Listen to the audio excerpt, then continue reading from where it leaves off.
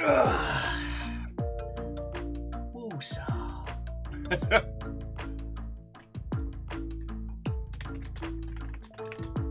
Hey, Morad, Watto and welcome. Happy New Year. Coming in, trying to let people know. Fearless, don't sound so shocked. Watto and welcome. Happy New Year, mate. Come on in, friends. Come on in. I've been trying to. What I tried to do today was pop out a tweet, pretty much so that as we are live, people can come join in. Because it's good to be back. Missed you all.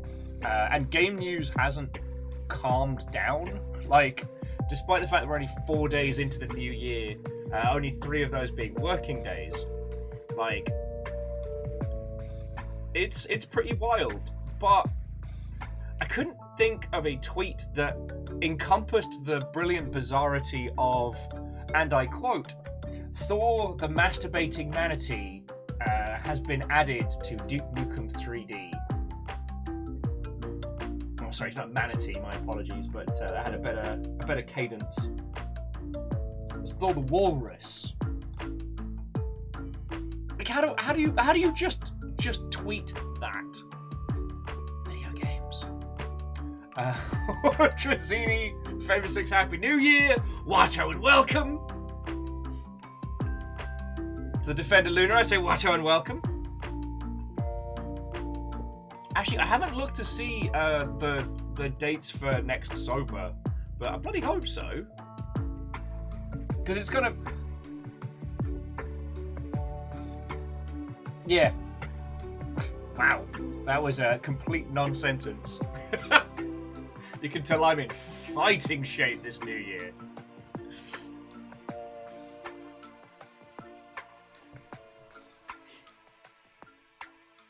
Oh, and Morad, abso-feckin-lutely. So this is not just pirate-themed nonsense. The game we're going to be checking out today is called Sail Forth by the obnoxiously difficult-to-write Quantum Astrophysicists Guild, like an indie publishing label out of Seattle. And it's like a teeny tiny little fleet battle type job. It kind of reminds me of Overboard from the old PlayStation era, but with a little bit more proper Age of Sail. To Midnight Sky Aegis, I say Watto and welcome. Wraith, hello. Megaboss, Watto and welcome. Happy New Year to you all, and come on in.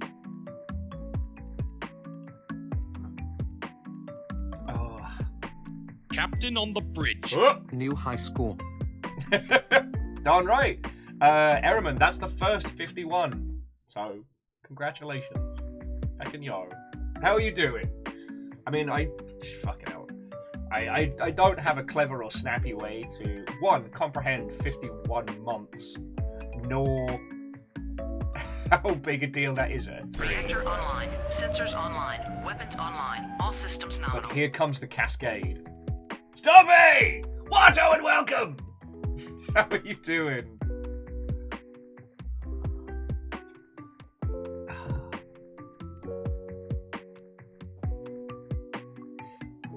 Reactor online, sensors online, weapons online, all systems nominal. What ho? I blink a whole bunny's week vanishes, never mind a month. Or 51 months. That's a lot of months. It's a lot of months. What am I supposed to say to that? I mean, obviously, thank you. Reactor online, sensors online, weapons online, all systems nominal. What ho? I've played this game, it's good. Hope you enjoy it, smile. I mean, and Kestrel, I got to have hands-on with this at PAX with the proper, like, steering wheel setup, which was really feckin' fun. So I've been looking forward to showing this off, but it was one of the games I really was lamenting that I wasn't able to share with you all before the new year. Also, yeah, anyone who tells you that last year was a quiet year for video games, do not believe them. They are full of farts and Welcome nuts. back, Cal. Captain, my captain. Ah! Pulled it back there. Bacon, how are you doing? Watto and welcome! And apparently, train! Train!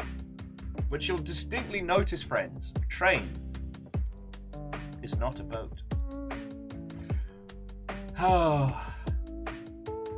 No, Catastros, I keep trying to get into the guts with the alerts. It shouldn't be censoring you lot, and yet it is. And I feel like I need to get fighty with something. I haven't had a lot of time to actually, I just haven't had a lot of time to stop. As I think we should be allowed to say ass here, Mr. the Welsh guy. I feel that I've been using the system so long, well, that it's just developed its own world. It's beyond my control now. Anyway, how are you all doing? It's only been a few days, and I feckin' missed you. I've mostly been doing battle with wonky ass sleep patterns. So, Ehrman says, "How do we commission a hype boat?"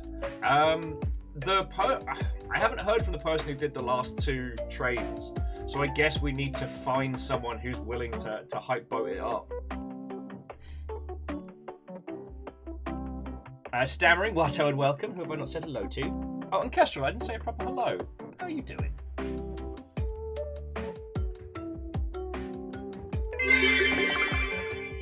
Now I'm thinking about naval trains that are pulled along by chains across the sea.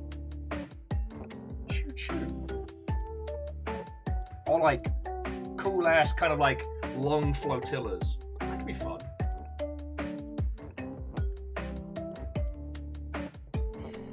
Oh, but yeah, no, how are you all doing, friends? If you are squeamish, do not watch the Evil Dead trailer that dropped today. Don't do it. It's not a cult. It's a legally distinct organization that merely looks like a cult. Why are you like this? Sorry, Bacon, Fearless, Favour 6. I do not want to start this year off without my manners. So, seriously, thank you all. I hope you're doing bloody marvellous.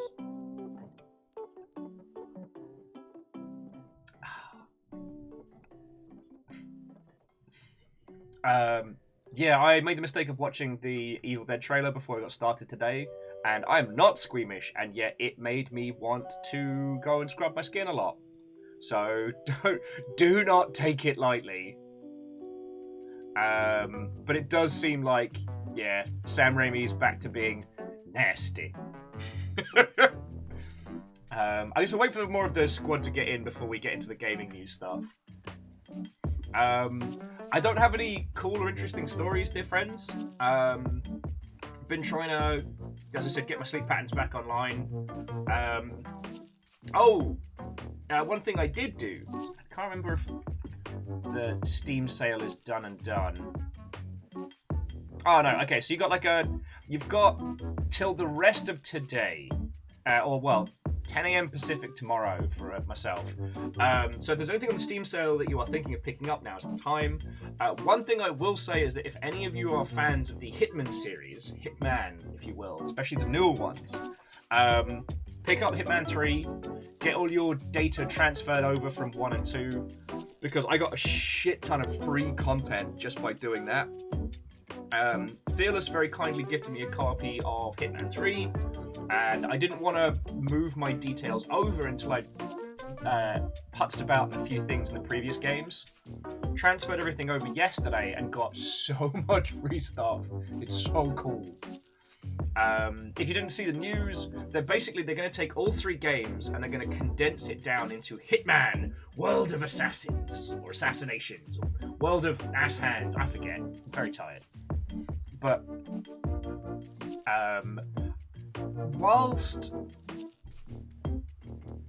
anyway, I guess I've been kind of obsessed with Hitman as a concept because I've been thinking a lot about, intent in games versus, the actual way in which you play them. You know what I mean? So intent being, what the story is themed around. Hitman is, you play the world's greatest assassins. His emotions have been removed. He is the perfect killing machine. And so it's thematically presented like you're going to be, slipping through the shadows and using a pistol and shooting people in the back of the head, pew, pew, pew, pew, pew. In reality, you run around beaning people with comedy fish and just generally being hilarious. And also, thank you all, got a whole ass train.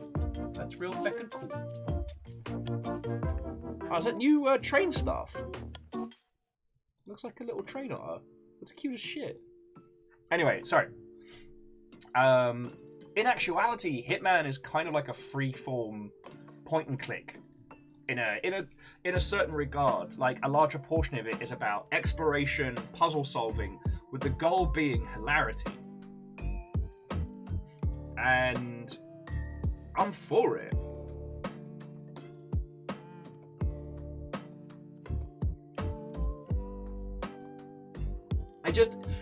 The more of Hitman that I play, the more you get into these wonderfully silly, almost comedic ways of taking people out, as opposed to just going pew pew pew, bang bang bang. The irony being that, for the most part, the game gives you a huge plethora of shooty gun bang, but what you really need is a fish. Although I have been redoing the sniper challenges on it because they make me feel cool.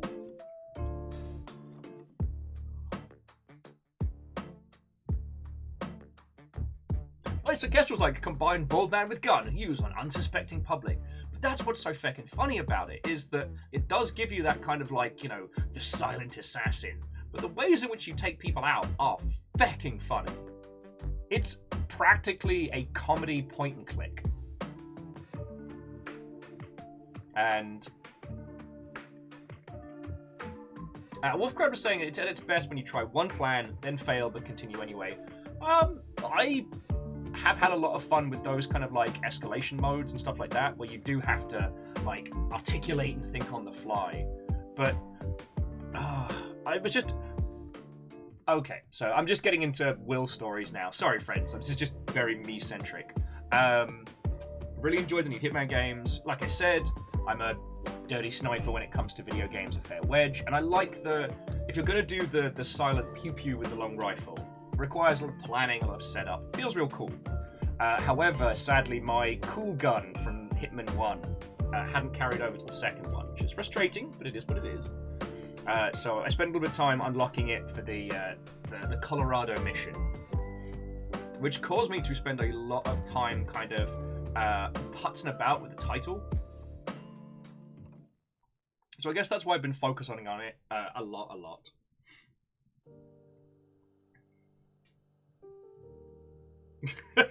Alright, Thream. And Compliment Cap. What ho, welcome. Happy New Year. How are you doing? Occult Game Dev says they mainlined the entire series last year. Yo! Well, again, if you either haven't played 3 or haven't checked in on 3, they're going to be turning that into their main title. And Lance, what ho and welcome. Actually, one thing I do want to say is removing the complications for users to get into your title is some awkward, difficult legacy bullshit, and I really appreciate that IO is doing that. Like, it's a thankless task that is very difficult to make a good business case for, but I'm so grateful. So for those of you who hadn't gotten into Hitman, the way it worked is the first game was episodic, and the second game was episodic, but you could buy the episodes of the first game for the second game, and the third game then had all... No, so they've gone feck it. One game, all bits in. Go. And yeah, they're going to be making the swap over this month, so yeah, if you were considering Hitman, now's the time. They do have a roguelike mode that will be dropping, I think, later this year, which I'm very excited for. But that's another story. But yeah, how are you all doing? It's good to see you all. I'd love to say that I've done exciting things while I've been AFK, but we've mostly just been, you know, getting the place back up to speed. I did start inking my little fancy Gundam in a top hat. Like, check out this Mother Hubbard. Just doing one of like the SD kits. This year, instead of Christmas crackers, I bought a bunch of these from New Type because they were like $5 a pop. So everybody who came round got a little Gundam. They got to pick one, which I thought was real cute. You know, getting Christmas crackers in the US is really expensive, and I was like, that's something that's quintessentially Christmas for me. And I was like, you know what? What if I just got people things I like that they might like? So I did that.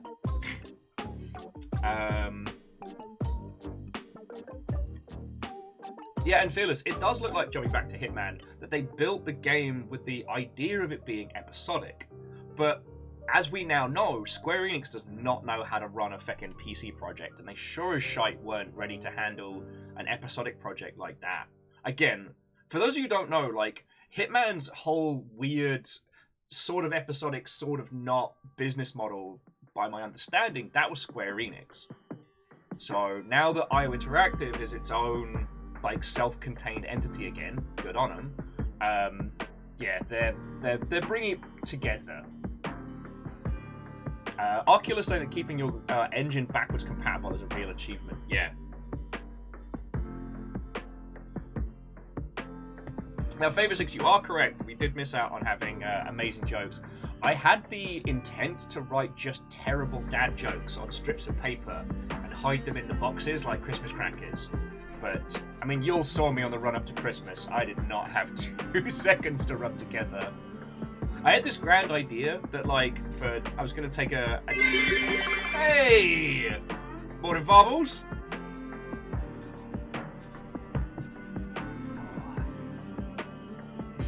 Sorry. You'll have to forgive me if my manners are all over the place. So, Varbles, thank you for 33 months to the tier 2. That's fucking cool of you. But yeah, so anyway, TLDR, because I could talk your ear off about Hitman for the rest of the evening. If you've ever been curious about it, pick up the 3rd one now, because it's $20 on Steam, and then you'll be able to get a boatload of stuff later on before they switch it to being only that title. I don't think there's anything else that we haven't already talked about, friends, in the Steam sale in general.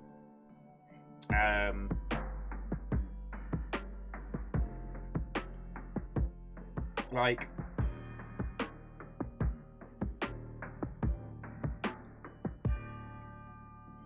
oh, Wraith was saying they don't think that the episodic approach was a terrible idea for the Hitman series, but yeah, it's pretty clear that Square Enix didn't have the resources or desire to support it.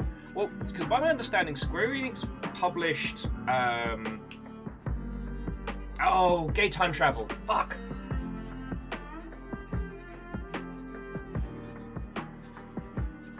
Oh, how have I forgotten this? Which was also episodic.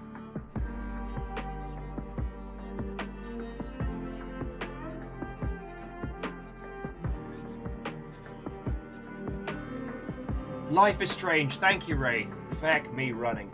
So yeah, they published Life is Strange, which is a very good game series, but that was episodic in the narrative sense. And it felt like Square Enix didn't really know what to do with Hitman, which was episodic, but each one was its own self-contained little playground. You know, they did pretty good with the elusive contracts, but only because those had, like, famous people in them. And for those of you wondering, yes, there was a mission where you could kill Sean Bean. According to our records, we didn't succeed in killing Sean Bean. So, despite what I may have told you before the break, according to my Hitman log, I didn't succeed in assassinating Sean Bean.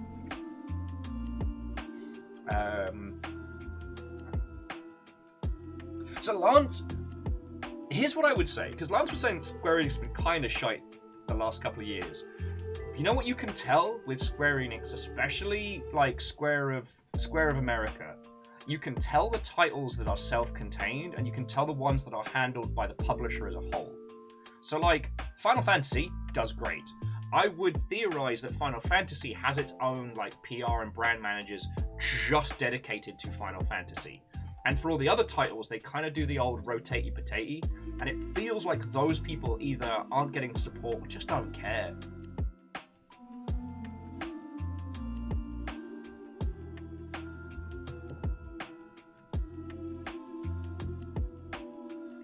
Yeah, Kestrel, Sean Bean lives for now. Oh, sorry, and if you didn't see it, so the elusive contract for Sean Bean. Elusive contracts was a thing that was added during Hitman's episodic campaigns. You get one shot. You get one shot at the assassin. Like, you can practice, you can go to the level as many times as you want, but you get one proper shot at actually trying to take out your target. And one of them was Sean Bean, aka the Undying. Like, they even made it part of his character in-game that he has faked his death more than any other underworld criminal. I stand by the fact that I killed him, but unfortunately, it was one of those, a little bit too much of the nitroglycerin. I blew up half the building, myself included.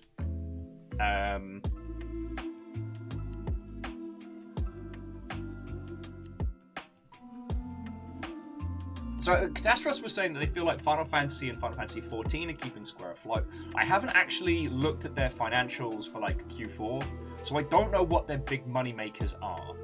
I know the Chocobo GP got canned very quickly. Oh yeah, Occult Game Dev. We should do, like, a little viewing party of some of the best, because the Hitman speedrunning community is loopy, and I love them. Okay, so if we're going to talk about Square Enix, we should talk about the fact that they seem to be one of the only companies coming into this year who are still talking about NFTs in an active light. The rest of everybody else has gone kind of quiet on them. My feelings are that now that the NFT space is dead, they're going to quietly shelve all of those projects and pretend they never happened. I will bet skips. I have bags of skips to bet that Ubisoft are just going to quietly sink Reactor and online. kill Sensors all of online. their nonsense. Weapons online. All systems nominal. Dory, Watto, and welcome. What ho and happy new year. Viking 64 friendo. And Dory, thank you for 30 months. How are you doing? Ozzy, Watto. Actually, Jafar James, Watto, and welcome. And Duke of Dim, Watto, and welcome. Hello. Sorry. I hope I said hi. Good to see you all. It's good to see you all. Stammering says, show us or no bet. Didn't you see that? Stammering, it's on. I made a TikTok about it. Apparently, Drunk Will bought a freaking 6-pack of skips.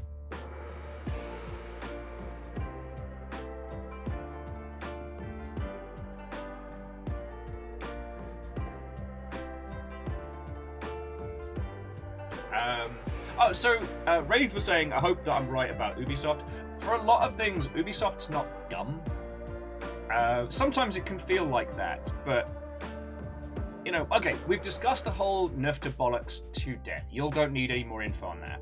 And I can understand a few teams who bought into all the tech industry bollocks, thought it was going to be the new thing. You know, it was a big old engineered scheme. And I can understand Ubisoft thinking it was something they needed to get into and are now doing their absolute darndest to walk it back. That's fine. I think they're just going to take their little, what was it called, like Project U or something. They're just going to drown it in a tub, and they're going to wrap it up in a blanket and pretend like it never existed. But Square Enix has been actively talking about this coming out the gate. Now, this isn't uncommon because in the past we've seen a very large disconnect between the Japanese games industry and the English language territories. But this just... Someone is not doing their job as a financial advisor, and it worries me. But anyway, I don't mean to focus on that. I'm hoping that for... if I am able to go to GDC this year, I can get an I Killed NFTs shirt.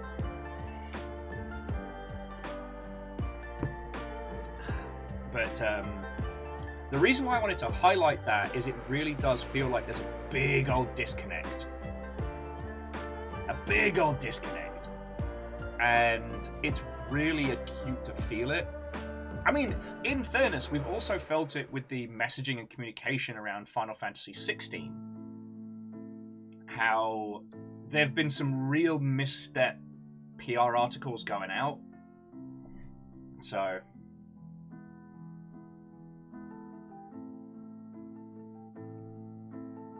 yeah, and Fave of 6. I mean, PC Gamer put up a lovely article which is, congratulations, we bullied NFTs out of video games. But if we're being if we're being purely scientific, if I take off my long Shippian hat and my pro indie sash, then we can say that users have not actively taken to NFTs, and that the few success stories out there that did exist have been such a disaster that there is no user confidence.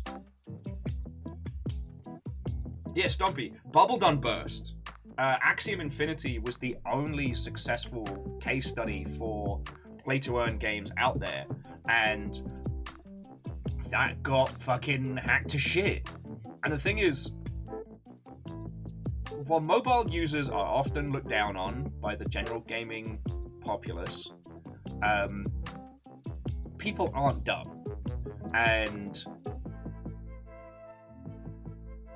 with mobile gaming, users are not part of the genuine, not part of the, sorry, I didn't mean to say genuine, but they're not part of the core gaming conversation. So they're a lot more open-minded to different business models.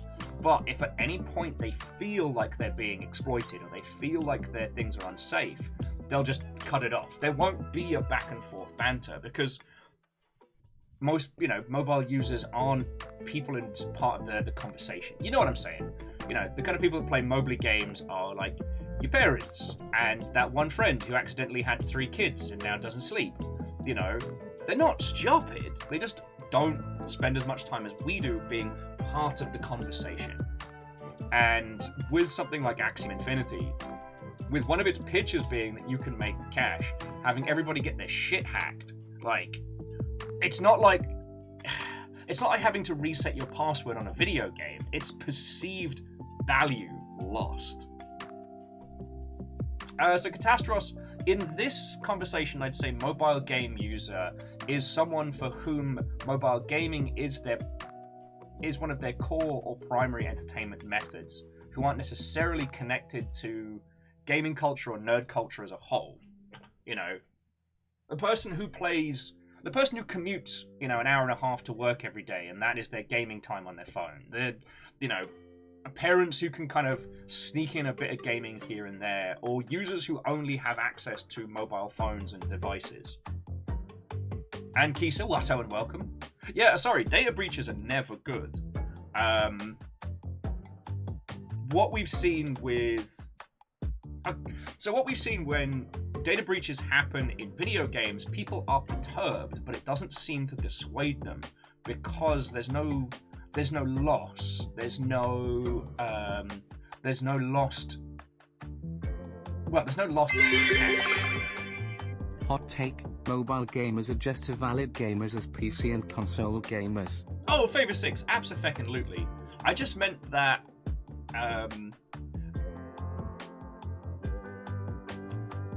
and Favor 6, thank you for the bit, obviously.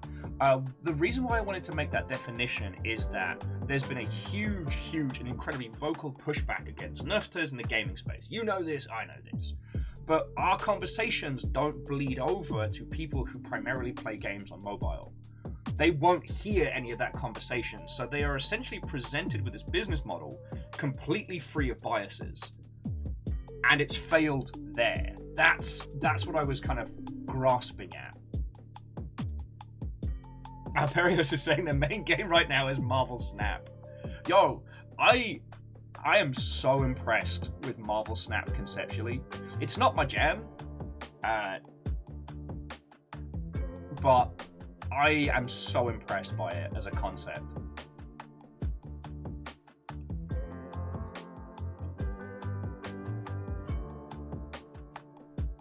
And yeah, Wolfgrad, you're entirely correct.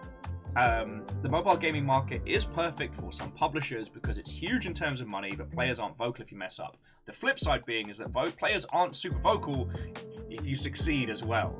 So, as we saw... Oh shit, we're back on Square Enix. Oh! Square Enix making some of the best mobile puzzle games that were touted and celebrated in gaming spaces, but in mobile spaces were just crickets, But that's another story. Reactor online. Sensors online. Weapons online. All systems nominal. That's an odd area. Sadon, I don't know what you're talking about. Area 51? It's fine. It's regular. It's normal. Don't worry about it. Don't look at the alien limbs being shoved in a trunk. Oh. But yeah. See, this is why it's always interesting to talk about the different kinds of people that play games and how they play them. Because, I mean, just Catastros and Peeps were saying they do play, Mobley games. Catastros has been on Fate Grand Order for as long as... Shut up, shack up! As long as we've been hanging.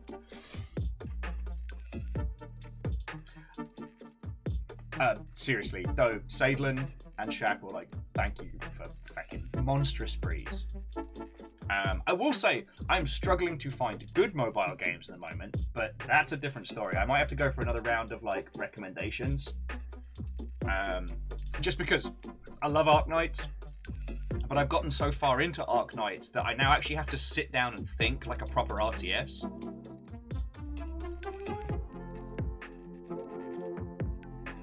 But yeah.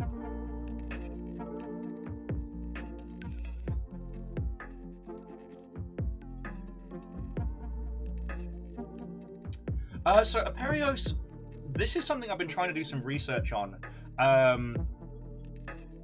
The main predominant adoption of NFT-based games wasn't Japan, was spheres like Indonesia, India, areas like that. And even in those areas now, it is not doing good. And China is absolutely against cryptocurrency in any way, shape, or form. Because the Chinese government is incredibly controlling, and they do not want users to be able to amass wealth in a way which they cannot observe or control. So, NFTs are right out. So Aperios, yeah, I don't know if it's a Japanese thing or if it's just part of like the general ecosystem of the Oceanics. But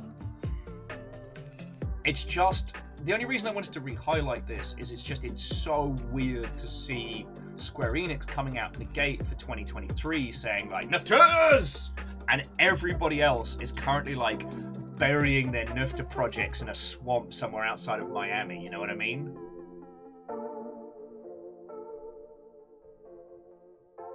Like that dude that played the Punisher is currently just burying a body with his dog.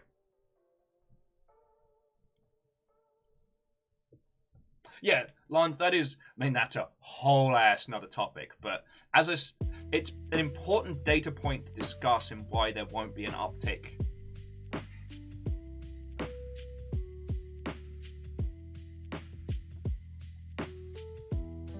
You know what? A card game dev, that's probably where their setup is.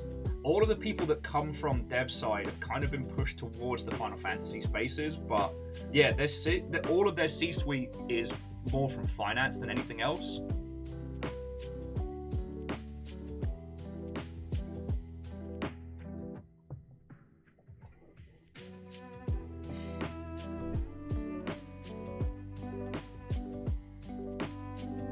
And see, Ehrman, this is one of those spaces where, like, I can only comment once it starts hitting the video game space. If there is if there was kind of a lack of commission culture out of Japan and that worked from the art side of things, then that's entirely possible. But I'm lacking the data to give you any like real insight. Ozzy, this is a remix of something from Breath of the Wild. I'm a bit sleep deprived, so I wanted some smooth jams. I hope that's alright.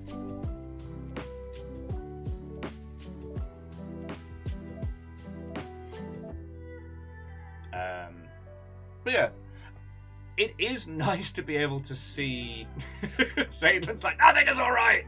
No! Don't bully me!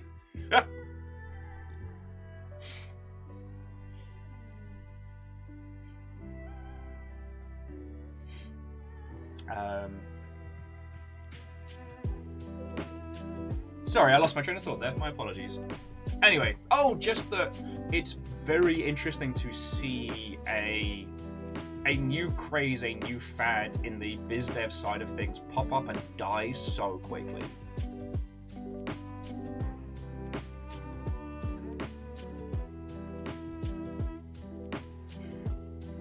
It's been really interesting to see the different spheres of things as they have happened throughout, like, video games.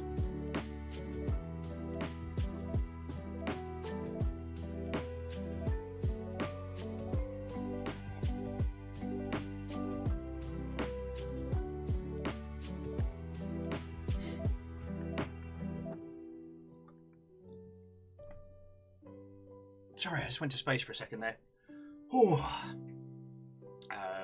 I will have to beg your forgiveness probably multiple times today, friends, just because I've been struggling to get my sleep patterns back under control, and I should be okay from tomorrow.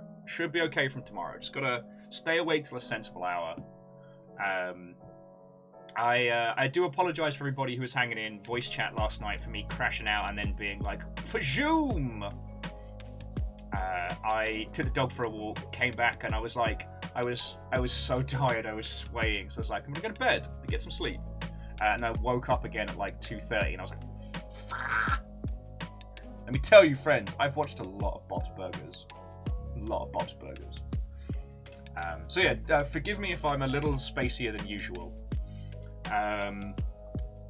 Has everyone... Okay, I don't know if you all saw it. I did put it in the game news that the Duke Nukem level that's been constantly unfurling. The creation of one Dan Douglas has been building like a pastiche of Britain in this giant unfurling Duke Nukem 3D map, and it's glorious. The latest edition, which I'm sure you'll be very, very stoked to hear, the latest edition is Thor, the Wanking Walrus. That is in, yes. For those who don't know the story, a small British seaside town,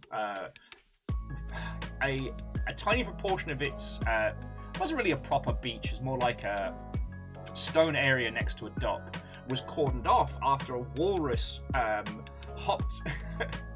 hopped out of the water to have a little snooze, have a cheeky tug before heading back out to sea again.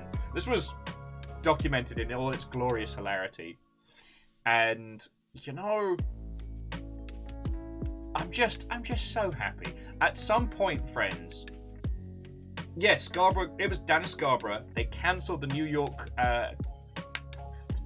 Eve, fuck me running, the New Year's Eve fireworks display as not to disturb the walrus. Brilliant.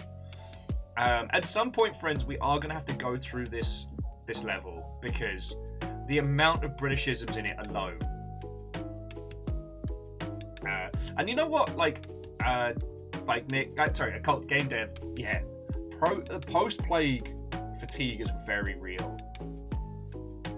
Now, I mean, you have been recovering from your second round, but like, what definitely hit me at the end of last year was like recovery mode, survival mode, and then like simultaneously.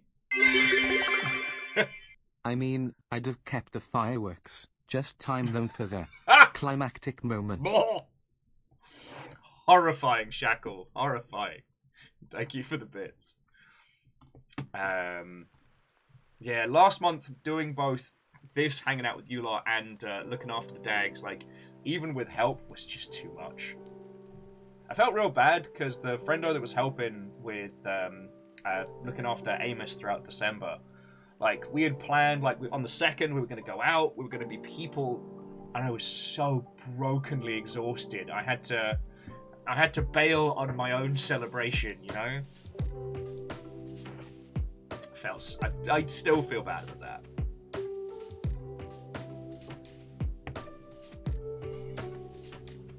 But anyway, sorry, back on the video games. Oh yeah. So speaking about China, they have started opening up their games licensing again. So there is going to be 44 international video games that will be released in China. The big one being Valorant. So expect Valorant to become massive by the end of this year. Just keep an eye on that one. Yeah, those video games. I think. And Clank, how are you doing? Watto and welcome, friend. Coming in. Yeah, the only reason I bring this up is, one, Valorant's about to be fecking huge, and this might be the point. Yeah. Well, I mean, Aperios, you and I talked about this. I think it's safe to say they'll be announcing a different international publishing partner for Blizzard games, but it means that all Blizzard games in China are going to have like a real blip, like an interruption of setup. So Overwatch is about to go, and then Valorant's going to be like, hello! And that could be a huge change. That could be a huge change in the landscape. But what makes this hand so valorous? Chivalry, fresh threads, as the young'uns would say, drip. That's right, thank you for the bits.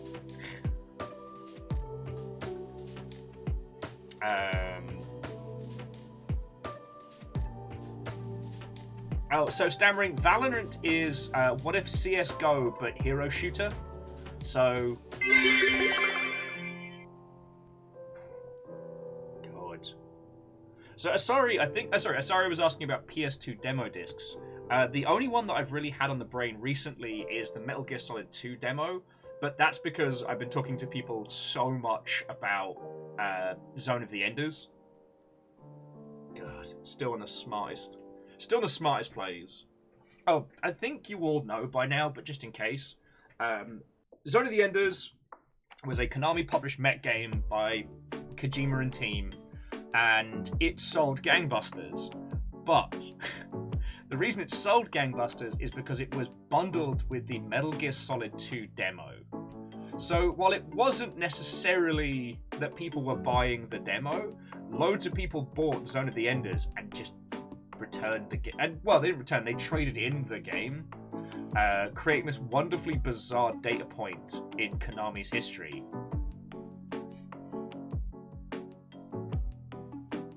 Catastros, it kinda is. Like, to an extent, the first Zone of the Enders might be one of the most commercially successful giant robot games to date. But the reason being is because it contained a demo for the flagship PS2 game.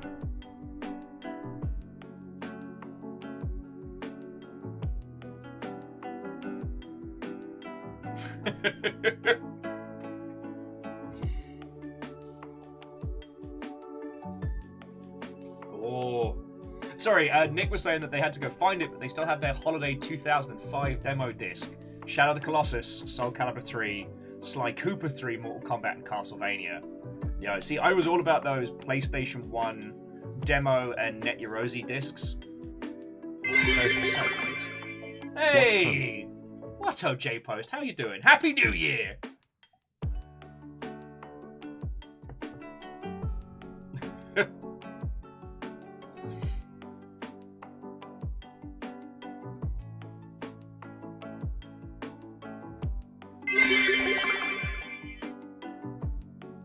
So Favor 6, and again, thank you for the bits. This one, it's either PsyOps or it's it's the one done by the Time Splitters team, which is the other one. The two of which got blended together because of their similar visual and art style. Crap. Usually PsyOps is the one I can't remember. Also, Ozzy Van is. Usually PsyOps is the one I can remember. It's the one I can't remember, and the other one is very good, and I am blanking on it. Oh, god darn it. I even got it on the list to share with you lot. Second Sight, that was it. So what you are saying is that if somebody wants their game to sell gangbusters, all you need to include the MGS2 demo. I mean, Wolfgrad, you could probably get away with that. No, it's just, I always think about the MGS2 demo as being one of those brilliant points of, like, BizDev. You know, to point to something comparable in recent years, I would say the Watch Valorant to Get Valorant campaign on Twitch is probably the most comparable I've seen recently. And that was just fucking inspired. So, if you wanted to play Valorant when it was in, like, when it was in early access or whatever they called it, you had to watch another person on Twitch play Valorant for an hour. Like, that was just genius. Occasionally you get these like little biz dev strokes of utter inspiration, and it's, yeah. Well, so, to Nick, I don't... Knowing how much Kojima clashed with Konami, I'd love to know who it was at Konami that had the idea to bundle those together. And the thing was, the Metal Gear Solid 2 demo was a substantial amount of gameplay as well.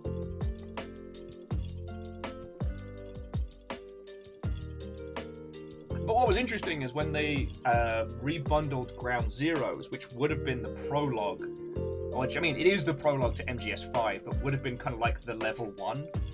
It's kind of fascinating.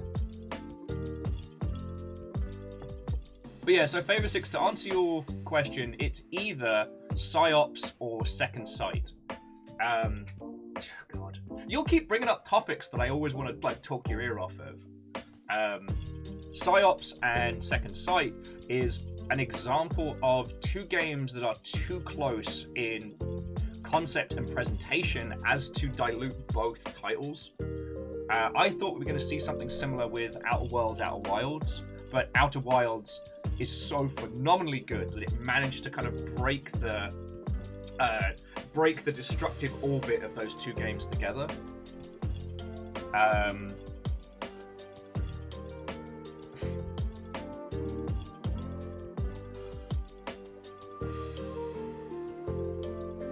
Zayden saying, best estimates I can find of Zone the Enders put it as shy of just 1 million copies sold. Oh shit, I need to check my dates. I need to check my data then, because I definitely had different data points. And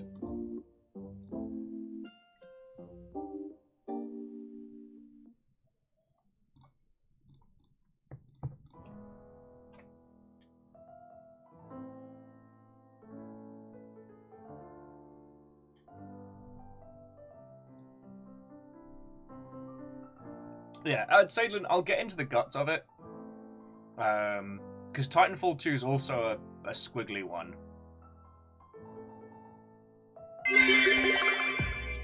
The MGS2 demo reminds me of the film Meet Joe Black had the trailer for Phantom Menace in it. So you had tons of folks buy tickets, get through our trailers, and just walk out of the theater. Well, actually, so Shackle,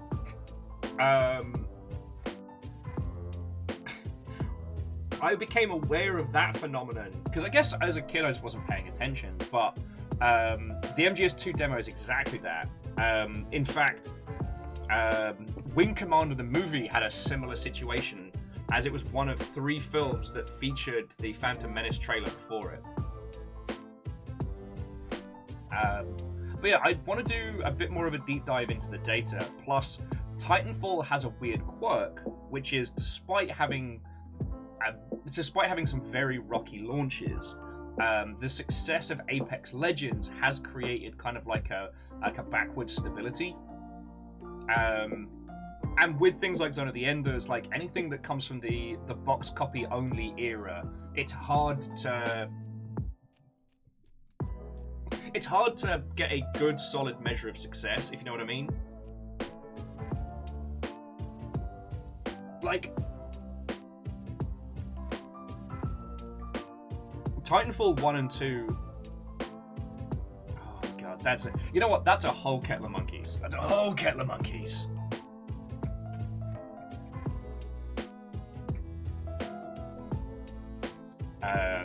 Because we've talked about this back and forth, and there's some data points on the whole Titanfall EA thing that I don't have. Like, I know enough to know that I don't know everything.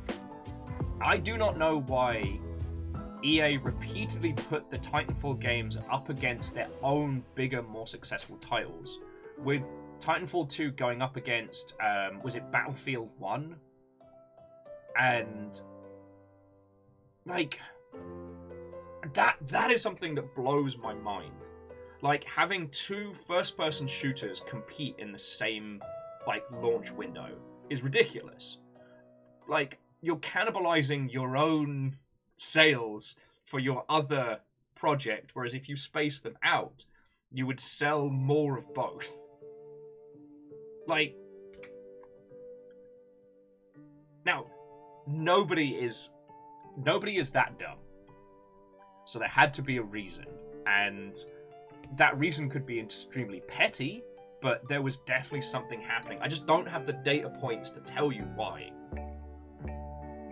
Yeah, and Clank, thank you for the reminder.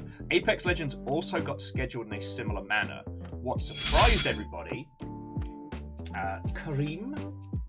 Watto and welcome. Kareem wasn't what surprised everybody.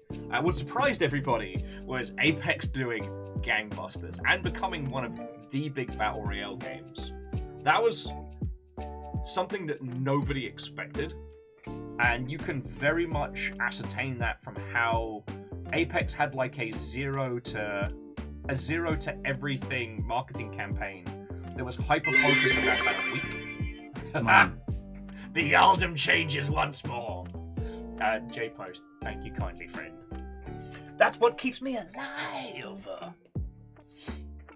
No, I'm super grateful, J-Post.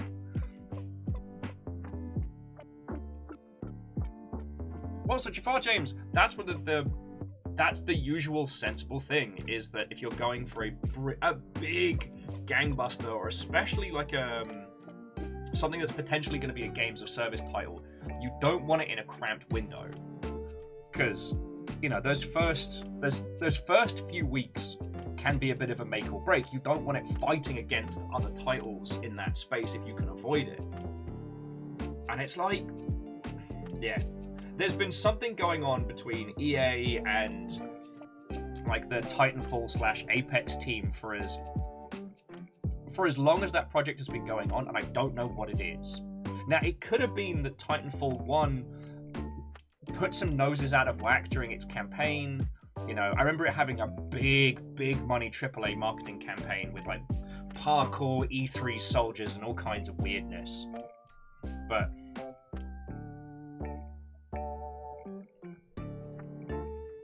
it's a strange one.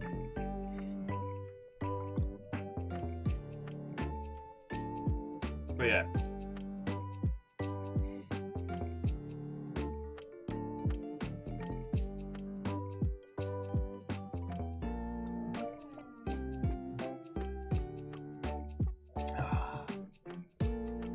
I wish I knew. Like, Friend EA, I've heard loads of concepts, I've heard loads of schemes and plans and ideas, and so-and-so didn't like so-and-so, but so far I've found nothing concrete that I can point to. But then again, human beings are petty. Sometimes it just takes one person whose nose is out of whack to want to see a project fail. It shouldn't be the case. Like, you'd think everyone working at a publisher would be working towards the greater good. But no. Anyway, how do we get onto this? It's me getting distracted by cheeky walruses and whatnot.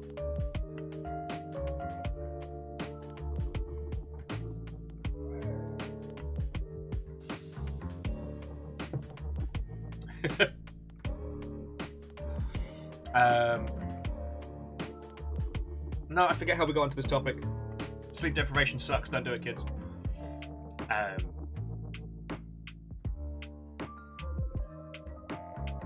No, it was not me in Hot Buzz.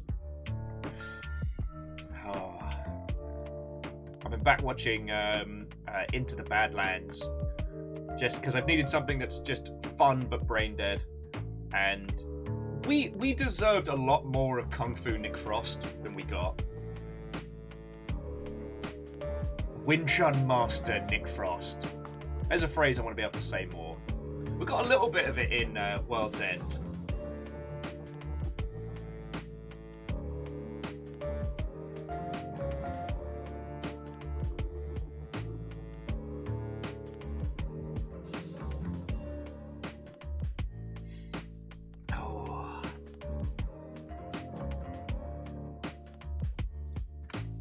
Yeah. Sorry, friends. I genuinely forget how we got onto this topic. I think walruses were involved. Oh! Just talking about like genius biz dev moves and the old Zone of the Enders demo. Now, what is going to be fascinating this year is to see how much or how little of an effect the run-up to Armored Core has on just mech games as a genre.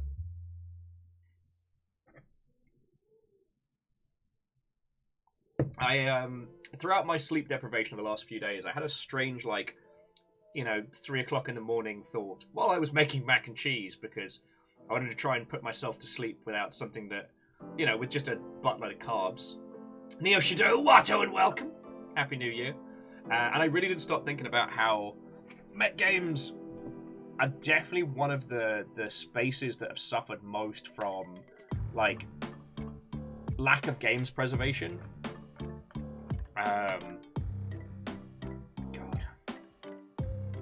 Just because a lot of the seminal titles in the space are just games you can't play without serious technical knowledge. We talk a lot about MechWarrior 3 in, such reverent tones, but you can't play that, not easily. Aside from the fact that it's not available digitally, the things that they did engine side to get that running as quick and as fast as possible make it unplayable. Both of the Heavy Gear games are pulling teeth when you're trying to get them going. And the second one, Heavy Gear 2 is the closest we'll get to kind of like Assault Suits VTOM style, video game. It's such a good game as well. One of the reasons why, because Heavy Gear 1 had this whole, junk mechs being rebuilt kind of vibe, which I don't know. I didn't gel with it. Plus, it was really hard to get that game working. Heavy Gear 2 was this idea that you and your team are a bunch of special forces operatives, and you choose your kit, you choose your gear. Oh, Biggs, Watto, and welcome.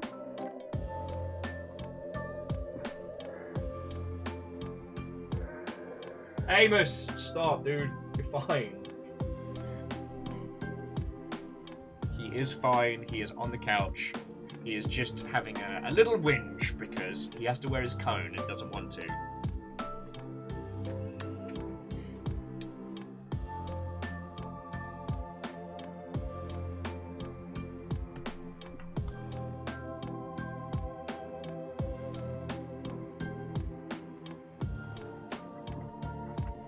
Sorry, where were we, friends? Where were we?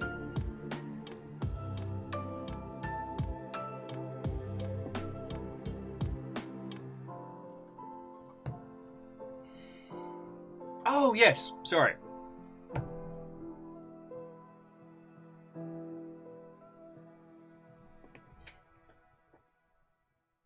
Giant robot games have always been a weird little space.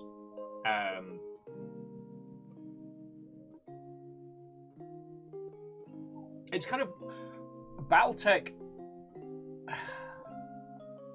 probably came the closest to being the biggest video gamey giant robot franchise, which is ironic because Gundam is massive as an IP, but they've never had great success in the video game space. You look at the most successful Gundam games, and obviously they do great in Japan, but nothing's really had the ability to kind of have that huge breakaway success.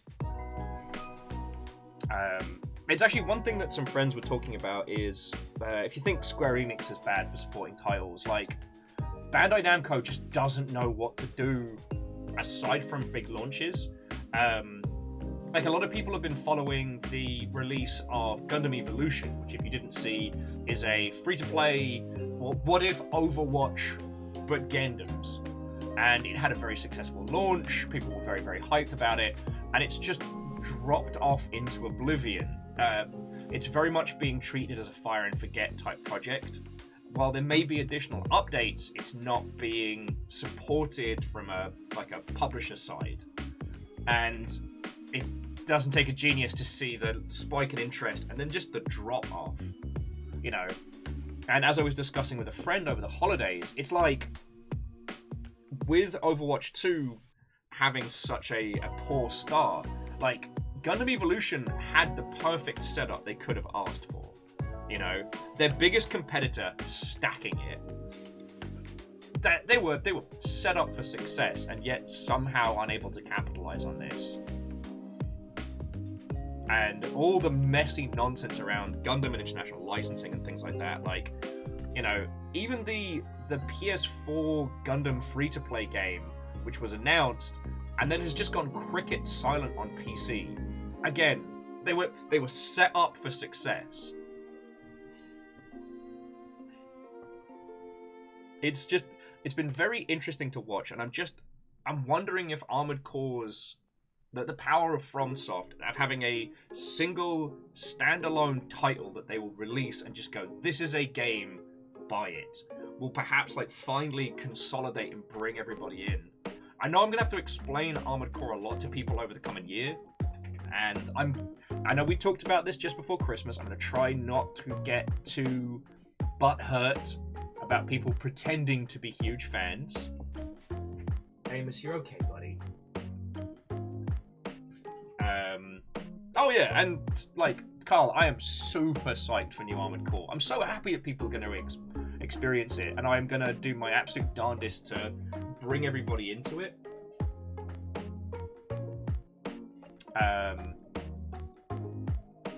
Like I said, I'm going to do my absolute best not to get cranky when people who absolutely never played it will try and tell large audiences that they have been fans forever.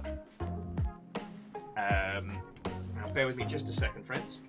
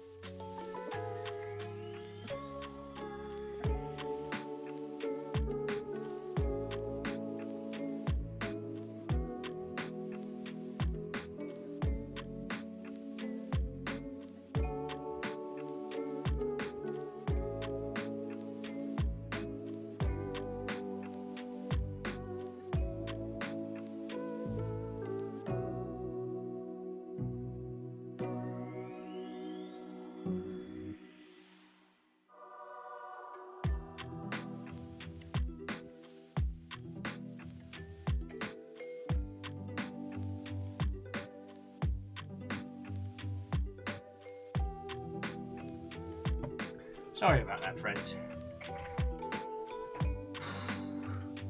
Ah! Our little one-man army over here. The Steam Winter Sale tried to sell me Cyberpunk 2077 because I checked notes of the Moomin game on my wishlist. Steam? What the HECC? Are you on about? Yeah! I'd love the... Whoever it is that initially put together like the Steam recommendation algorithm setup, it needs a huge pass. I think it's based on user tags, which, as we know, are worth about as much as a fart in a spacesuit. But we're not going to start that question, that thread again, lest we have to re-dive into FIFA is the most successful immersive sim. And Katros, thank you for the bits. I do apologise for that, friends. I am once again left simultaneously hanging out with all of your lovely selves and Mr. Von Animal Care. And it's a lot. It is a lot.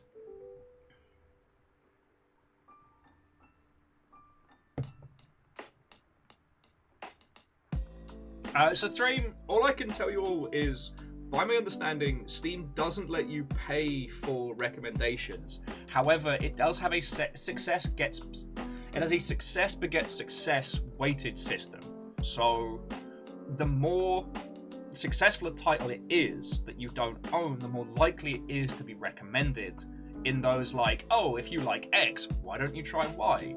Also, with the Steam Awards adding additional weight to those, like any of the Steam Award winners will be recommended a whole bunch. The irony being is that the Steam Awards are purely a popularity contest, meaning that it's only games that are already selling a gajillion copies that end up winning Steam Awards. So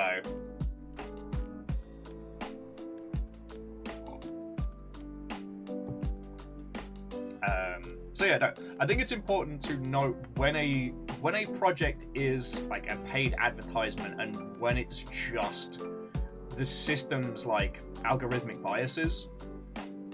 Again, it's been well documented. Steam is not a good discovery platform. It is absolutely, success begets success.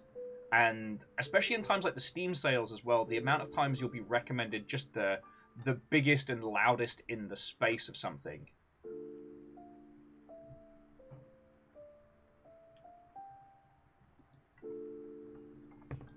So, it's interesting. It's interesting.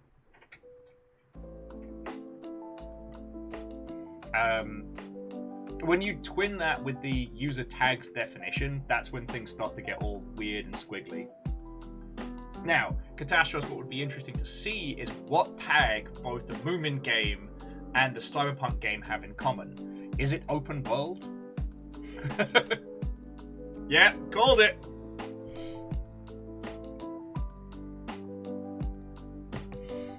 Oh. No, it's kind of fascinating. It's strange learning all the different platforms and how they work and how they operate. I mean, I find the meta of these things very fascinating. Like, the Epic Store is kind of even worse for a success begets success type setup. I don't know how good the Nintendo Online Shop is. That one's been better for new indie releases and giving them their own space, but also that became a very, very, very bloated market. Like 2-3 years ago. Feckin' hell, pre-lockdown. Oh, that's a thing I wish I hadn't thought about. What's fascinating is when you start comparing like game sale, the different game selling platforms to varying social media platforms and starting to see how like different algorithmic biases work and stuff like that. I find it fascinating. But I've been really enjoying TikTok as a platform. And TikTok is the exact opposite of Steam, which is that it's all discovery, no consistency. In that you have no access to any of the tags which are associated with your account, and those are used to grab things from the ether. To the point where they'll almost, like, unless you specify it, it's harder to find things that you like. Oh, Biggs, way cool. Biggs says one of theirs just hit 10k views. Yep. It's a fascinating little platform.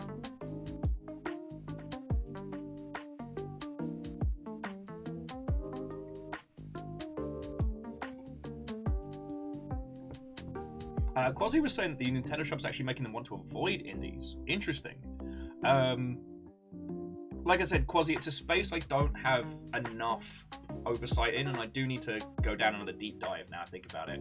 But before lockdown, there was basically a rush to Then Their Hills, where due to the rapid success of the Nintendo Switch and the hunger that users had for games, especially ones with a classic or retro aesthetic, everyone was rushing to get their games ported to Switch and get them out there.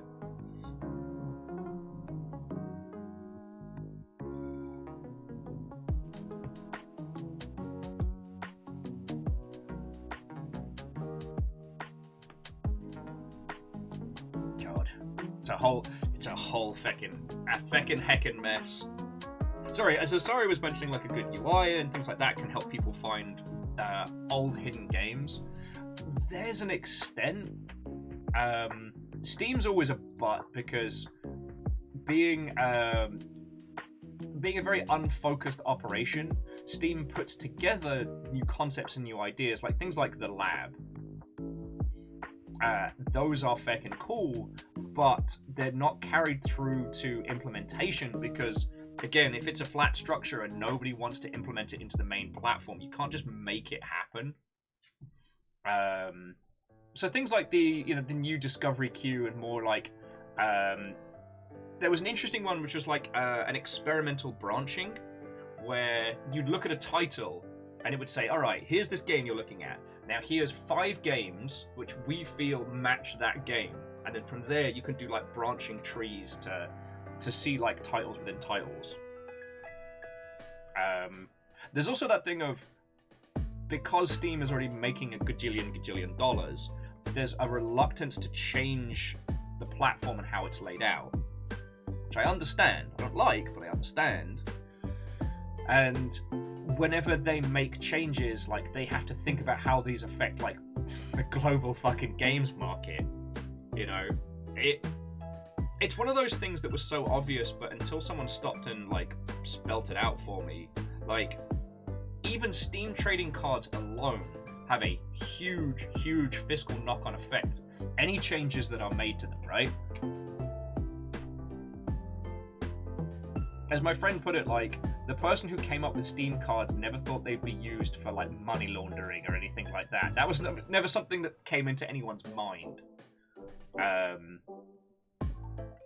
never got that person to confirm whether or not the Steam trading cards were ever intended to be like a game into themselves or otherwise.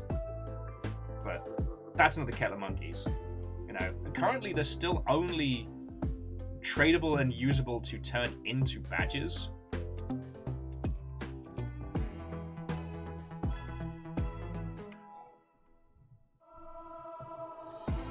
Stanring was asking if Nintendo stopped curating their store. Up until a few years ago, it seemed to only have indie darlings and big budget stuff there. I don't rightly know. I don't rightly know. Like, it's a sphere of the industry where I don't have the same kind of visibility as I do on places like Steam.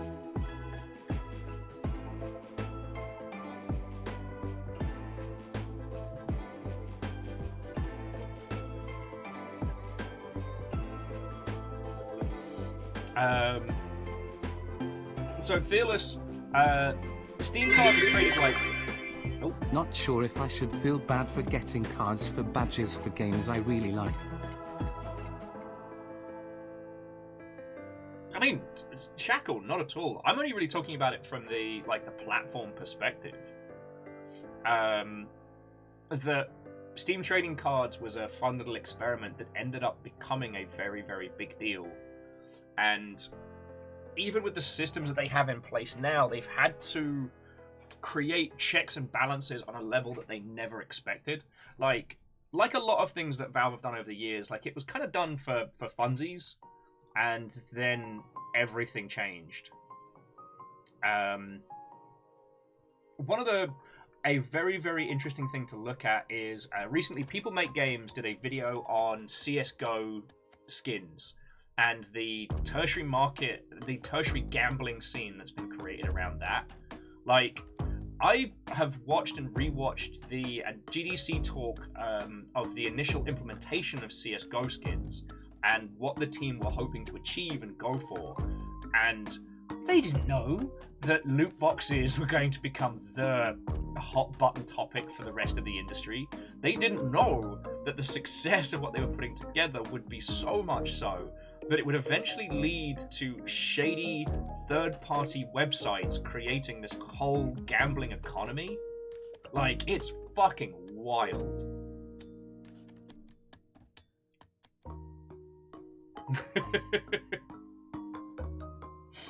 I mean, you all went on the day the Fire Nation attacked.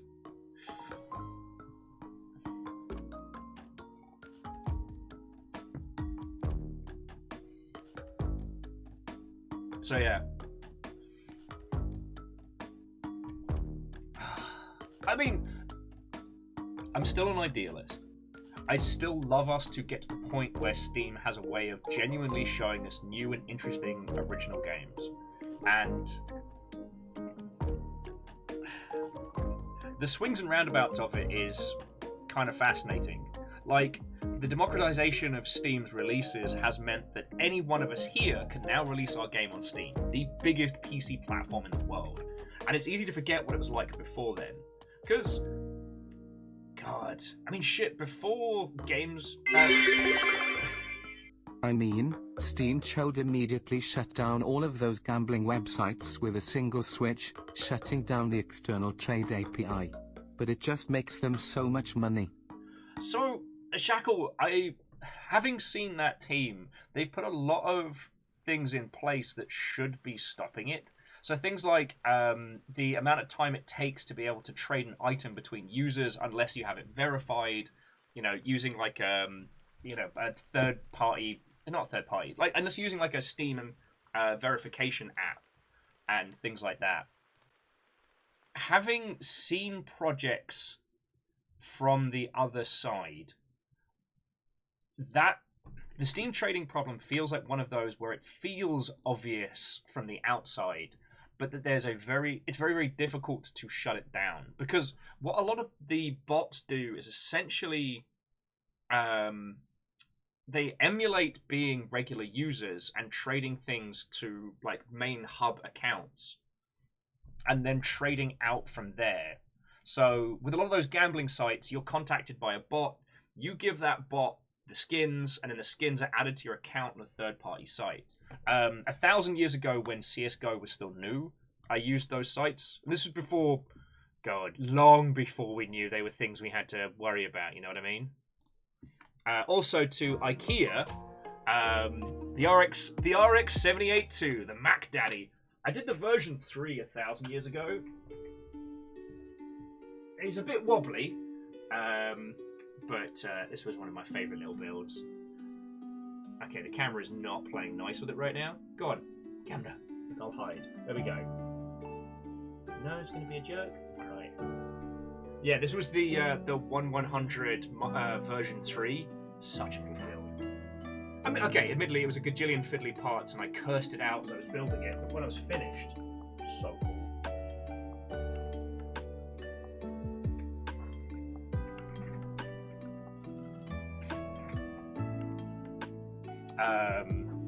So Shackle, I hope you don't think that I'm dismissing what you were saying.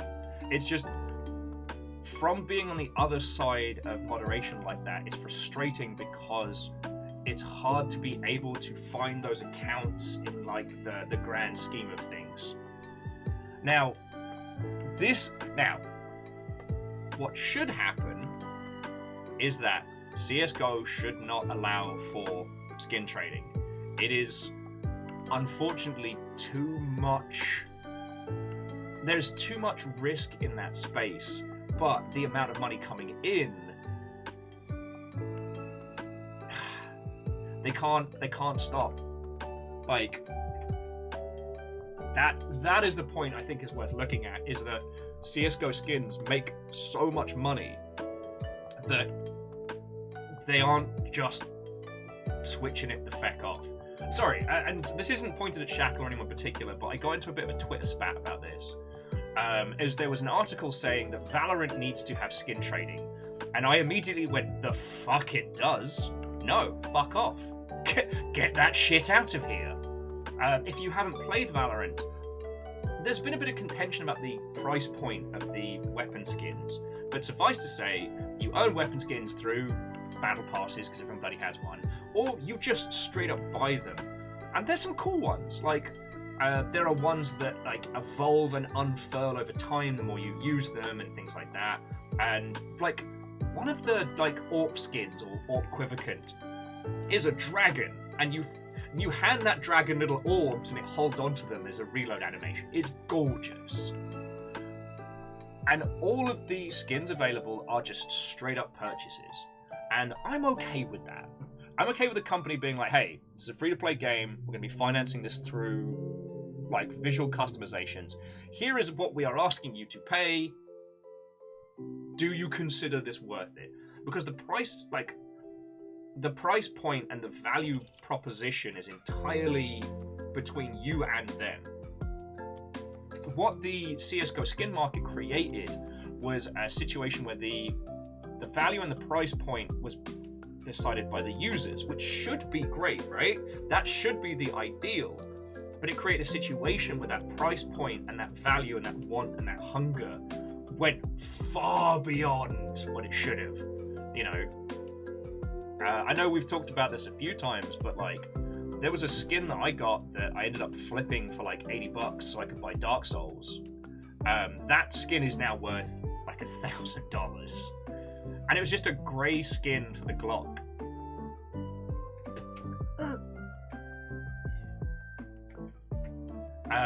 Like, people buying and selling CSGO knives for thousands of dollars.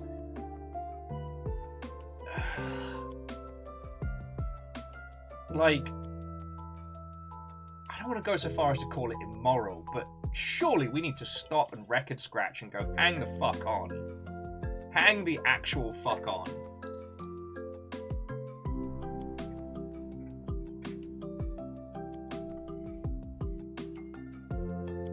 I mean, I'd love to hear all of your thoughts and feelings on this one. And also to IKEA, sorry, it's lovely to make your acquaintance. Lovely to chat with you. I am a monstrous Gundam fan. You can't quite see it because of all the projects, but these are all my backlog, and I've got more backlog up there. I am always down for talking about mechs and Gundams and whatnot. But if we haven't met, my name's Will. Lovely to meet you. I've worked in the games industry for a decade.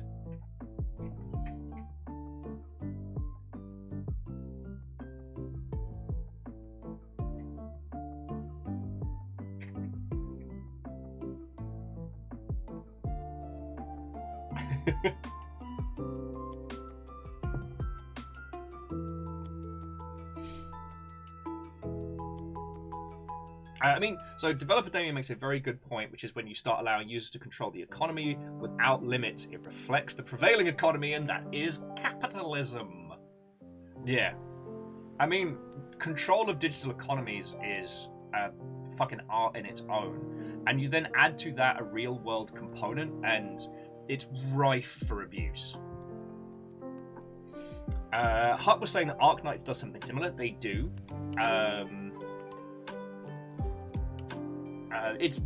Arknights is almost entirely based around, you know, rotating skins done by varying designers. Now, Arknights is not perfect by any means because it is still gacha, and that's another discussion. I don't want to get too far into the gacha method. I want to, if we're gonna dive into this conversation, I think we should focus on like intermittent trading between users. Ah, Dustin Watto, and welcome. Ah, reporting from Waffle House. Classy.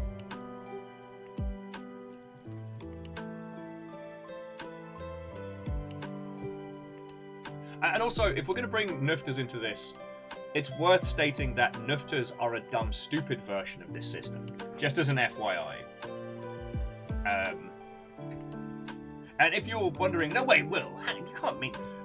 So, with CSGO, everything is based on drop percentages, right? So you have a case, whether it's opened by keys or not, or at the end of a match, there is a percentile chance of you getting a drop. And if you get a drop, there is a huge loot table of what it could be, you know, with the shittier stuff being very common, and as I'm sure you well know, like right up to the critical success, like the 0.000 fuck you chance of getting like a knife, a dagger. I think you get gloves and stuff now. But there's no limit to how many of those knives could drop. But there is a limit to the there's no limit to how many of those might exist. But due to the severe drop rate, creates artificial scarcity. NFTs say that, well, there's only going to be this many of this thing. That's very dumb. That's very dumb. If you want to do evil capitalism, you can't take away a user's possibility. And again, I'm not supporting this business model at all. I'm not supporting the loot box gacha style. But if we look at CSGO's system, there's always a chance that if you play a match, if you open a case, that you can get something that is worth $1,000. There's a fucking scratch card element in that. And that is evil, that is bad, but it is true. With the NFT method, there are 1,000 knives. And once those 1,000 knives are gone, well, sorry. So unless you're an early adopter, unless you heavily crank the FOMO, like, if you start playing an NFT game, you can never have one of the big things. Sorry. You can't have it. So, as evil goes, it's bad and dumb. Because the limited amount of generation means that you can't enter into a space. I'm trying to think of a great way to phrase it without, like, evoking more evil. Oh yeah, Verdant Flow. It is worth noting, yes, that anything you can do with an NFT, you can do without one, and they're bad and dumb. Like, they're over-bloated technology that... The amount of resources that you would need to do something like the CSGO skin system at the scale that CSGO is, you would need so much more in the way of resources, and they would create so much more in the way of problems that it's not good evil. It's dumb evil.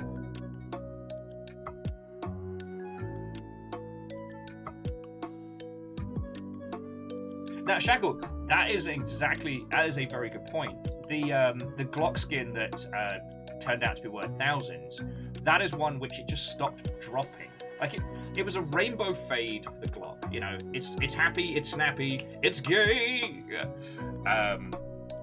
And because it was no longer available, God, that created a hunger.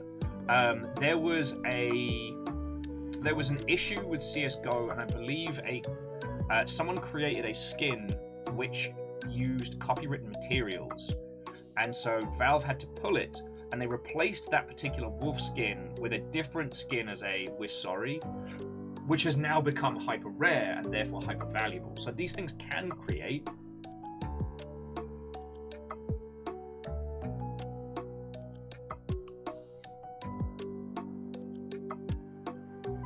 Now, Stammering, I don't disagree with your statement, saying it sounds a little bit like war profiteering sans the war. It just, the thing that I do want to put into perspective is that there was never an intent for this to become what it has become. And now the hunger of capitalism meets the moral quandary. Now, the correct thing to do, again, shut down the CSGO skin system altogether. You know, it's too unregulatable, it's too uncontrollable. Basically, lock it down, start building a CSGO skin system Mark II. But the amount of money that would no longer be coming in, because Valve aren't idiots. They know that people are spending large amounts of money to acquire these skins. And for those of you who don't know, see, this is the other thing where nerfters are bad evil. So, I have a shiny gun. You would like to buy my shiny gun, and I say, right, I'll sell it to you for $20. I get $15 of that. This is a shorthand. I get $15 of that, and then Valve and the developer then get a cut. With CSGO, it's all Valve, so they get $5 of it. So I get 75% of the profit. Valve gets 5. Now, this is where it gets dark. The $15 that I would get from you from selling that skin, I cannot take out of the Valve ecosystem. It's store credit. So I can only use it to buy games or other skins and things within that space. But the money that Valve gets is real money. So they get $5 in real USD that goes into their profit pool. And when you consider those digital items exist as like the tiniest resource, and they're trading back and forth, and each time a few pennies here, a few pennies here, a few dollars here, like the amount of money that is generating, holy shit. Like, sorry, I forget how we got onto this topic, but I'm definitely going to be very unkind if I make it to GDC this year. I'm definitely going to be very unkind. When it comes to anyone talking about these digital economies, like, it's probably going to alienate me from a large proportion of businessy businessmen, but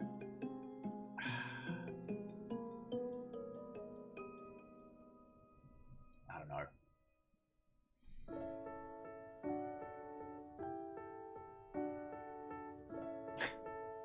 Sorry, I didn't mean to bring in such heavy topics on like a Wednesday afternoon. I hope you're all doing good. I do have a cutie patootie indie game to show you. I'm just really enjoying the banter. And, you know, coffee helps as well.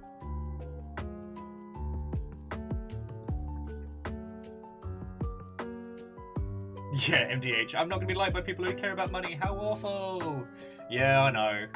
But unfortunately, those people are also the ones who control, you know, marketing budgets and things like that. Since I have been very, very vocal about hating NFTs and being anti-NFTers, like, one of my industry contacts just vanished, and it turned out that individual got very into NFTers. So, now, obviously I wasn't going to promote any of the stuff, but, you know, someone who was a big force for supporting the Longship just vanished away. So it does come at a cost, friends. Like, morality is not free, and it shouldn't be. That shouldn't be the case. I don't want to go too hard into that topic though, just because at that point, I'm kind of getting into friendly A territory. Although I will say, if you did see my post yesterday about like not wanting to talk about success because it feels like bragging, like, it's real hard when you are working for yourself to talk about like success and stuff like that. Because the thing I wanted to post about is like, I've already been hit up for some sponsored streams coming up next month, and they're fecking good games, and it makes me real happy. Also, I've got some consultancy stuff coming up, which is real cool, and I wanted to be able to be like, hey, like, if any of you have games that you would like me to like promote proper, or if you need help that we can't talk about on stream, like, please let me know sooner rather than later, because, you know, the next 3 to 4 months are probably going to be rammed, and then we're at Longship Day, so like, yeah. I wanted to be able to say that, and I couldn't find the Reactor words. online. Hey! Sensors online. Weapons online. All Chisel. systems nominal. Happy New Year. Happy button pushing. And a happy button pushing to you, Lizzie. How's it going? Yeah, so I wanted to be able to say that on like social media and stuff, and I couldn't find a way to say it without sounding like a monstrous twat. So I'm trying to rephrase it. So MDH, here's one of the things that sucks. Because MDH is asking, how useful are NFT people right now? The actual people making the technology and those systems are worth fuck and all. The problem you have to worry about, and I know any of the other game dev peeps will know this one, is it's the B2B people, the shaky hands makey friends, who move from one thing to t'other, and See, there are a lot of people who are shucking NFTs yesterday that will be selling whatever is next year. And that thing is that the next thing that they're shifting might not suck. It might actually be something good. And if you tell them the thing that they're shucking is bad, they will take it personally. You know, naming no names, there is one of my friendos who thankfully is self-aware that they're shite, but has been involved in like the NFT blockchain discussion from a biz dev standpoint, and it hurts. They know it's bullshit. I know it's bullshit, and yeah, it's painful. But that was like during GDC last year. That's where the money was, and I don't mean in NFTs. I mean investment in the overarching elements of it. Like, we've talked about this at great length, but when it comes to like, you know, business relationships with people, you know, where you make your stand does have a cost. It does have an effect.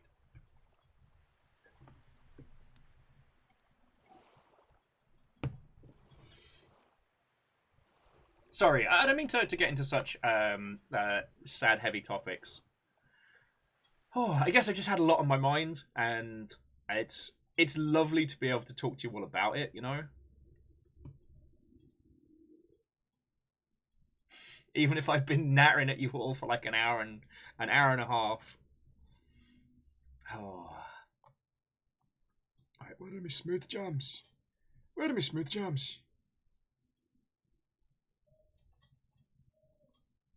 Alright, feck it. Give me my Final Fantasy jams. There we go.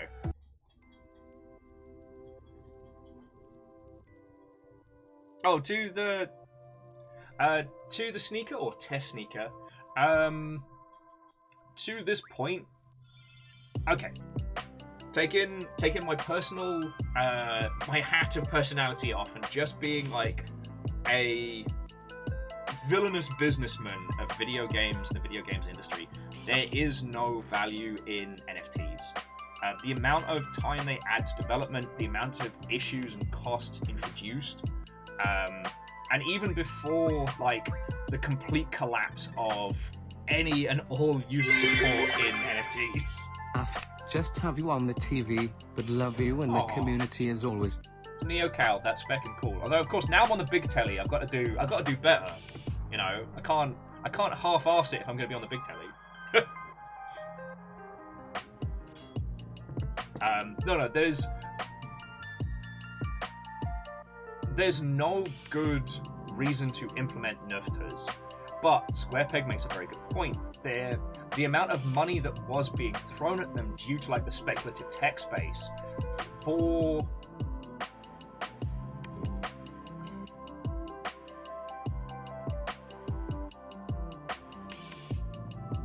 if you wanted to put together a middle to large-sized team based on an original IP in the previous year and change, you would have had to have dealt with those people and probably made some big concessions. Now, as we've talked about before, the smart teams are the ones that built a game that, you know, that used nerfters and could have them removed, and we'll possibly be able to see that. But unfortunately, due to the bizarre evangelization of nerfters, more so than any other tech, I think we're just going to see a graveyard of projects. Like, I'll be impressed if Metalcore makes it to market. There's a couple of others where they've obfuscated the nerfter elements. Stop me if I told you this one, but like I hit up one project because they were giving me the weirds, and I was like, hey, this really feels like this is a game that has NFTs in it, and they were like, oh, we're making two versions, one with and one without. And then, without skipping a beat, the person talking to me was like, oh, but we're doing this because we really think that people are actually going to enjoy the NFT-based systems, and we want to show them that of the two, one is better.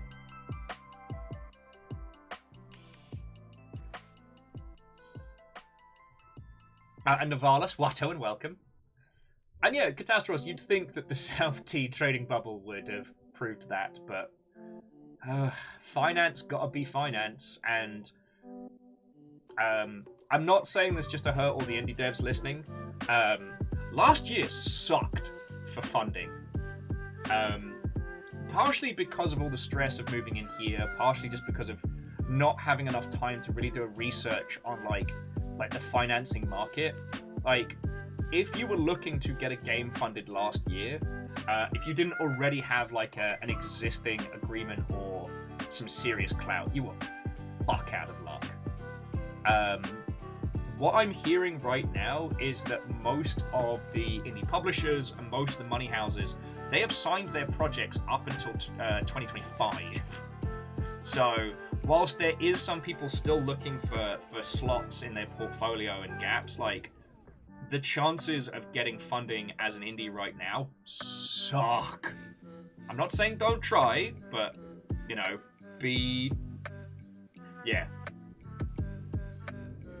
yeah, it's not looking good. It's not looking good. And so you can understand from a dev's perspective, you want to make your game. No one gets into video games because they hate it, and they certainly don't get into it to make money. They get into video games because there is a project or an idea or a concept they really want to make. They really believe in it.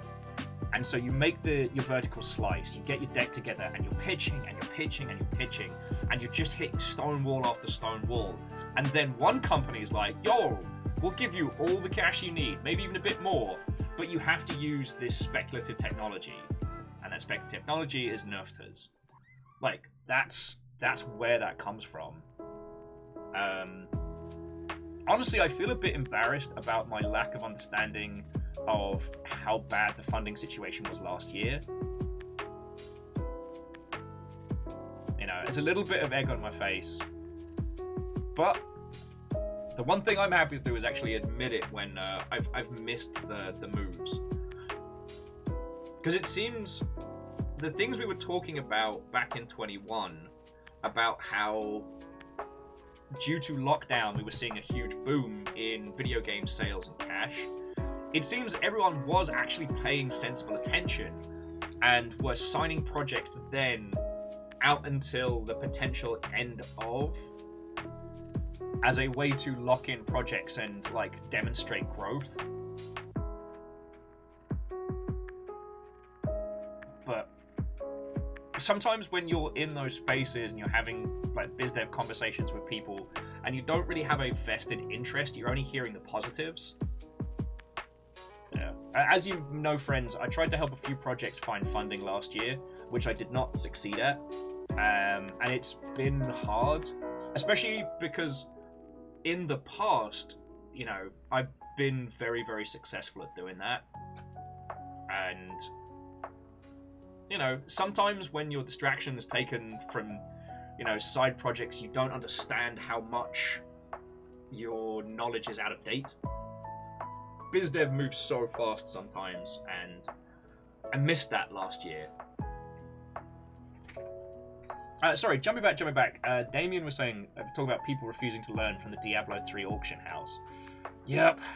Remember, friends, when it comes to monetization, perception is everything. Perception is everything. Oh, Catastros, it's... you're right, I shouldn't beat myself up for being human. And I try not to. The games that I was trying to find funding for were such inspired little spots of creativity. They deserved it. And hopefully those teams will be able to continue like development, and hopefully with some success there. But despite how much time I've spent around, you know, funding and biz dev and all of these, I'm still an idealist. You'd think by this point I'd be a burnt out fucking cynic, but I'm not. I'm still an idealist, and when I come across a project that I fall in love with, I feel like it deserves it, and I want to help make that happen. That's my failings, you know? That's my failings. You know, you shouldn't get emotionally invested when it comes to biz dev stuff, but I do. And the thing is, I'm not even fiscally invested. It's not like if these projects sell 1 billion copies, I'm going to make $1 billion. That's That's me being dumb at business. I often tell people, I'm like, look, if you end up making stupid money, just chuck us a couple mil. But I'm doing that on a nod and a shake. Okay, also because a lot of the teams I work with don't have a lot of cash and have already been approached by more predatory investment individuals or biz dev individuals. There are some shady fuckers in the industry who like to position themselves as brokers, but really what they do is they take a commission and they deliver nothing. I never want to be one of those people. You know what I mean?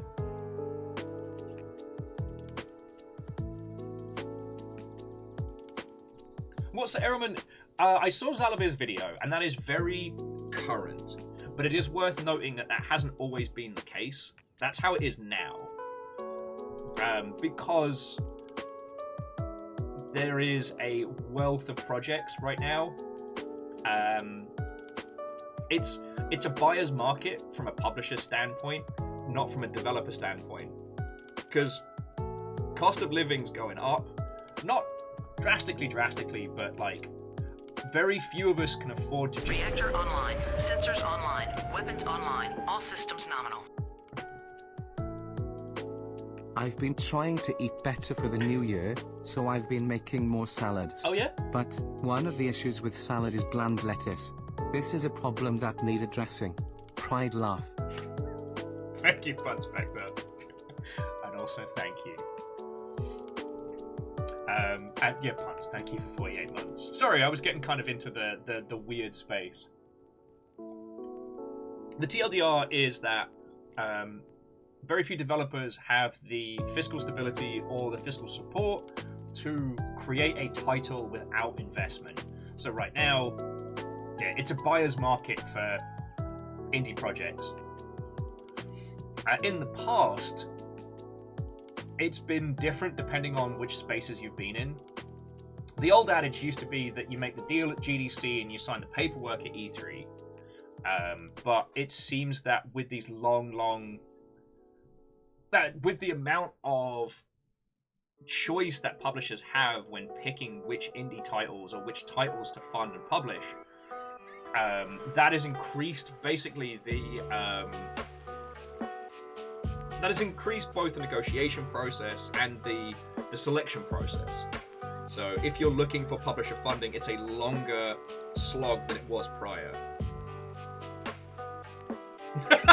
The sneaker says, I prefer the old adage, fear the old blood. God. In video games, that means something very different.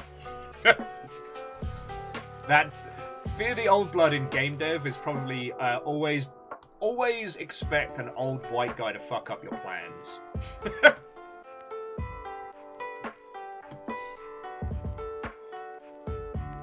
But yeah. I mean, I think what we need to start doing is looking at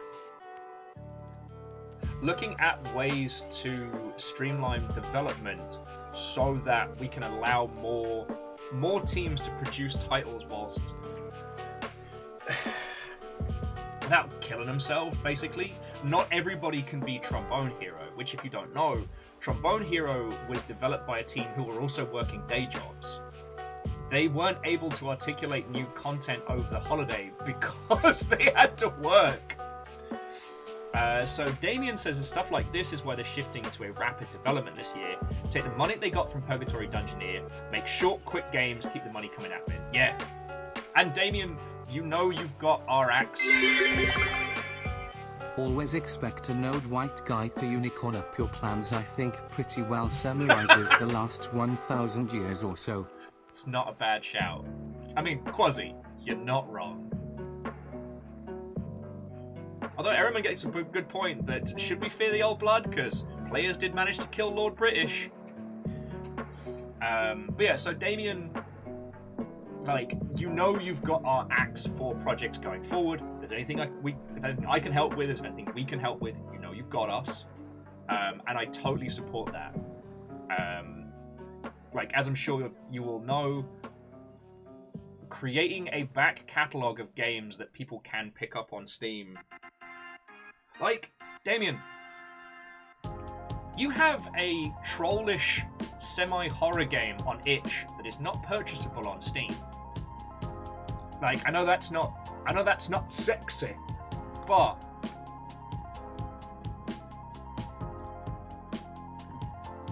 I don't actually know how well the Damien Crawford golfing experience has done. Not as well as it deserves to. Sorry, Damien, I don't mean to give unsolicited advice.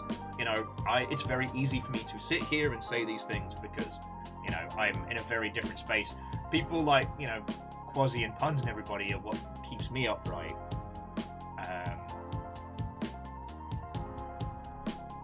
But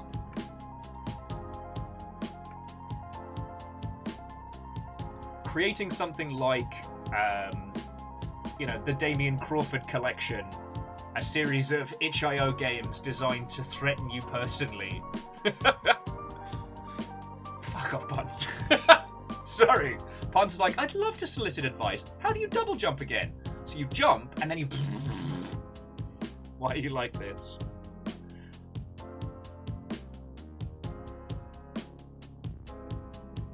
Okay, so Damien was saying that the game that I was referencing was buggy, in a weird engine. They're short, weird games make good money on itch, but 1 or 2 on Steam didn't do well.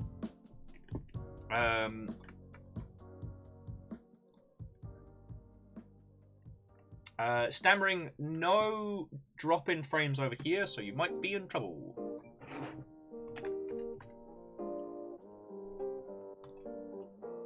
Also, friends, here's me being a terrible shyster. These are Damien's games currently...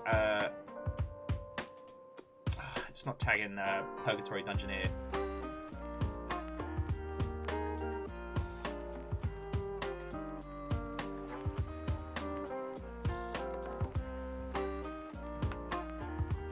So these are Damien's titles published independently. And then we've got... Yeah. On the subject of Steam being fucking shite, the developer tag still doesn't bloody work. Oh, it did for this one, though. Sorry! Alright, ignore my last link. Go for that one.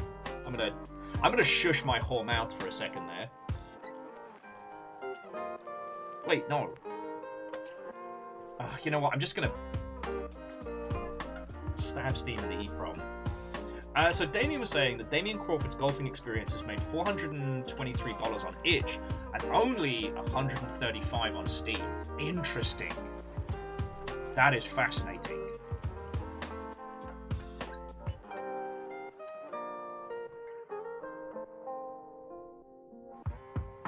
Yeah, Damien, I'm so sorry, friend. I was biffing it there.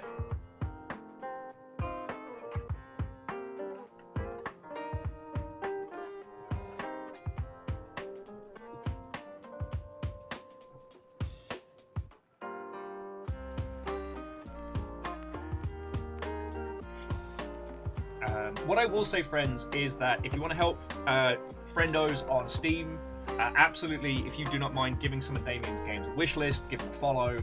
What we're talking about, like, cheeking the algorithm, it does work.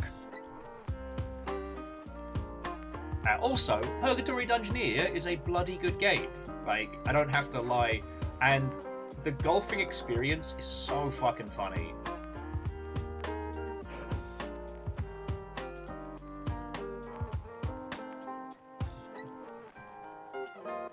Oh yeah, no, and Damien, I wouldn't ask you to break, like, publisher agreement data and stuff. What I'm going to say is I really hope it's doing good. Yeah. But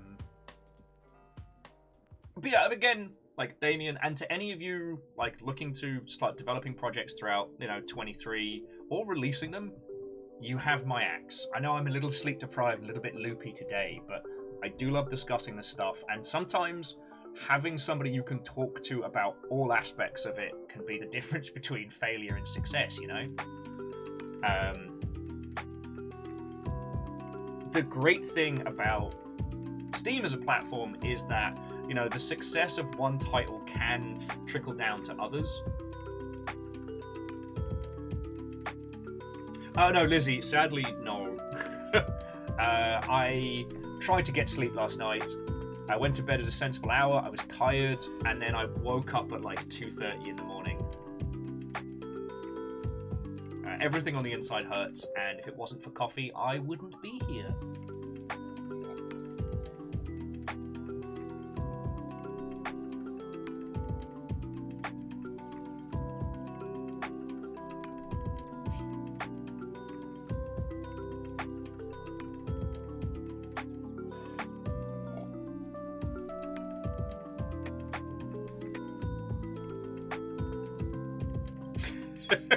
Sorry, apologies for chortling in my own little brain there, because I was trying to think, like, you know, what recommendations could I make to, you know, Damien directly that might help with things moving forward. And then I was like, a lot of Damien's titles have a visual novel type quality to them, which has been a defining feature, which has been fascinating to discuss.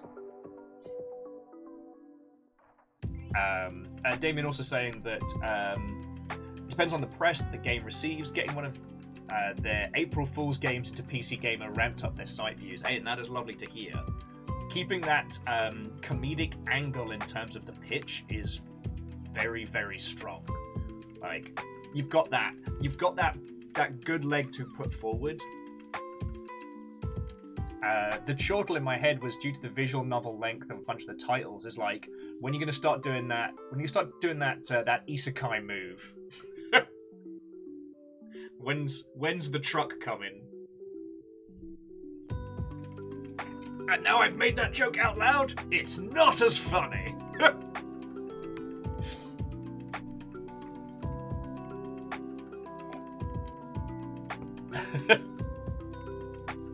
Verdon, my pitch is, what if Zelda, but worse?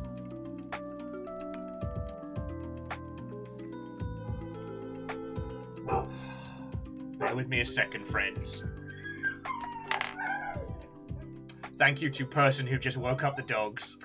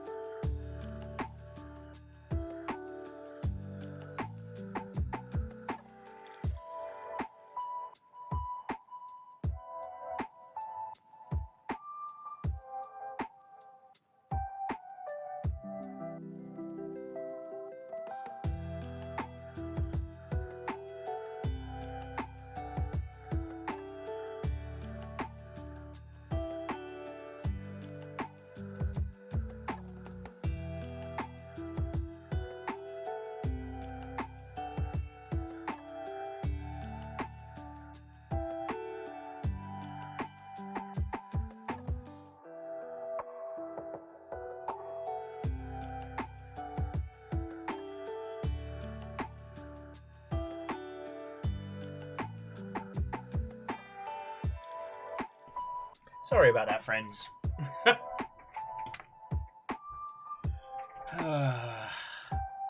Had one from my sleep-deprived stories. I had one not last night, night before, where I could not get to sleep. But somewhere between like 5 and 5:30, I finally drifted off. And at 10 to 6, someone buzzed the door for like a delivery, and I think I should have been allowed to do a murder at that point, because the buzz sets off the dogs, and then there's this whole, like, cascade of nonsense. Oh, and I'm not cracking a tall boy's liquid there. Oh, hang on a second. Alright. But yeah, so Damien, like, when I've got a bit more sleep in my system and a few more brain cells to rub together, like, I'll have a thought and a ponder.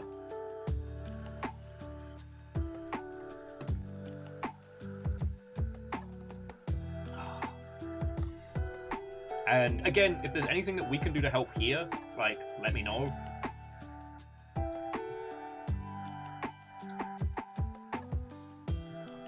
Because the other thing about the current situation that we're in video games is it's... God, not to put too much of a wanky buzzword on it, but it's all about cross-platform pollination. Cross-platform pollination.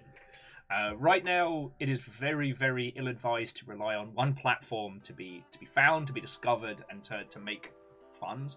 And I understand how fucking dumb that is for me to say, because I'm only here on Twitch. Like, I don't have another place where things come in. Hoping to change that as the year goes on. I'm lucky that I do, like, there's a few people that are looking for, like, paid consultancy stuff, but, like, for the most part...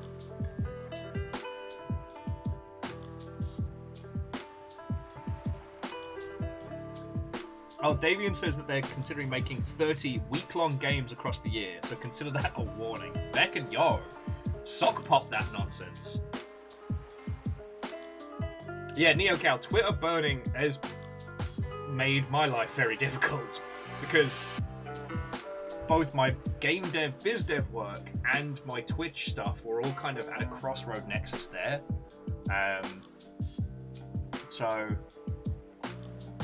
It has demonstrated that even a exceedingly successful platform can implode due to things beyond your control. Catastro says, weird question all of a sudden. Can you think of any games about exploring a haunted house? Ideally a no self-defense whatsoever type. Do you need current, modern, classic? The Mac Daddy is probably Clock Tower, but not the PlayStation version, the SNES version. In newer aspects,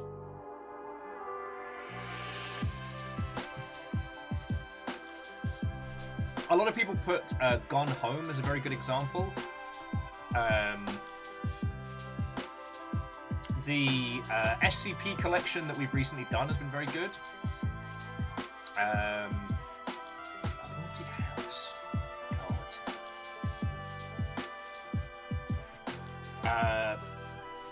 Well, so sorry, Perception, if I'm thinking of the same one, I don't think Perception fits the mold because you do get firearms in Perception, so you can defend yourself.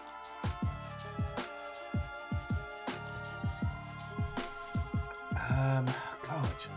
Friends, you can tell I'm tired because I'm not immediately, like, sparking off titles.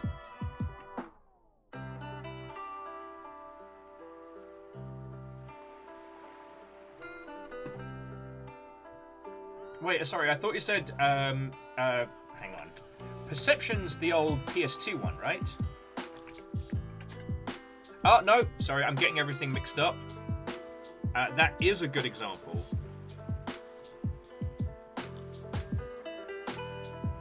Thraim's like, what's your opinion on Sail 4? Hey, let's get to it. I've missed you lot, alright? If you'll forgive me for being cheesy for a second, like, stuff is still very difficult. As I'm sure you've noticed, I'm trying to juggle keeping the dogs calm with chatting you lot today. Like, everything happens so much. And when I don't get to hang out with you lot, I miss you. Doing this and chat with you lot is the absolute fucking highlight of my day. So, yeah. We are going to play a game. It is made by some cool indies. It's published by some friendos. Like...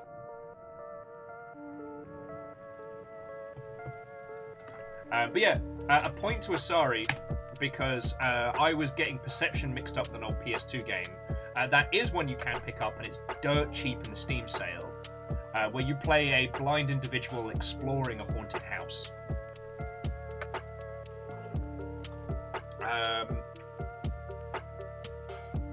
God, I just hate that I'm coming up blank. This is usually my pièce de résistance. But sleep deprivation, yo, it's real.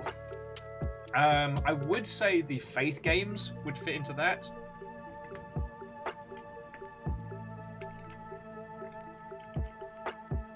Wait, did I not get the Faith Trilogy? Oh, why am I a bad friend?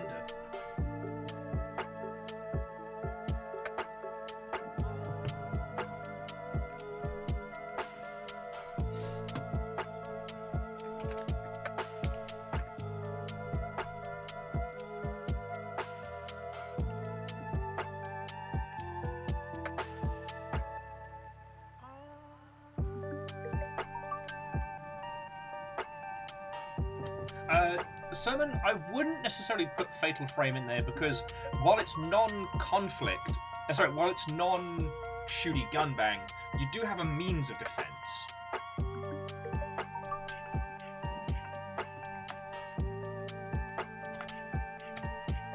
So, like, you can, in Fatal Frame, you use the camera to protect yourself, essentially.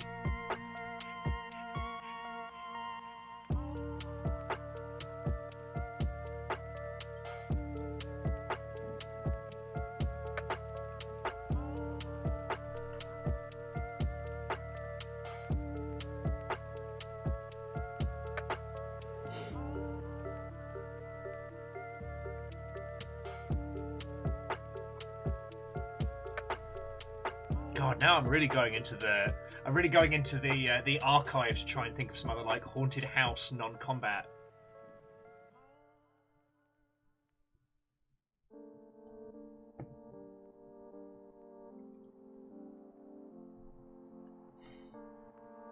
And I am disappointed by how few ideas are springing forth.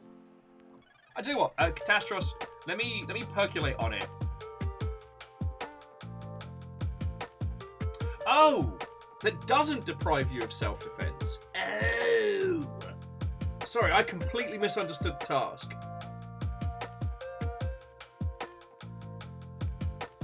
Good old dyslexics versus double negatives. Oh, ones that do allow you to defend yourself. Well, I mean, that's a different kettle of monkeys. So I'll assume, like, the obvious ones, like, you know, Evil Within 2,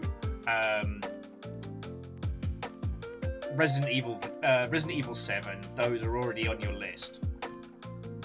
And you're already there for Lost in Vivo.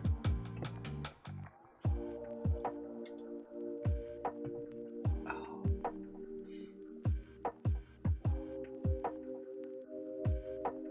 God. My brain's too slow to switch gears, so I might need you to give me a second. So I tell you what, friends. You have listened to me natter for 2 hours. I am very grateful for the company and the conversation. Shall we get some nautical nonsense going at the same time, and hopefully the gameplay will help loosen some mental screws?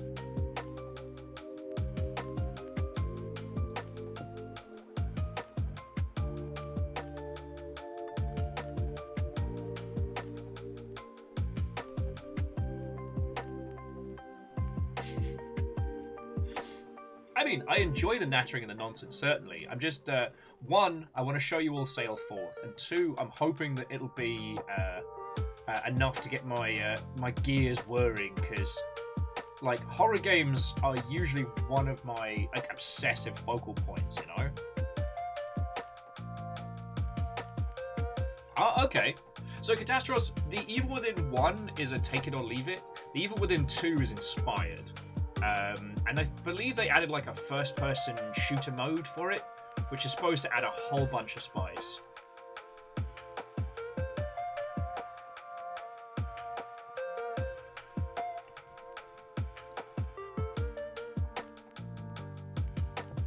Oh, actually, yeah, MDH makes a very good point. If you have Twitch Prime right now, you should be able to get the Evil Within 2 like that. Okie dokie Loki. Right. Let's do some boating! Let's go to the seas!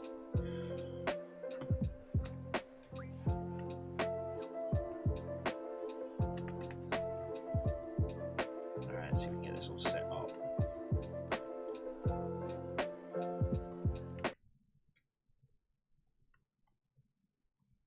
So yeah, if I haven't shown you Sailforth before, indie title, put together by some very, very cool people. It is probably closer to... Oi! Give me that. Don't give me that nonsense.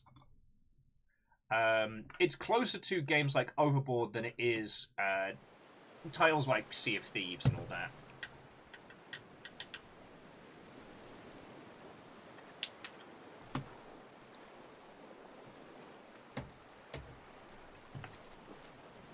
So let me...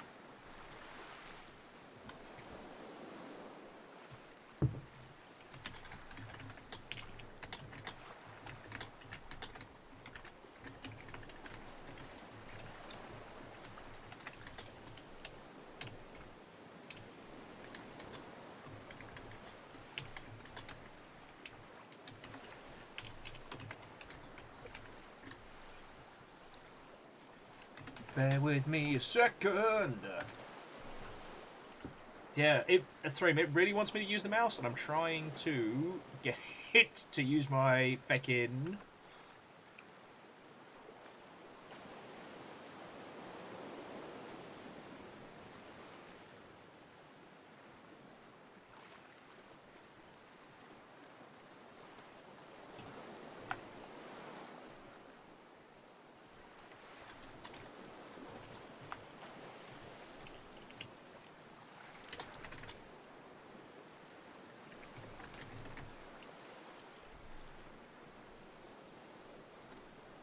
to use the pad, but maybe it doesn't have pad support. I guess we'll find out in a second.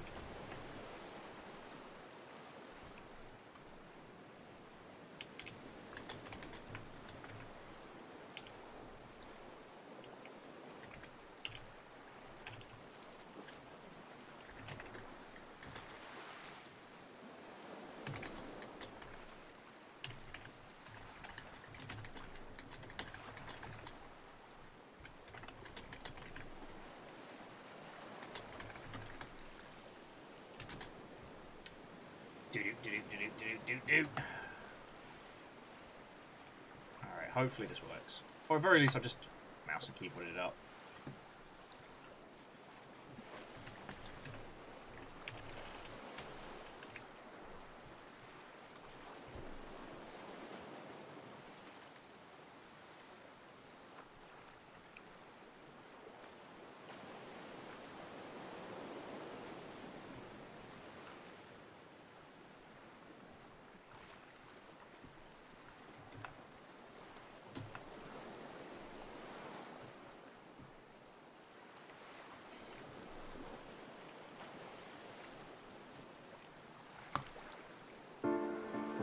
Okay, there we go.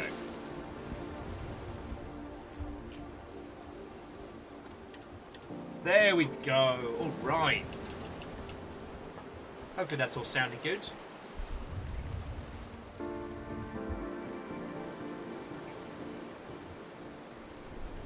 So yeah, sorry, as I was tripping over my words earlier, so this bears more than a striking resemblance to some classic sailing titles, and it has more of a focus on kind of like teams and fleets and broadsides. I think starting out, we begin this game with, let's say, a little busted up raft of a dinghy, but later on you can reach the point where you have whole naval fleets controlled by teams and stuff like that. I don't know how far in we'll get today, but just know that there is a lot more to this than I'll be able to show you in one day of streams.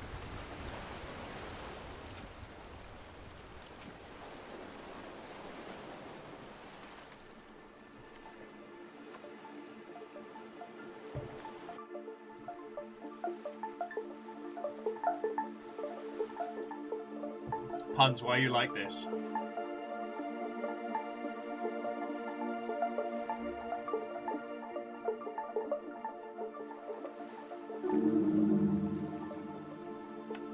Be aware and listen well, says North Star, the local diner. Unsettled, though magnificent, is the Deep Blue. The legally distinct grand line of piracy. North Star, be not afraid. Excuse me, why is the star talking? Don't worry about it. Don't worry about it. Standard pirate stuff. The unseen look forward. All folk. Now, the unseen look forward of all folk now dwindles. The what? And the what now? North Star. You're going to have to break it down for me. I am not batting 100 today. Gather the bold and beguiled who sail on stormy seas. Billow their sails. Oh my. Unveil the lost answers in the ever horizon. Gorb speed, dear believer. And sail forth!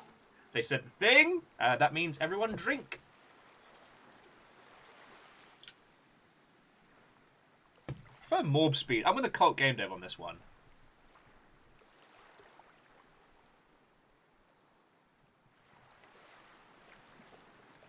You'll ever accidentally drunk seawater to the point where you think the North Star's talking to you.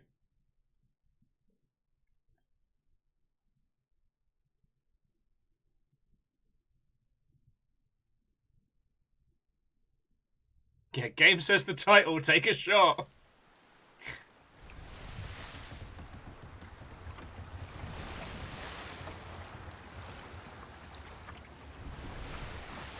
You ever drunk Bailey's from a shoe? Oh, whole day, okay. Oh, that is pretty. Check it out.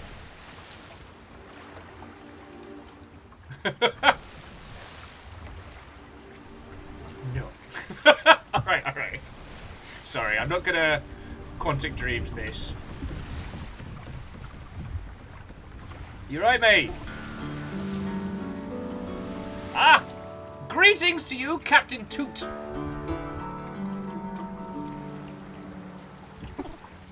Captain Toot's like, shit. Was it a close one? Mate, by our recollection, you were talking to the sky there. So where in the dirty duck am I?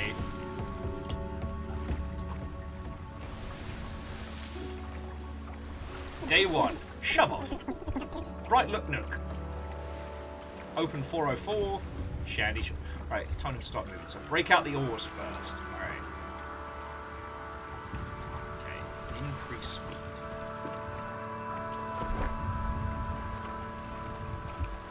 I should head there. Sure.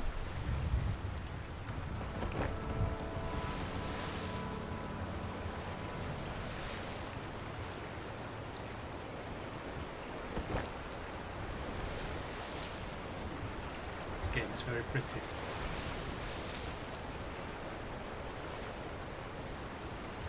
Dustin's asking if this is Animal Sailor. Oh shit, Goose is here. Captain Toot owned the sloop and pirate booty. He was all of it. Captain Toot! The finest Canadian pirate I ever knew. Smell that fresh breeze, would you? Goose, you are drowning. You're a fine breeze indeed. You are indeed. You should have never suspect something right terrible has caught the sea, says Goose. Some untoward malice against the adventurous. Sorry. Still, I'm lucky as beans you came along. Bean stranded here after a hearty heap of misadventures. Okay, a hearty heap of misadventures should be the name of my first book. Although actually, I know what my first book's going to be, and it's just called Fuck You, I'm Dyslexic. Misadventures is my maiden name. Guess I've had a hearty heaping myself. I dig the cut of your jib, but your scrappy ship's in scanty shape. That old catawampus might hold the best of us. I thought catawampus was a noise. What do you say we go snatch up some juicy wooden planks? Oh my Goose. It's very early in the day to speak about that. Alright. Alright, indubitably, 2 makes a crew, 2 bells! Fish and chips! Fish and chips is a battle cry. Let's go. Turn your peepers to the west, Navigator. See that tumble sink? Snatch up to smithereens, we'll jerry that rattleship of yours. Alright, so...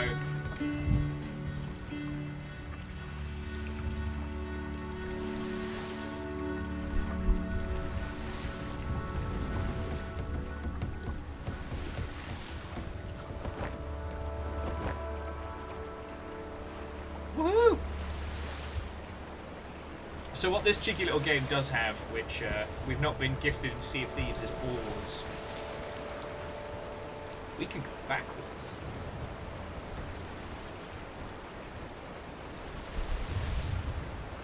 Catawampus going badly, awkwardly, or in the wrong direction. Okay, so she was just dissing our ship. No, it's fine there, goose. It's fine.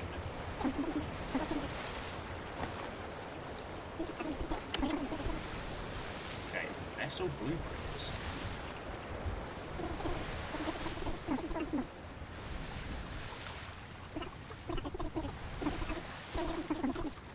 Alright, so I guess Captain Toots picked up some blueprints, so I guess in this we get to start making our own.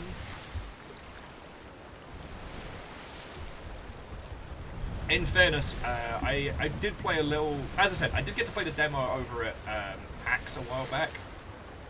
But... Turtles!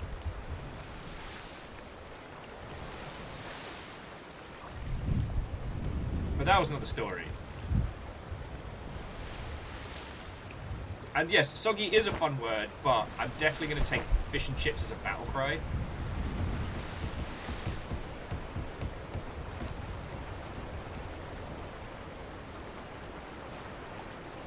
Huh.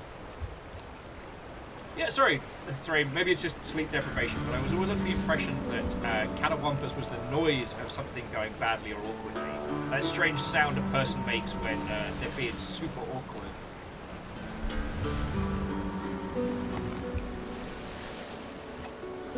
Alright, came back. Wooden planks and ship blueprints. Kaboom! We show you the ropes. Okay. Alright, so we can... Alright, so we picked up 2 different blueprints. One for the Azalea, a cat rig with a staysail and boom mast on the stern. Less room for crew, more for speed and firepower. The forward-facing cannons make it dangerous in a head-on battle. And then we got Pippin, small cat rig boat, single sail allows more room for crew, but has difficulty sailing upwind. Modest balanced armament. This speaks to me of a zoom, but I don't know what you have to do.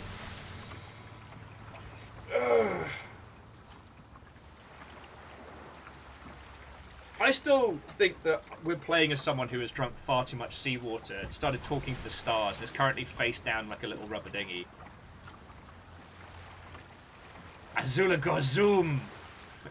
Azula go boom! Okay, so Pippin's a max crew of 3. This is a max crew of 2. And is a little bit faster. I think it's going to be the zoom boom boom.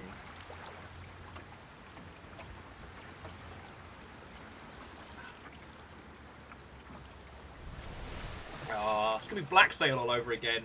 Heated bum guns, the whole shebang.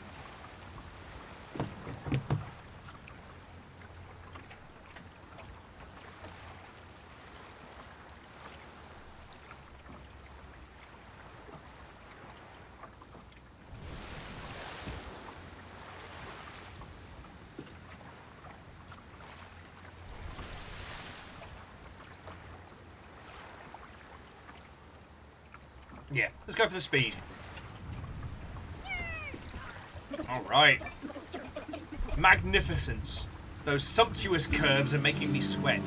Goose, pick a lane, friend. Now attack tide, cut ward polished, mittens to let the bellow. Wait a TikTok. What's this glorious vessel called? Right, can't get Shatney's writ about doing that proper name. Oh, alright. I need a boat name. We need a boat name. We're good at this. We've trained for this.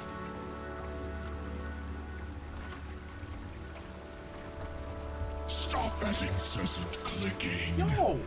Hey, Catastros, thank you for gifting that Clank.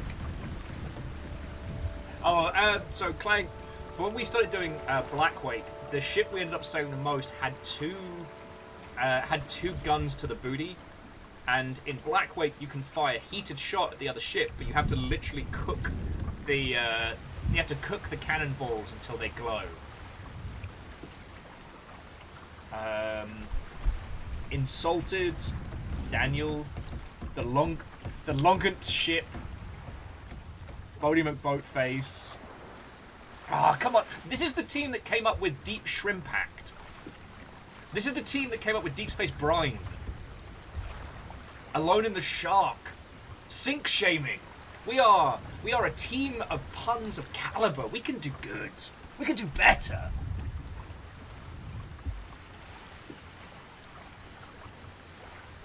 Though I will admit, Ozzy, Daniel got a wry chuckle out of me.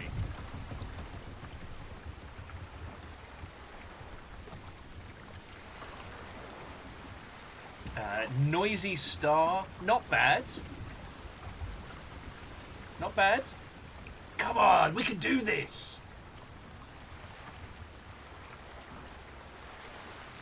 I mean, ship names have been one of like Dustin's specialties. Puddle Hunter's not bad. Go chuck yourself. I'm tempted to steal one of Dustin's for unsupervised, because there's no one here to stop me. That's right, I've been left to my own devices.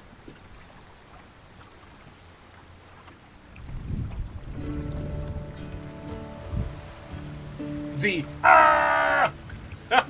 boat of length, not bad, not bad. We all need the good coffee today.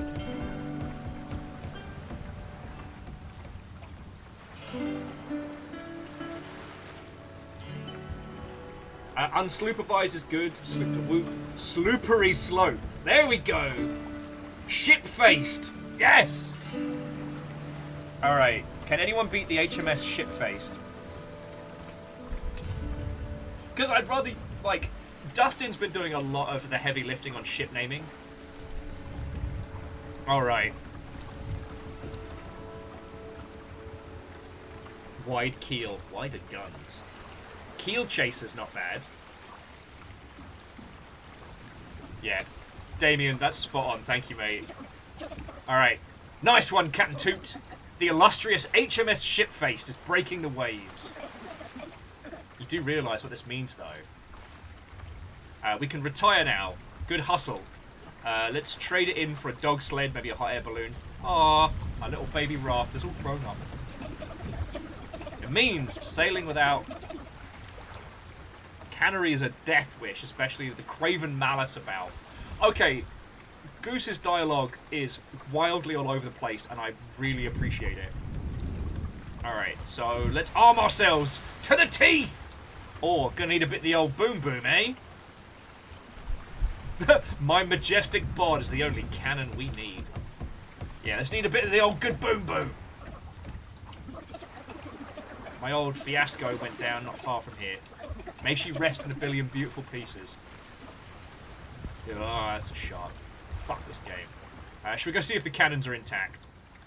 I mean, I don't want to, but sure.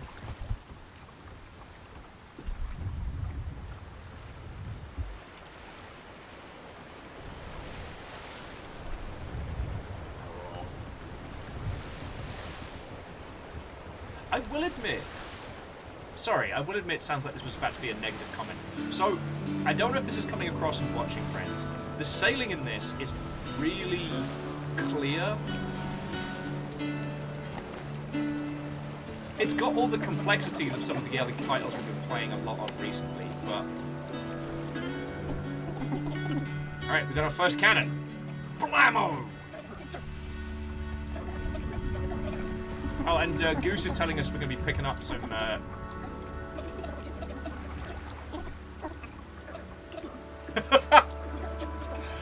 so we basically just have to equip some cannons and get the explodey go boom boom.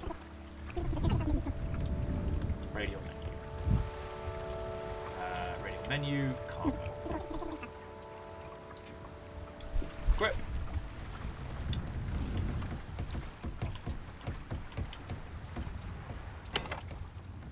Alright. Locked and loaded. Have at you, inanimate wooden box!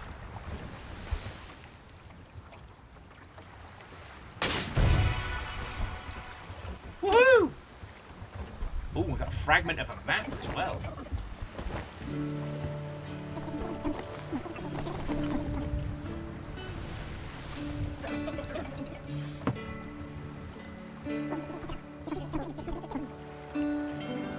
You know what, Catastrophe? That's a good reading of it. The goose is trying to sound like a hardened seafarer, but they're lilting accents going all over the place.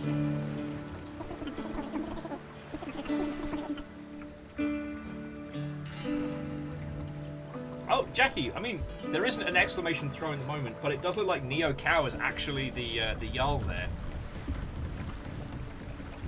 Select. In the world map. Okay.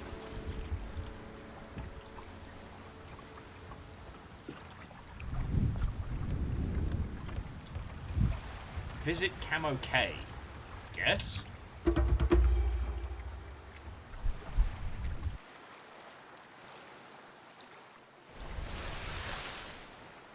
The Teenage Mutant Ninja No. Turtle, our 4 reptilian heroes, have overcome the arch-villain Shredder.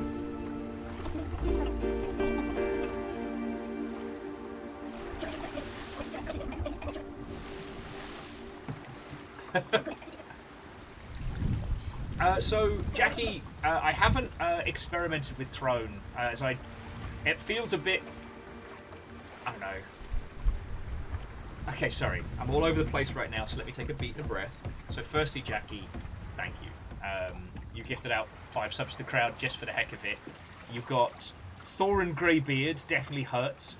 Acorn The Teenage Addict. Mutant Ninja You've Turtle, got Fiona our 4 reptilian and a Horse heroes, Ninja. have overcome the arch-villain Shredder. The question, of course, being is that a horse who is also a ninja, or a ninja with the powers of a horse? You answer.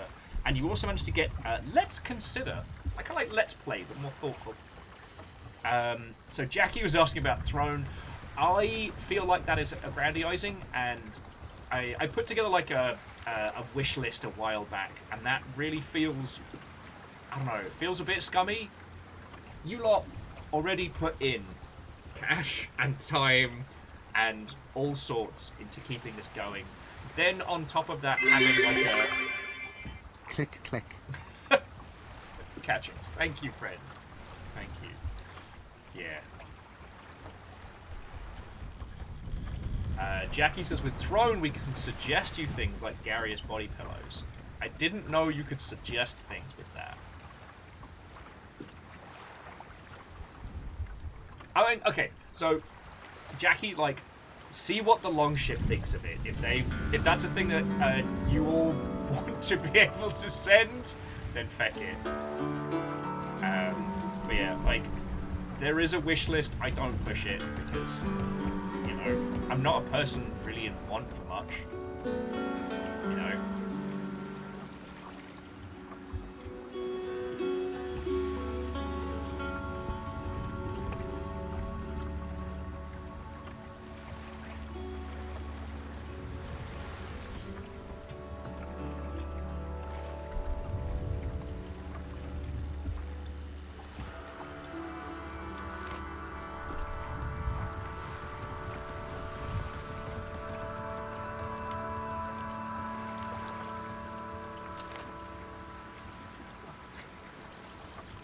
Oh, sorry, just Jackie was saying that apparently the fun part is suggesting all the weird and wild stuff. Well,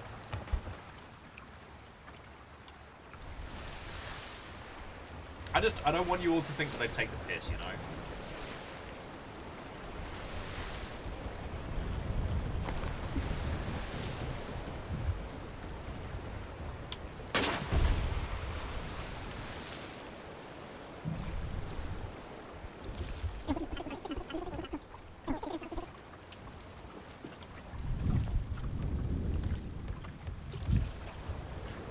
So many sharks. Yeah, this is definitely giving me more of like this is definitely giving you more of an overboard kind of vibe with a little bit more in the way of complexity, comparable to like other sailing titles. It's interesting because I don't know if you've all heard of a game called Salt, but Salt's kind of a...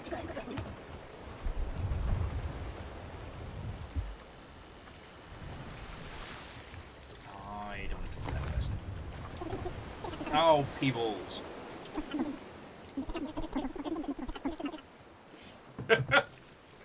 But Salt 2 recently dropped, and it is kind of like a craft and survival title more in vein with Sea of Thieves and that kind of like diegetic like ship sailing. This is closer to the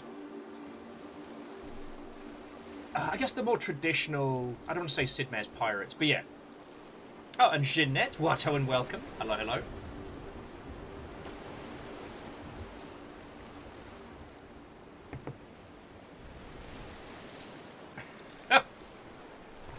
Salt 2 is currently in development and is looking to have like much larger ships and possibly even multiplayer. And I'm doing good. I'm doing good. December was a lot, and it hasn't really kind of stopped, but I'm doing good. You know, we've got cool things coming up this month, cool things coming up next month. Yeah. I'm very wonky and sleep deprived today. But yeah, it's a new year. There's games to help. There's things to do. It's gonna be good. Today we're showing off Sail Forth.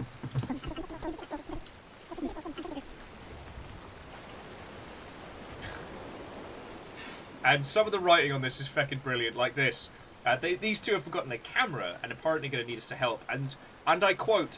I snuggle in an eternally itchy blanket of regret. Any chance you got a camera on board? What in Glorb's name is a camera? If you find one, I'll still be here, standing in my shame. Okay. So these cheeky little so-and-sos need us to...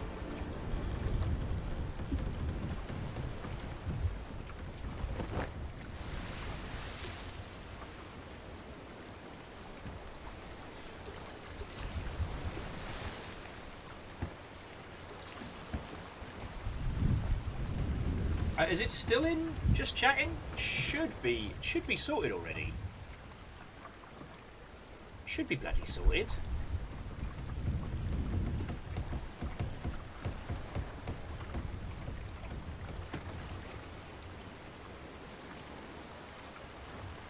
Okay, so it is on game on. So it is just with yourself, Shin, but. Zip around the island here because I see goodies and I want them.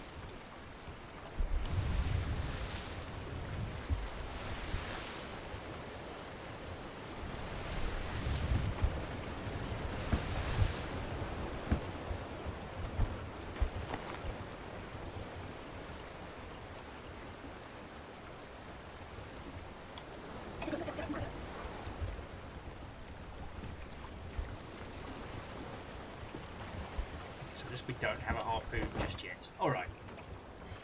But anyway, how's it going with your good self?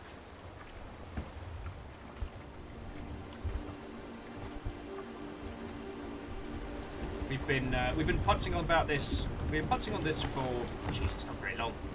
But it's already feckin' fun.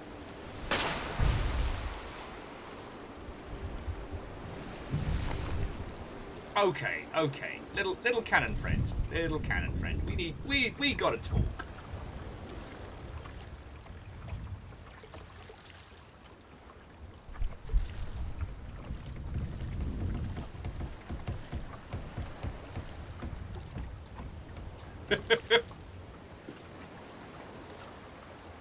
Lordy.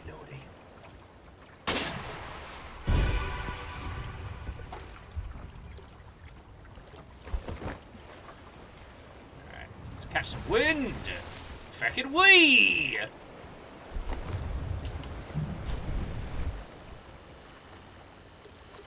Of course, there's something right around the corner.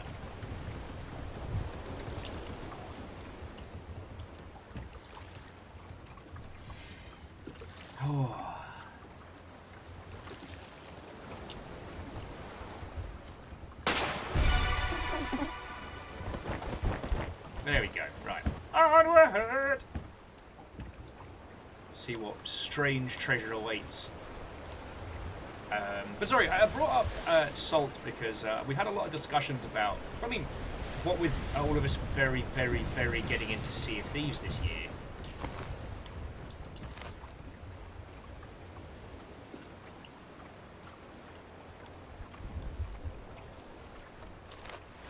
Oh wow, so it really was just these little numpties we were supposed to be talking to.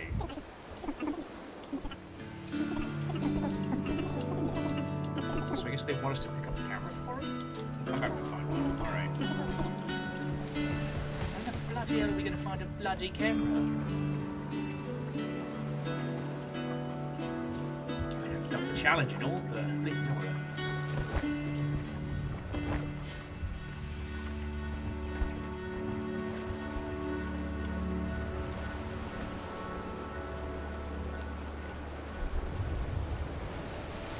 Kids in the sea, tell me.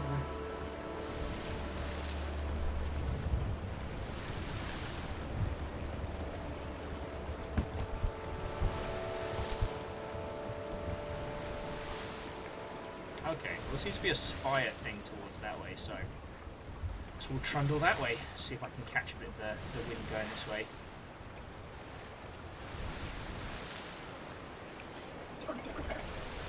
So, Jinne, we've only just started. As I was saying to these lovely Mother Hubbards, I got hands-on with a demo of this at PAX, and it was a lot of fun. But that was where I actually had like a big old ship's wheel to kind of sail some of the larger entities, so I don't know. Unlike Salt, this isn't procedurally generated, so I guess we'll find out together. I mean, I don't think it's going to be quite as haunting as some ship games where you just start sailing out into the seas. And yeah, we only just started because I did get talking to everybody a whole bunch about nonsense.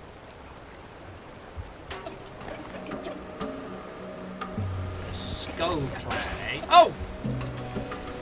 That's just fucking rude.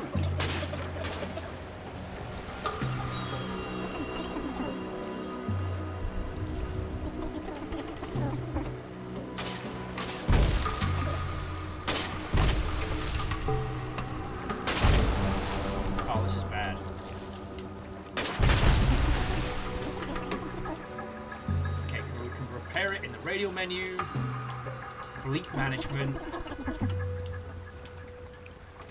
Oh, man.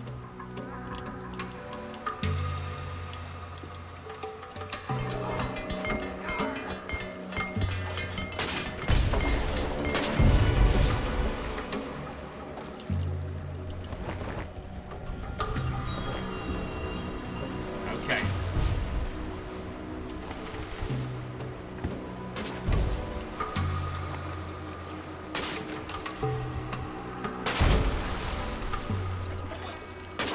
Darn it, this is feckin' hard to sail.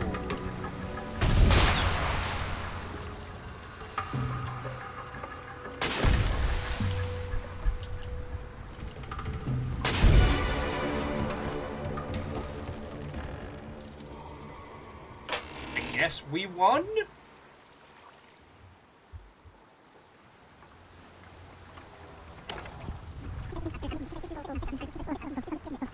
This map fragment from the Skull Clan marks the location of a different artifact up north.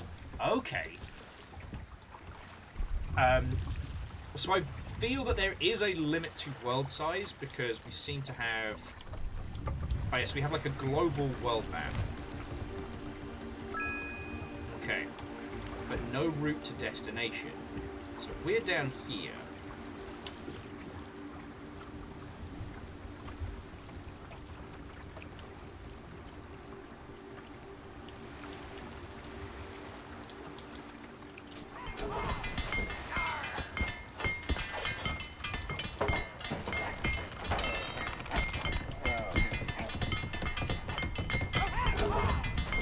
So yeah, so our current fleet is the HMS Ship-Faced.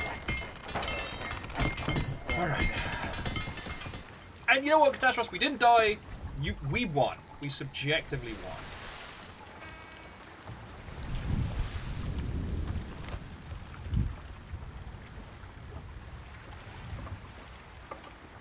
So I guess we just sail north.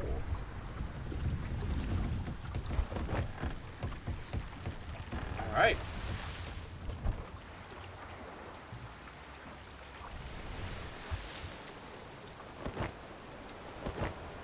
Three sheets to the wind, let's go! Oh, apologies, friend. I absolutely lost track of what's the Ocean Coral Isles. Heck it, let's go have a look. I absolutely lost track of our conversation topic before we got into nonsense.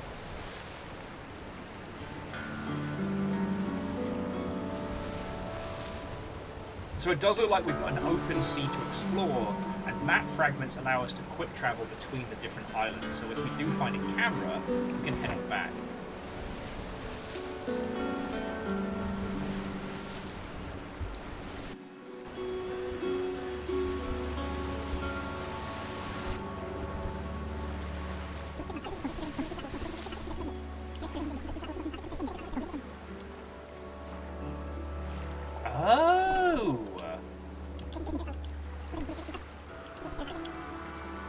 Cool, so we can trim the sails for speed. Like it.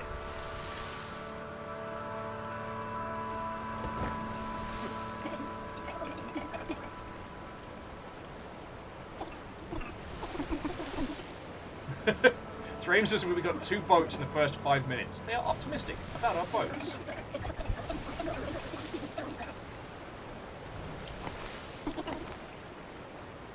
Okay, so there's a ship right round this way. Look alive, you crusty old barnacle beans! There be likely customers impending on paths. Hey, what's that you said? Dost help them doldrums, cut thieves, clumps. I'm not speaking words no more. Oh. Splendid goods day upon you, sailors. Come about to settle your sails. Alright, loyal customers, the Deep Blue and beyond. Sure as find what you need at ye old Angler Wrangler Emporium. Fishing. Now, fishing minigames plus boats. Sign me up. Colour me intrigued. You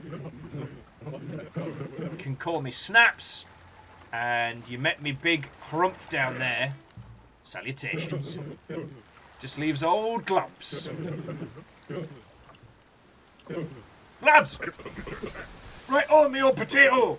Ho ho ho! There be only droll and fishing. Soul you needs to know. So there's a lot. These guys are a lot. Alright, we're in. Hook, line, and sinker. Fishing rod.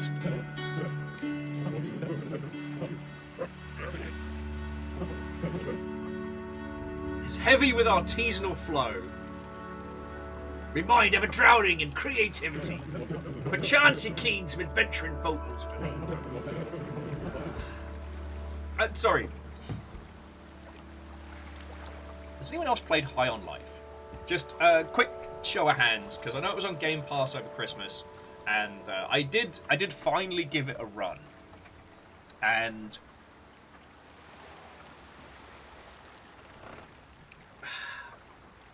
so one thing I'm noticing is that with this, we're still very much, at this point, we're still very much in the paddling pool, and it's using a lot of the kind of like the wonderfully nautical nonsense to offset. What time is it? Adventure photo time! And it's using a lot of this wonderfully ridiculous language to add a spice and humor to the early tutorialization. Personally, played a fair wedge of High on Life, and what was interesting was that the combination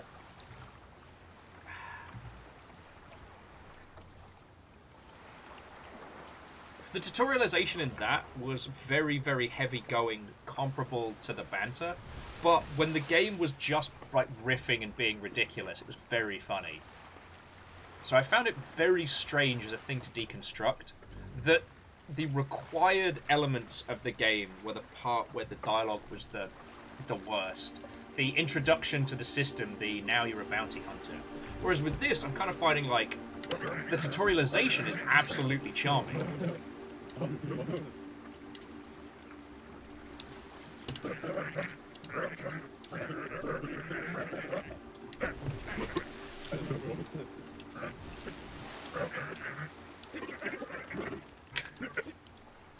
But I would very much like to.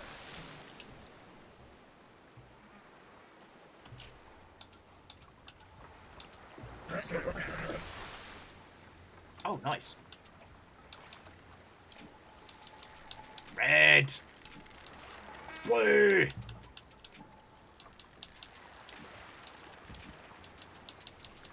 Red. Blue.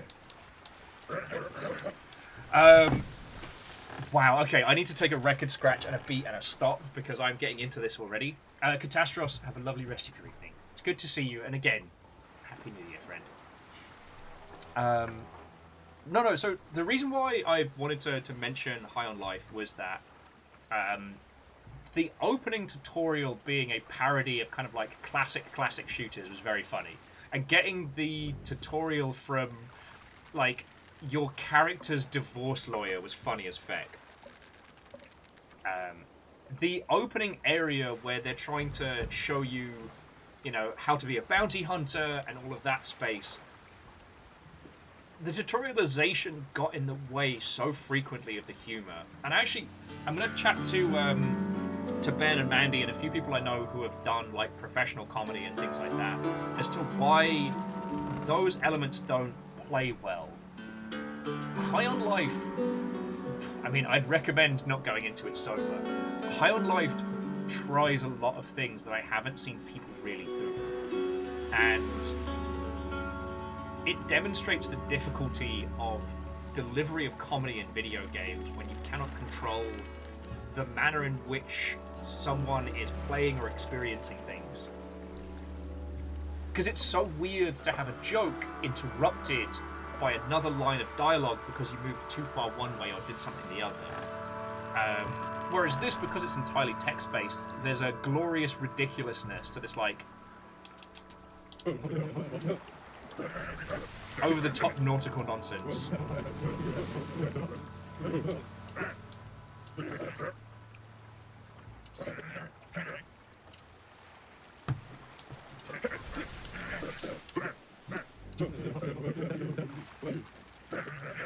And now these Varium Emporium lads are explaining that if we can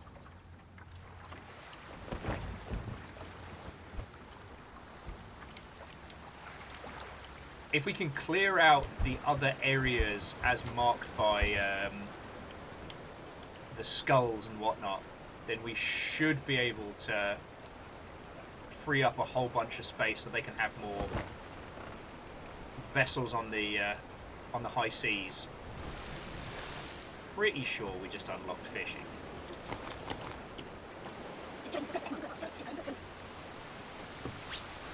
So let's get some comparable fishing mini games. Oh, it's not bad.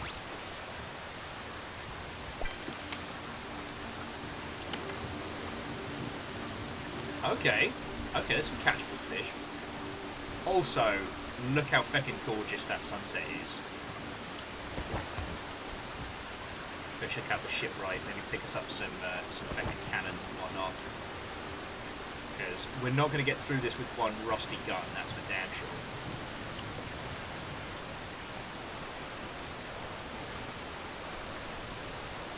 It feels like a less obnoxious version of the Stardew Valley fishing minigame.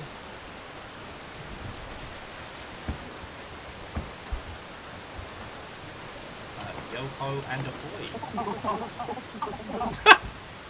It's jellyfish in a mech. Otto Orion. I see you are powerless to resist my marketing prowess. Ah, it's me if you can see. Today is your lucky day! I won't lie, your marketing is sluggish. I will be out of business by Goose Day. Out of business? I'm no expert, but maybe raise your prices a smidge. Not possible, I'm afraid. Ocean floor prices are vital to compete with my ruthless siblings. It's a race to the bottom in a saturated ship-space market. I think somebody was working through something with this dialogue, you know what I mean? Commerce and competition are in our blood. I suppose it would be quite destructive for all parties. Yikes. Yikes will also be a reaction when you see these cuckoo bananas bargains. Top of the line vessels, unparalleled variety of upgrades. I am precisely what you're looking for. Let's make a deal. Alright. Boat upgrades. My deals are so good, I hate them.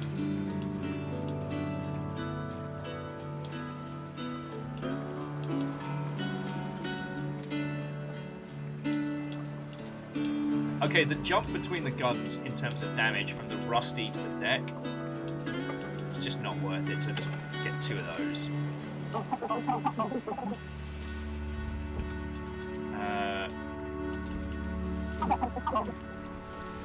That was okay. So that was boat upgrade. So build a new boat. Oh yeah. So from here, we've already built the Pippin. Sorry, we've already built the Azula. We can go larger for a 5-gun with front, or a brig baby. But we need a 6-person crew to man that one. Okay. Alright. So we got the daily deal, so alright. So camera, world, cargo, here we go.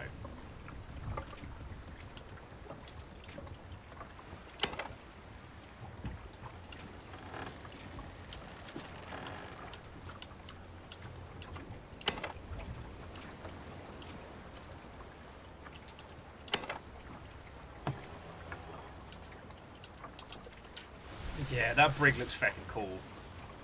Alright, so now we can go... Boom! There we go. Though later on we'll be looking at broadsides in the Ilk, but we're definitely not ready to take on that big bad boy just yet. Let's see if the local map has anything else for us. Ships, ships, ships, fish.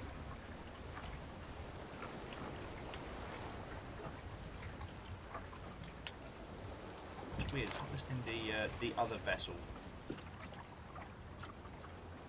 It's a little bomb catch over there, or just a regular junker.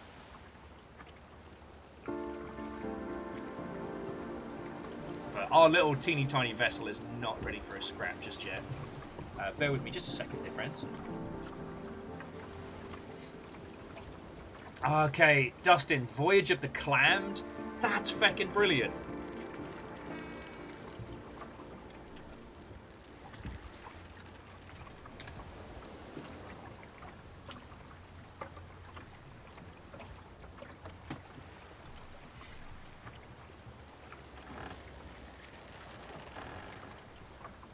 Muscle memory? Dustin, did you just get back on?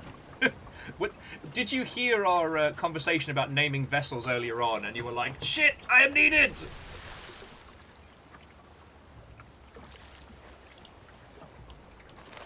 Alright, so the grand scheme of things. Alright, so we're here.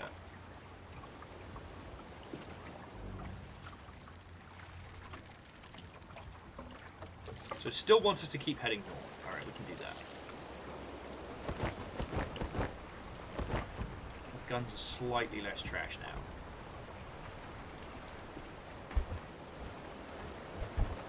Also, like, the navigational sweet spot for getting the trim and everything feels really good.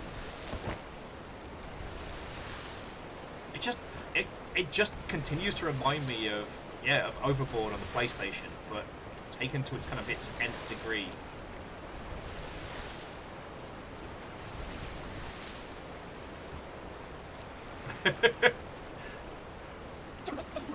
Well, so far, Dustin, we're on the HMS Shipfaced from Damien.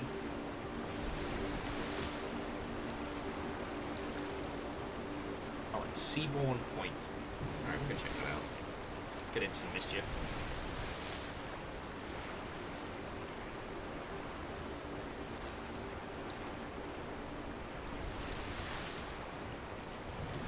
Flying fish. Like regular fish, but they fly.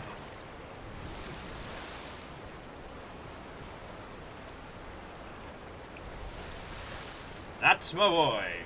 Oh no, my boy! Father of hell.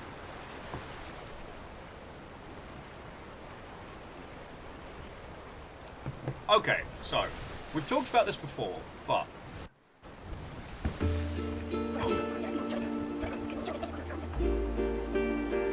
alright, prepare them guns.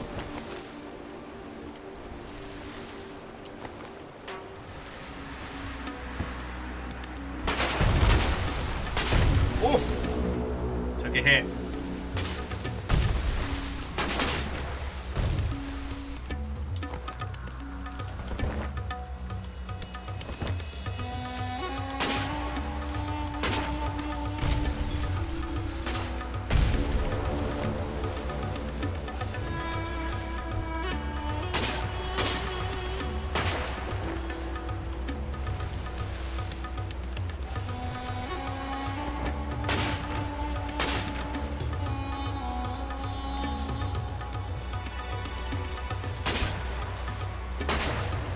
God darn it, why won't you die?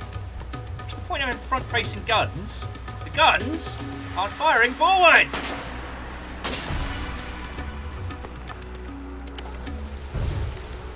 think we sunk a pirate. Yarr!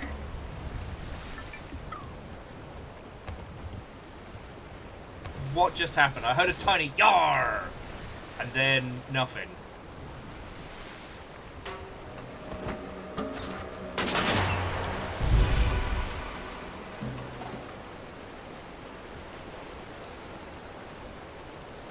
Are we winning?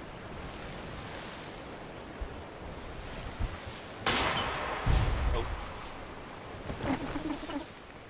Looking for more sailors. 100 are all yours. We don't need your body, so feck off. I guess they just joined us? Okay. I should probably look at doing to repair, shouldn't I? Right, they're toast.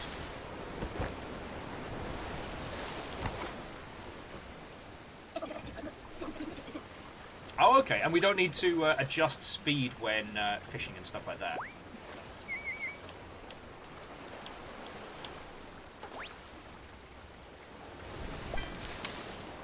It's a crawdad. Relatively rare fish. They're carnivores. Small mouths and tongues ready for eating crustaceans. Alright. I'm going to try and focus. I'm going to try and be a good bantermancer. So, there is a thing... Raindrops keep falling on my head. There's a thing that we see in repeated cycles in video games, and that is, like, the dead genre. Like, remember when space games were dead? I want to say, God, it was what would it have been? It would have been pre-Star Citizen, for sure. And kind of pre-Elite Dangerous, but there was this industry philosophy that space games just didn't sell. Nobody was making it. And recently we've kind of had this thing where no one's been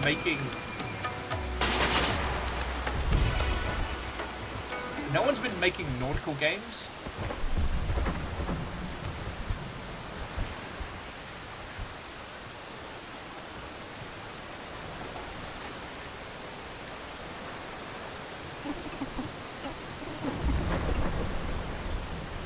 Rogue wave off port. Oh, do not like that.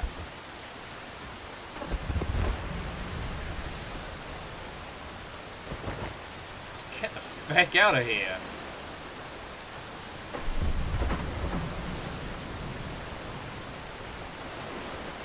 It's a very big stormy season, I don't like it.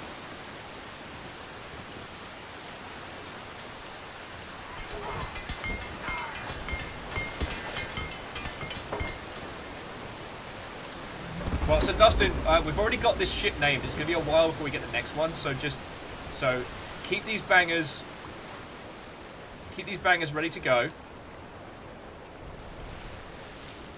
Guess we don't have a harpoon. Guess I gotta buy one of those.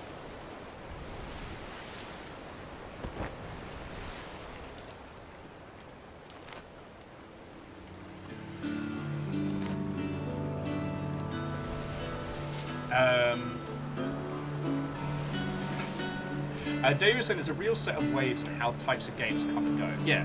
Well, I mean, you all know that the reason being, like, these days is kind of due to, like,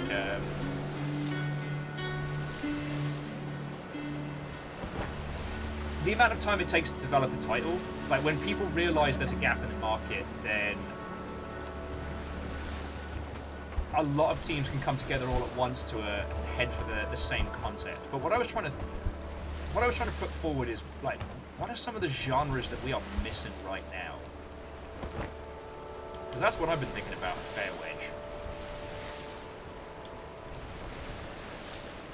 Like, sadly, Giant Robots is about to get stomped. Neoshido says heist games.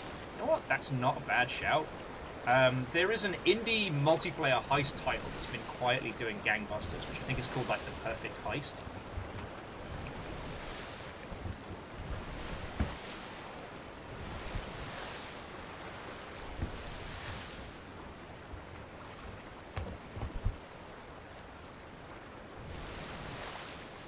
And Damien, that's an excellent point. There are standouts that can...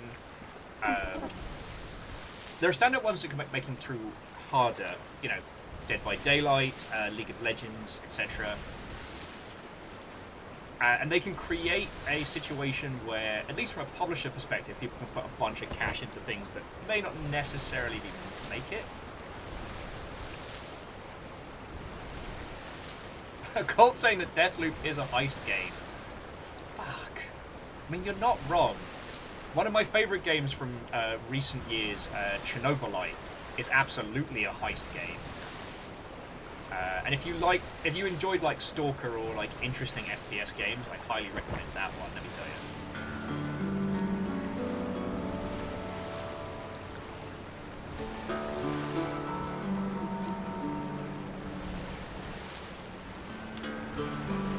All right, let's check out Skywing K.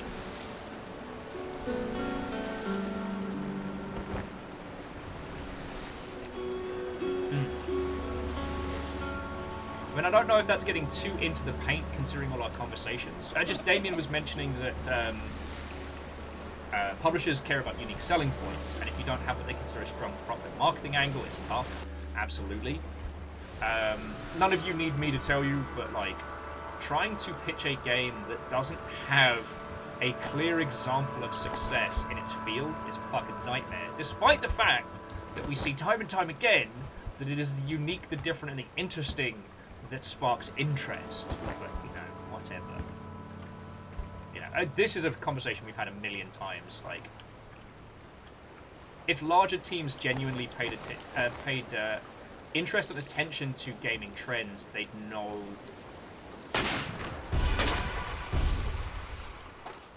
They'd know to have at least, you know, 1 or 2 R&D projects at any time.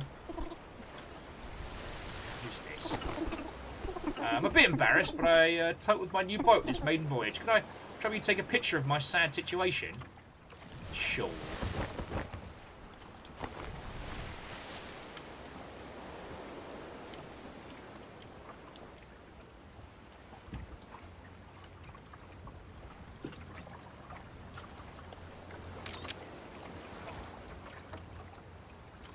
Does that count? Can we do it?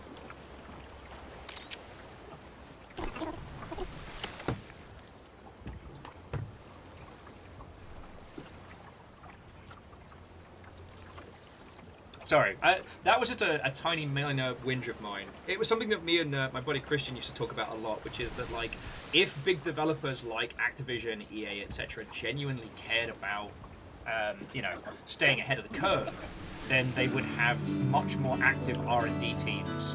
They don't.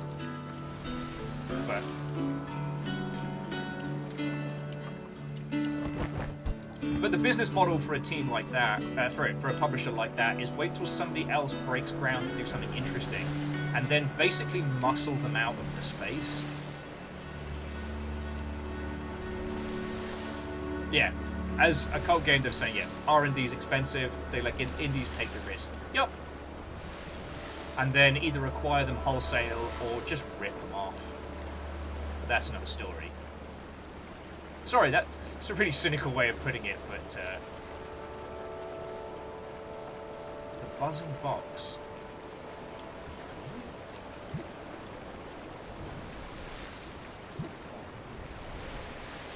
Alright, Marley Blunderbuss, what's up? You mean who the devil? You asked me!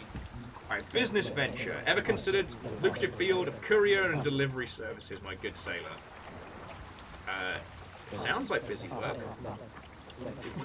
Alright, convey this completely to a normal parcel to Scampy Noblin, that wretched old penny goblin I used to do business with. You'll find them out at Ocean Right Cove. Oh, okay. Huh? Sounds good. One last thing. Don't even think about opening this beauty. Perish the thought. What's that buzzing sound? Never mind. It's bees. It's full of bees. Alright. One buzzing box acquired. Ow. I'm gonna check out the lighthouse real quick. Dr. Bees! But no, the thing I've been trying to ponder is, like, what's the current gap? I mean, the thing that came out of, like, the general non-educated consumer market of 2022 was, like, you know, it was really lacking for, like, big bombastic experiences.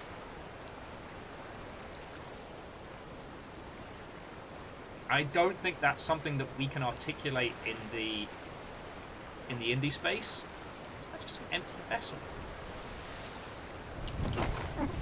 Looky here, it's a dang dinghy in the drink. Looks like a beastie gobbled a chunk right out from the bum of it.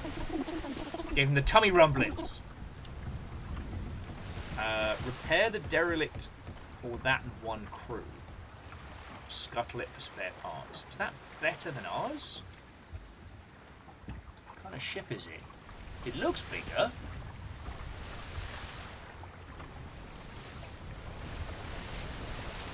I feel like this is a tactical question. Or is that the... Because that's not the baby brig.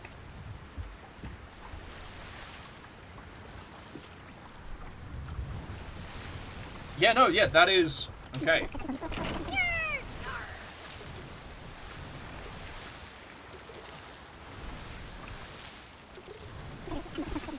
It's a new boat in our fleet. We can manage the fleet menu from the radial.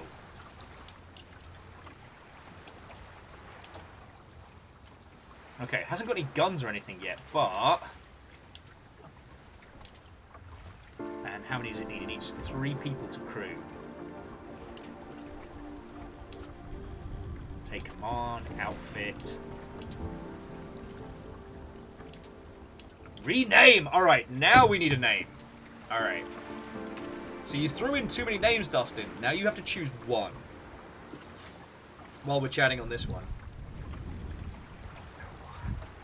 Yeah, and friends, sorry I'm kind of a little bit loopy from sleep deprivation. I have been informed that I have grocery store sushi on the way, so yeah, I'm getting a budget treat today. I'm looking forward to this. Yeah, so I'm trying to have a ponder about like what the user perception was of video games in 2022, and if there's anything we can do to articulate on that one. I definitely say absolutely positively do not pitch a games as a service game right now. Users are drowning in good long form titles. Plus, I believe the Destiny expansion's there's this year, so fuck that for nonsense. Oh, Damien, cheers to you. I mean, lovely friendo's dropped us a box of the still liquid death, which has been helping. Yeah, Clank, this is an orb-pondering question. What has been some of the general... And they don't have to be legit. Remember, as we were talking about earlier, you know, feelings and vibes pertain to a large proportion of the understanding of each year's successes and failures. You know, by the time we have enough context and understanding of any year in gaming to really get what was successful and what wasn't, it'll already be past the point that we can learn from. Yeah, as a cult game, they were saying games as service is a bloodbath right now. They personally know 3 games in production where they are yanking the live service access out mid-production. Yo, I do not blame them. That is a smart move. So getting it. So we're lucky because I guess, you know, Seattle's proximity to the sea and stuff, that the sushi we can get from our local grocery store, like, it's not going to change your perspective of fish good. It's not like, you know, bombastic victory, but it's good and it is plentiful. It's not like, you know, getting the old sad Sainsbury's meal deal stuff. Yeah, Cold Game Dev's got the full track there. So yeah, we know that games as service is bloated. We know that fighting games are pretty much sewn up for this year. After the success of Guilty Gear in the previous years and Street Fighter 6 coming, there's going to be a lot of noise around fighting games, but there's probably not going to be a movement around. Let's see. I guess the racing game market's been underserviced, but I think that might be due to like failures in marketing. Yeah.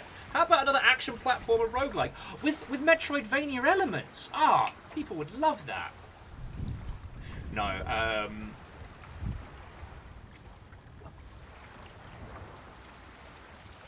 absolutely, positively give Silk Song the biggest berth if you were releasing a game this year.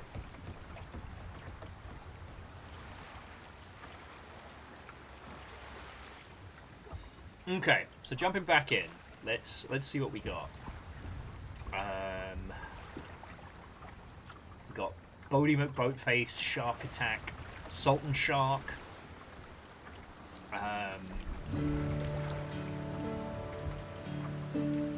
Brigbait's not bad. Neo Shadow Silksong does not have a known release date, but a lot of people are expecting it's going to solidify this year.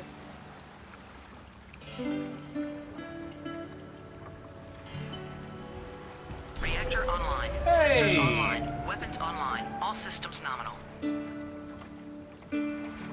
Oh, what's this button do? Would you like to know what that Viking button did, 64 Nirvanas? down. It hurtles you into the future! 51 months into the future. Yeah. Boof. Time travel. It's real. Oh.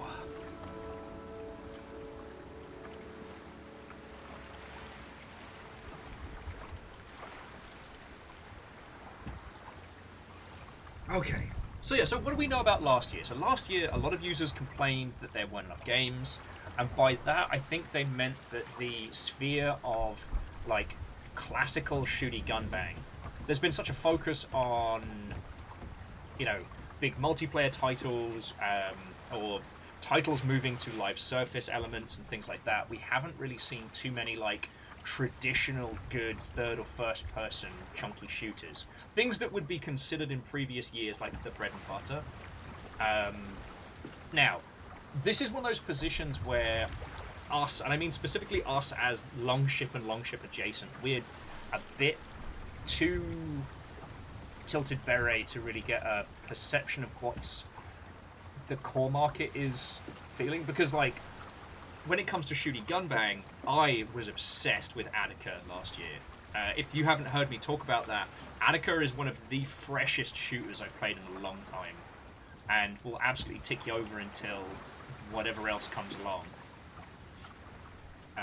We had a huge block of XCOM-esque titles. Though interestingly, I've been hearing people talking about, what was it, Dark Suns? Like it was Marvel Sun or whatever it was called. I've been hearing a lot of people talk about it over the holidays, and what's been fascinating is no one's told me anything about the combat system other than it's alright. Midnight Suns. I knew the suns were definitely darker than they should be, but everyone's been talking about the interactions between the characters in your XCOM base equivocant, and that is basically the reason to keep playing it, and I love that. Like, we might have to give that a day.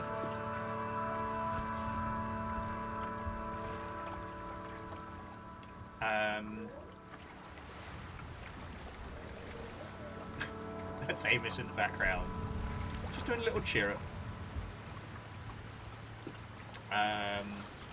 At the moment, I think Thrain has it with the HMS Brigbait.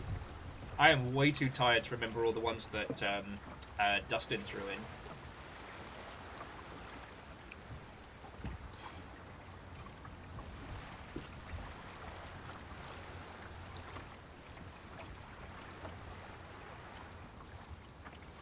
J-Porge, that's understandable.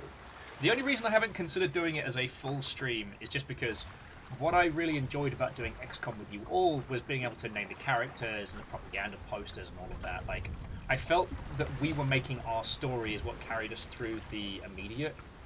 I worry with Midnight Suns that it's just going to be kind of oh, you're fine. Dogs are having a whinge. I worry with Midnight Suns that it's just kind of a it's a game to play, not a game to watch, but that's another story.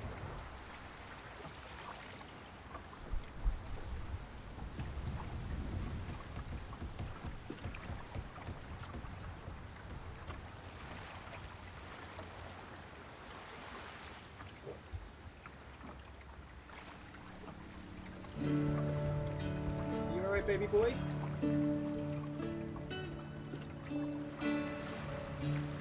Sorry, just seeing Amos totter about. I might have to go be a dog parent in 2 seconds. Alright, let me just go check on the dog real quick. Because it's going to be HMS Brigbait unless somebody can top it. Oh. But I know we can do better. No offense, Thrain. It's a good name. But we've got pun game here. And to Fosifer? Farcifer? Watto and welcome. Actually, quick question before I go check on the dog. Did any of you all try Kirby and the Forgotten World? Because the idea of some PG-13, like, post-Fall of Humanity games is always something I'm down for. We get Rain World later this month, so I'm down for that. Alright, I'll be back in just a second.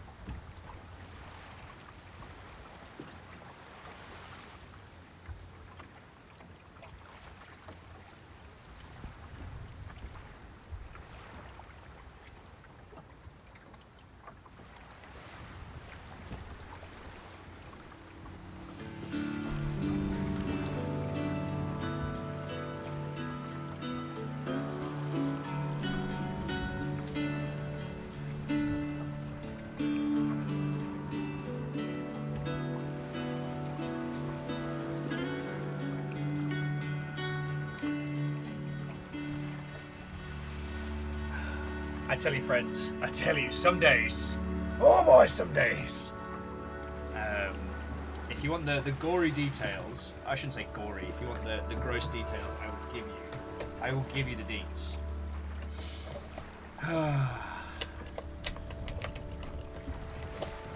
Oh, and Nick, I apologise. It's absolutely been on the list of things to chat about. Is getting stuck by the proper trespasser playthrough.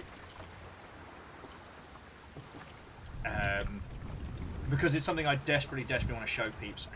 I know we've talked about this a lot. Yeah, I'll let you all decide whether or not you want to hear the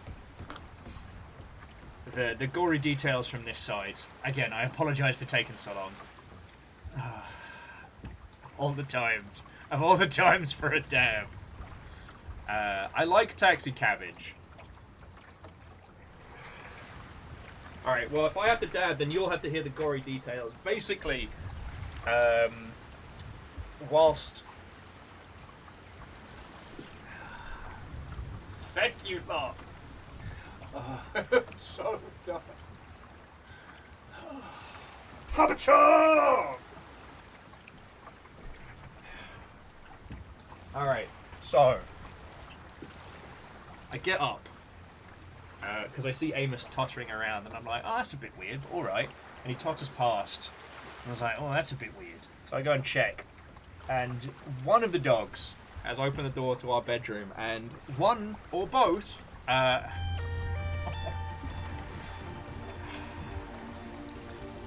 just ready to just stop.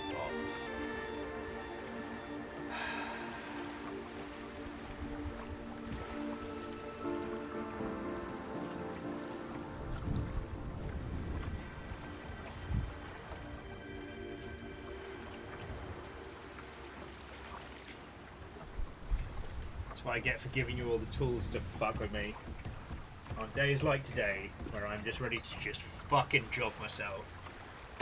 But alright, let no one say that I'm not a man of my words. Nick, that we're very close to the absolute precipice, but here we are. Habacha!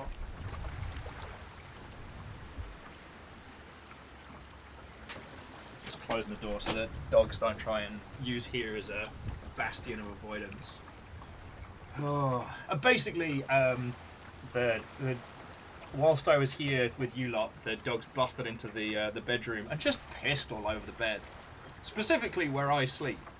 Specifically, my side has been just thoroughly pissed on. So that's why I had to take so long on that break. Fiona returned with food stuff, which is a lovely surprise. So now I've got a little grocery store sushi to offset. But I was just, you know what? Fuck it. I'm done. I'm out. Peace. It was very close to one of those moments. But I got food and all of you lot to natter with.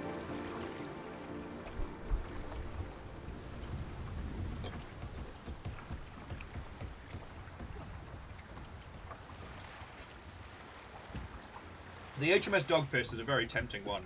It's very tempting. It just, like I said, the resigned exhaustion. We just got the bed, you know, done and nice and lovely. Terrors. Little terrors.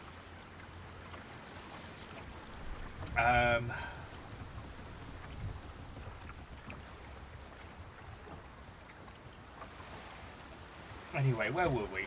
Yeah, like I said, that look of utter defeat for a brief moment there was very real, friends. It was very real. Anyway, Rilu, Happy New Year. How are you doing? Tell me your tales.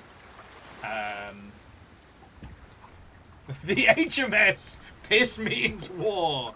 Yes. Yes.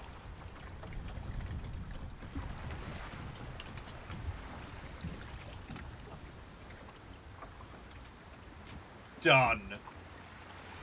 Alright, so now we need to go find crew, and we need to get enough resources where we can stock the guns of this darn thing. I mean, Rilu, both are fine. I got sushis. I got the sushis and sashimis. Well, actually, just some grocery store sushi, but it is hitting the spot. So if you want to tell tales of foods, you're not going to be. It's not going to inflict the maximum damage, but I am interested.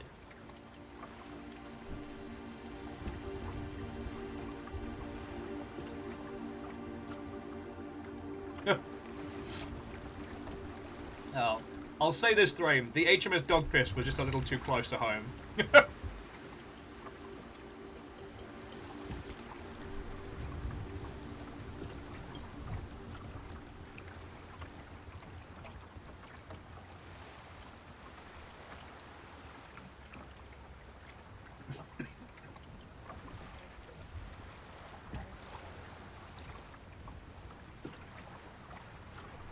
I start choking on food, but nice one, Will. Well done.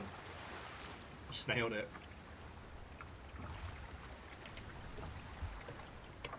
But yeah, Rilu, I hope you had a great New Year's. I hope you had a bloody good holiday. I mean, same to you all, like, friends. If you have tales to tell, I want to hear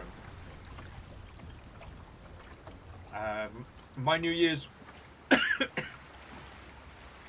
I was pretty much just burnt out, exhausted potato from the run-up through December. So we just had a couple of friends over, and I still managed to drink enough to give myself a brutal hangover. New Year's Day was just lost to the ether.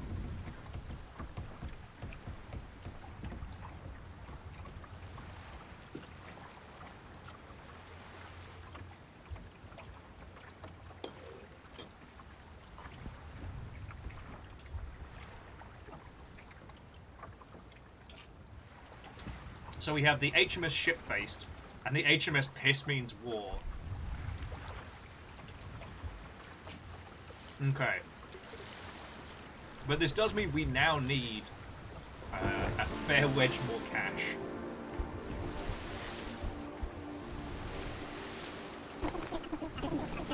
But yeah, New Year's Eve, we watched Aquarium of the Dead, which is a brilliant... It's one of those so bad it's good horror movies. We tried to rewatch Llamageddon, but by the time we started watching Llamageddon, we were ratted.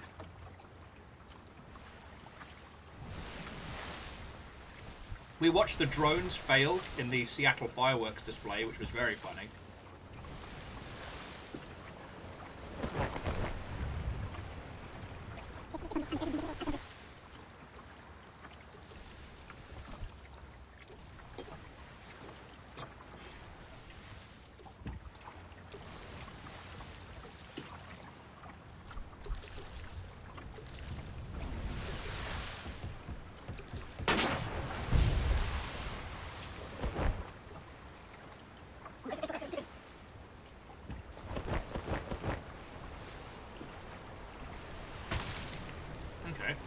I'd say that person appears to have run themselves aground, but there's something we can do.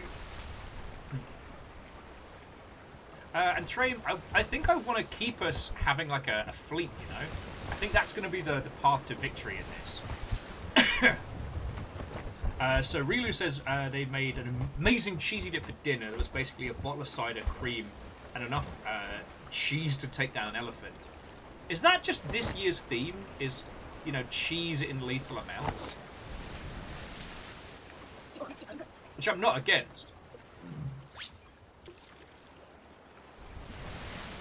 That sounds fucking rad.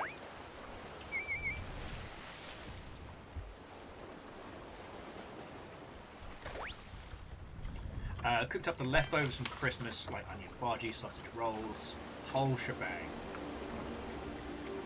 Oh, yeah, that just sounds fucking glorious. I've slowly been reintroduced to the ability of just take leftovers, bake them up with additional cheese, and then it's a fucking banger. Aww, Eagle lives, takes one to no one. Oof. The irony of that being, of course, as we both know, I'm a disaster.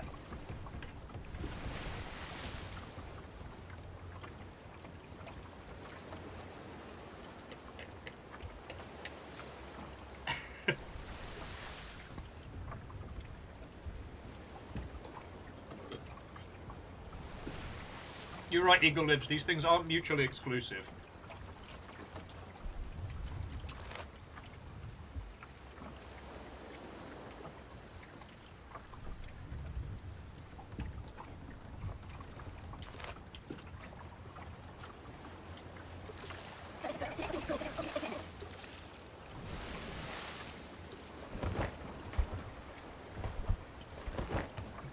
I guess the lighthouse is just ornamental. Okay. Hey, I got Dave. I'm still sticking with piss means war. The you're in trouble. It hits a little too close to home after the monstrous amount of dog piss I just dealt with. I can't objectively support that name.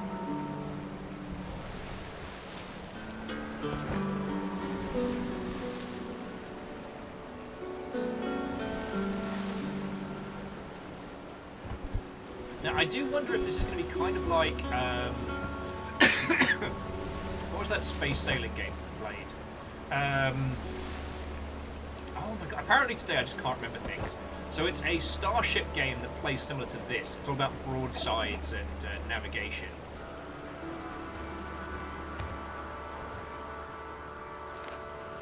Okay, so we're at Skywing K. We want to head to Ocean, right? So we're still heading north.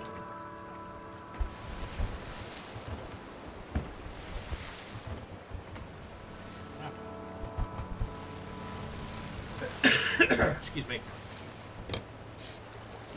Oh, Rilu's saying at nearly midnight, about to go use the rest of the cream from earlier, make themselves a hot chocolate to rival the cheese dip.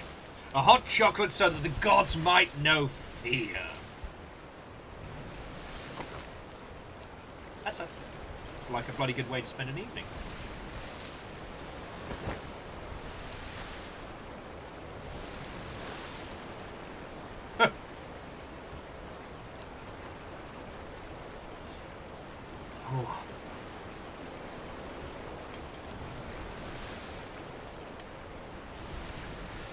To Phosopher, there wasn't someone standing in the lighthouse? Oh, sorry, you mean now. Alright, let me...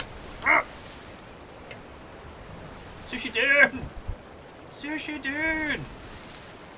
Hey, good spot. I almost missed that person.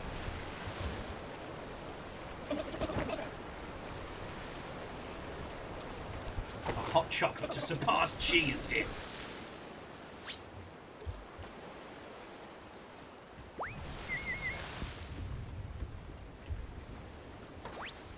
Gotta get that fish money, friends.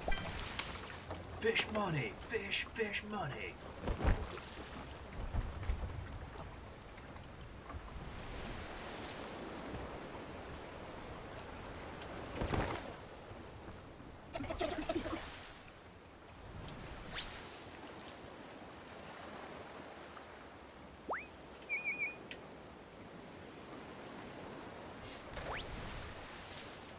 Now, some friendos said that they were going to bring over some cheese for our New Year's thing, and they brought over what can only be described as an industrial amount of charcuterie.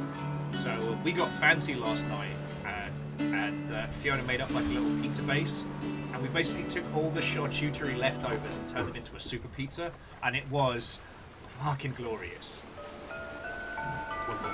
Welcome to these hallowed isles. Bathe in the radiance of this humble lighthouse and be comforted.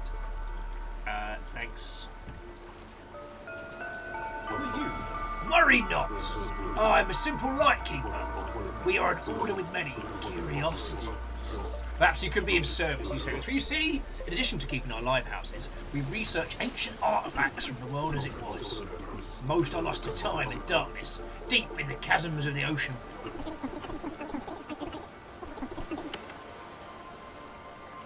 Where?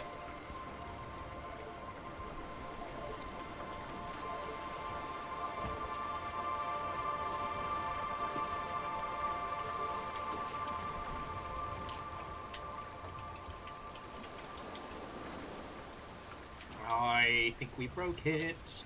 I think I broke it. I didn't mean to.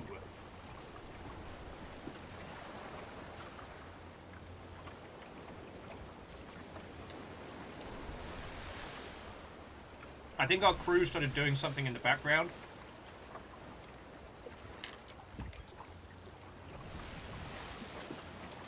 Alright, let's bounce to main menu and bounce back in. I mean, these things happen, friends. You know how it is.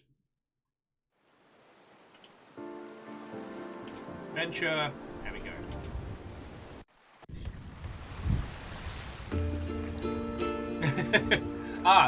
Really, I'd say liberated, but yeah.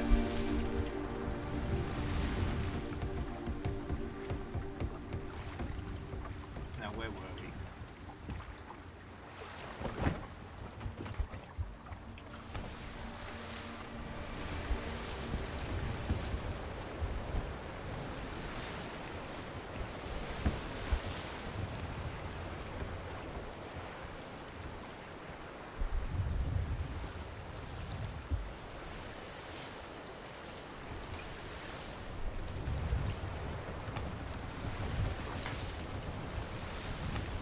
It's not your best work, Dustin. It's not your best work.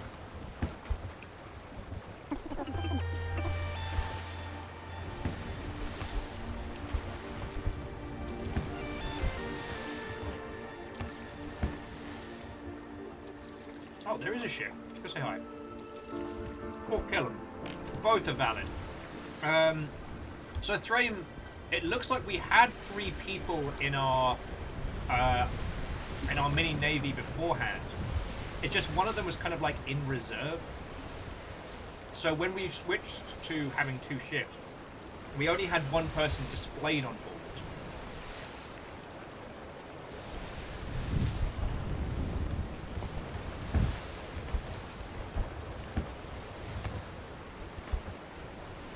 Who's this then? Ahoy! Your fleet is looking a little thin there. I'll join for the right price. No, thanks. You are not worth 900 pieces. Oh. Storm time! This is bad.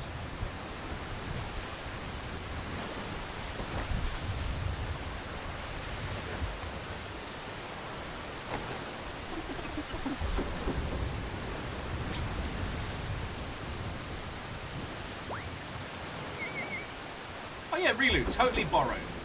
That board was totally borrowed from a previous workplace. Liberated is another phrase I like using.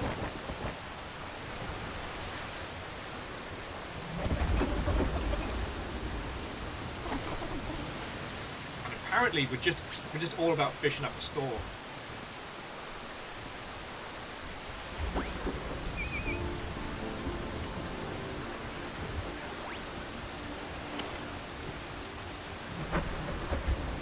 We can just sit here and have a natter, wait for the storm to pass.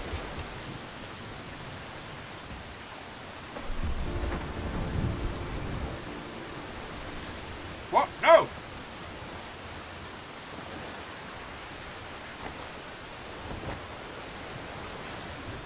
I don't want to be the ship!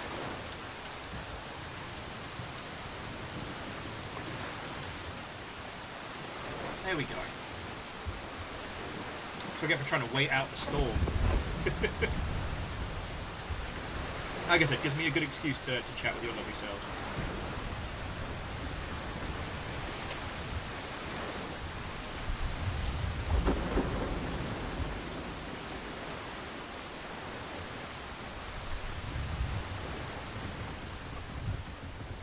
Oh no, Thraim, I wholeheartedly agree. The big ship's supposed to be manned by a crew of 3. So honestly, what I'm thinking is grabbing some more fish, heading back to the Fishporium, and then using that money to hire some more sailors. Or, because apparently when we sunk the pirate vessel, we got one of those sailors to come join us. So it looks like we're kind of doing like a bit of nautical big boss over here. We are, air quotes, convincing these people to come join us.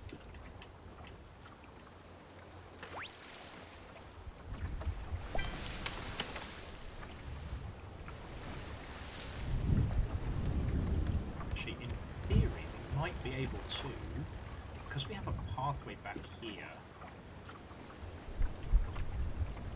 Let's see if we can just travel. Send the whole ass fleet back there.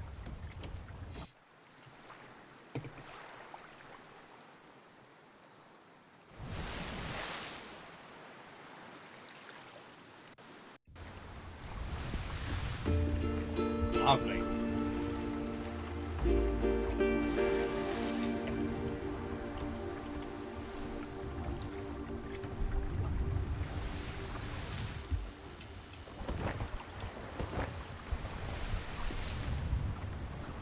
Sell a few fishies, make a couple of bucks.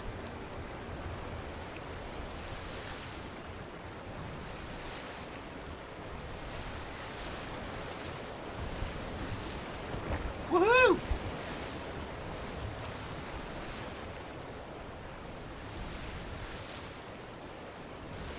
That's a bloody great big ship. That's a fucking ship on the line over there.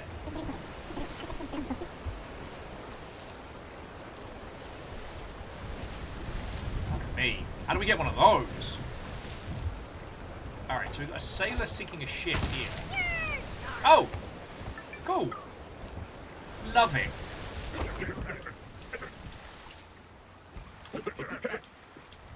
And then hand over your fish. Fish and chips!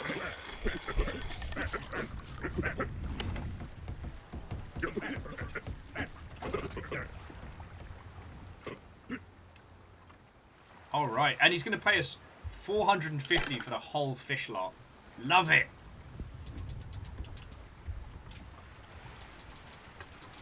There are lots of fish to be had.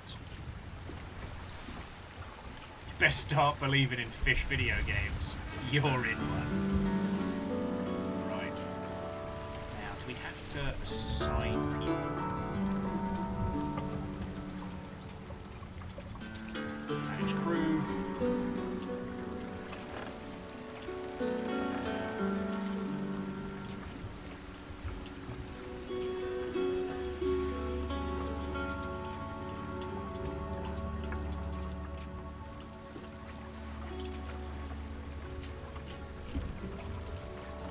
Okay, apparently we had way more people than I thought we did.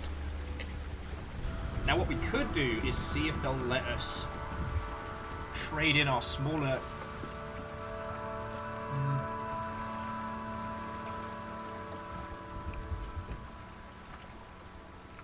I'm trying to think if we can speed line to like a ship the line, you know what I mean?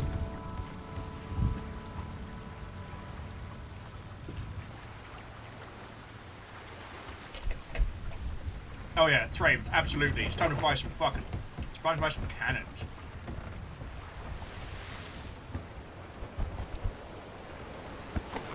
And before you ask, yes, it's me. I'm bitches.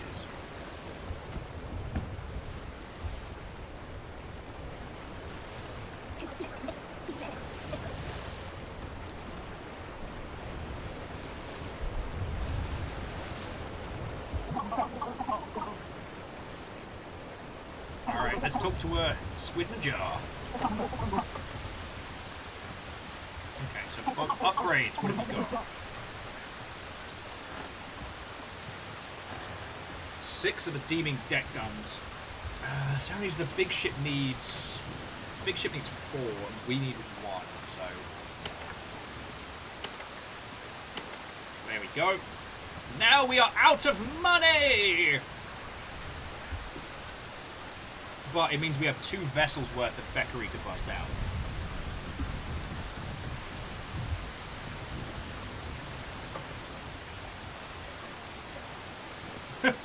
Really, that would be awesome. Or imagine if you could stop the boat on a dime just by fishing.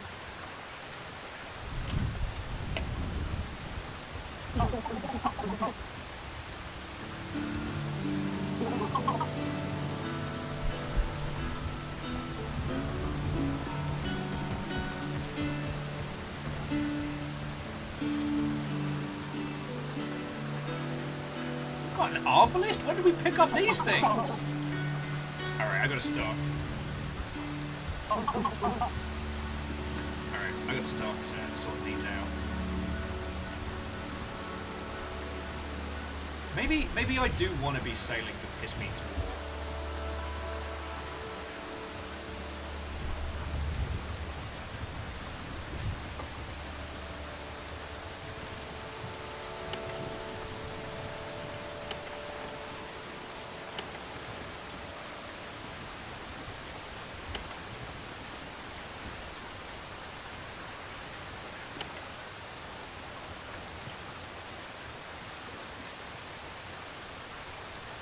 I am so sorry, friends. I went back to space again. Right, so as Relu was mentioning Sea of Thieves, so we are doing Sea of Thieves this Friday. The schedule is up on Discord in case you're wondering what we're playing this week, because we got so into talking about games industry stuff earlier, I forgot to talk to you about, like, streams! So tomorrow we are playing through the excavation of Hub's Burrow. I don't know if we'll finish it tomorrow, but we'll see how it goes. That is the latest game by the Wadget Eye team.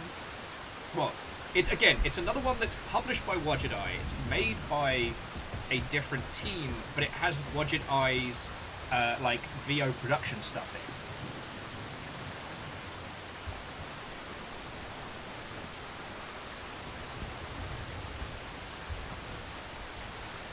Also, sorry, jumping back, really, I wholeheartedly agree.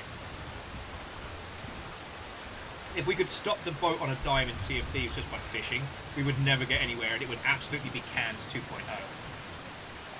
Hey, Exo, I'm glad to hear you're okay. Sorry you had... Sounds like you've been going through the ringer. But jumping back. So tomorrow we're doing the excavation of Hub's Burrow, which, if you haven't seen it already, which I wouldn't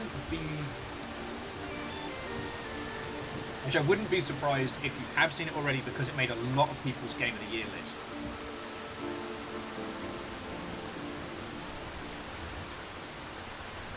It is class. You're... Stop that incessant clicking. No!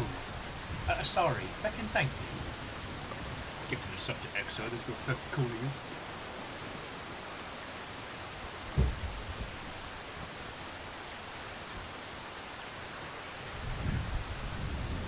But no. I've been itching to play Hub's Burrow with you all, and so I've decided that after we had such a good time with Strangeland, like, let's get into the pain. I also want to do, was it the Case of the Golden Idol with you all?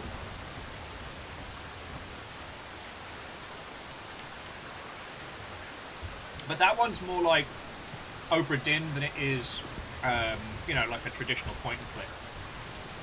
But, so Friday, we are playing Sea of Thieves, but we are finally going to take on the Veil.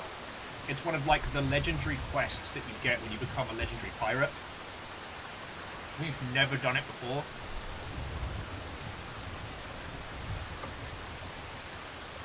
And, touch wood, we will have the whole of the Red Acre crew for that one.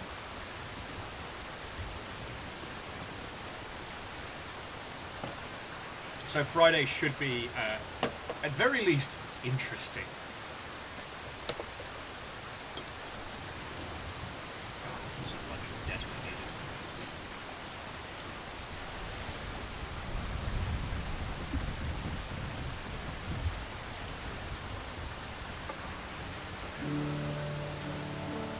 That's a point. So he wants to build a new boat. The brig's... Okay, yeah, so the brig's the largest one we can build, but we need a lot of cash for that one. And if I wanted to... sell a boat with the fleet...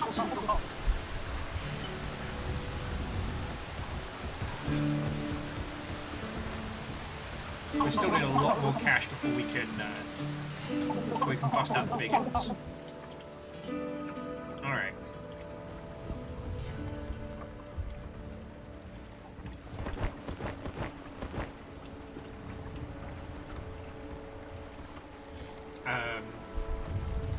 But yeah.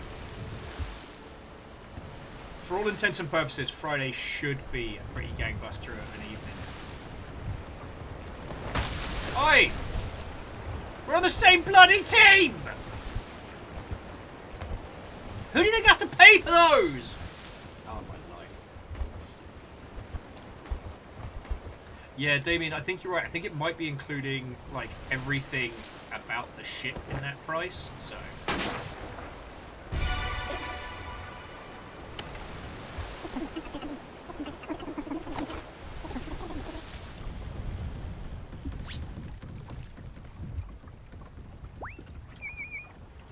keep looking at those massive fucking fleets in the background and being like, I want to be able to take them out, but I don't think that we're strong enough.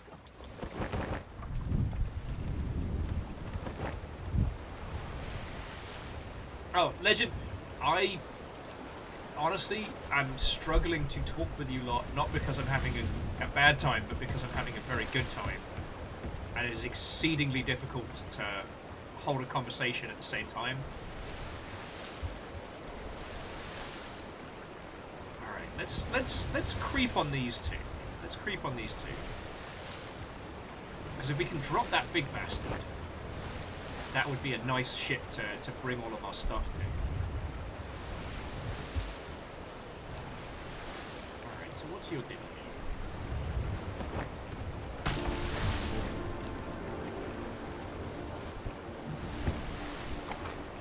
Alright, so they got a small catch. And this big old bad one.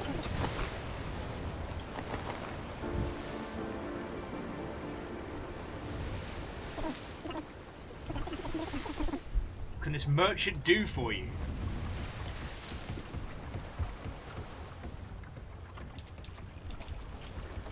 Okay, so later on we're actually going to be able to buy resources from one area to another. Alright. Maybe we don't need to engage in extreme violence just yet.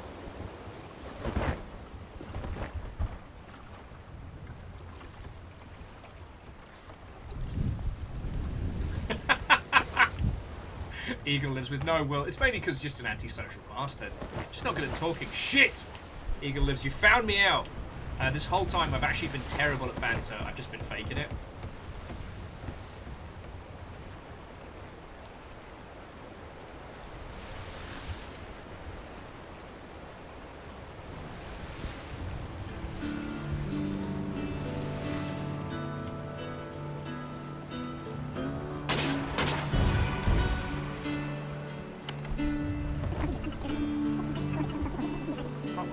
Finding map fragments left, right, and centre. So we're here. There's Brightland Cape, which has a race in it, which are good. Oh, though, Caliban Beach. Alright, there's pirates there to be slain. Let's go get in a fight.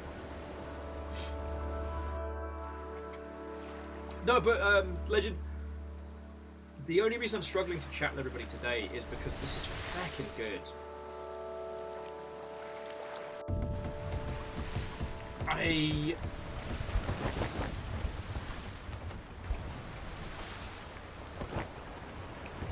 I'm very okay with being able to put together like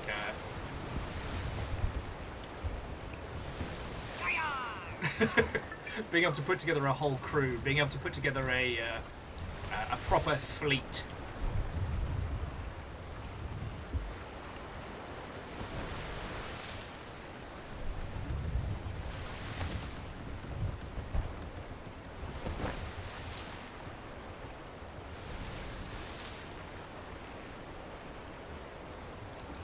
Okay. So we knocked out these pirates. Let's see what else we can find. I mean, Deus, I'd say swap out Sea of Thieves with Overboard, but yeah, that's the mashup we got going on here.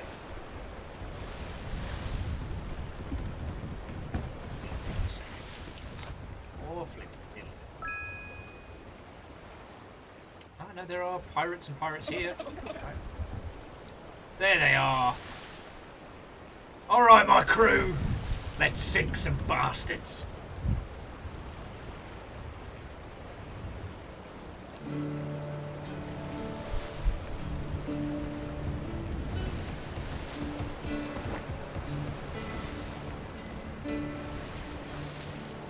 But no, I won't lie, like I'm having a feckin' brilliant time with this. And it's something we were talking about, at least in 21, was the lack of good pirate games.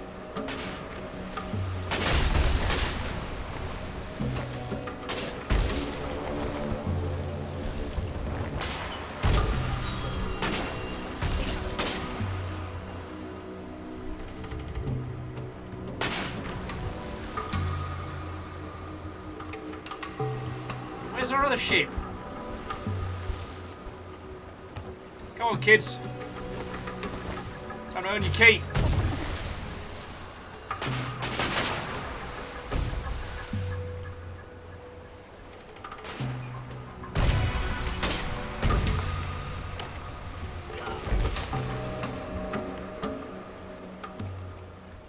Oh, no, those little pirates are dead! And with one last yar, they sunk beneath the waves. Bit dark, that, actually, when you think about it.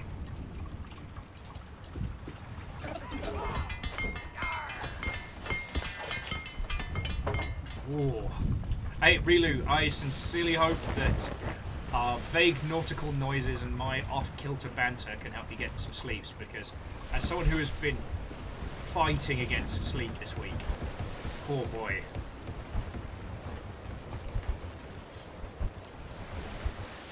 Yeah, what a big ship.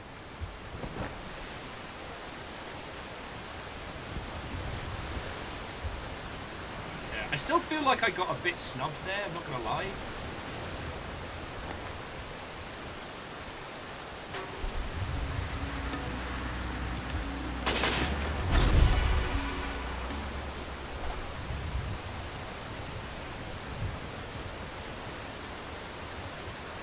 Here we go. Got one last skeletal fortress.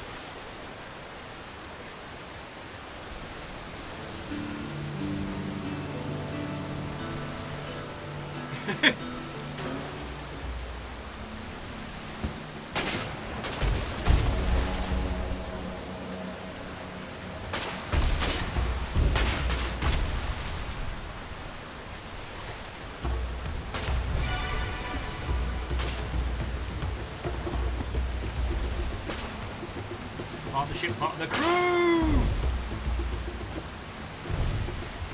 It is nice to see our bigger ship, though, just doing the loops and causing trouble.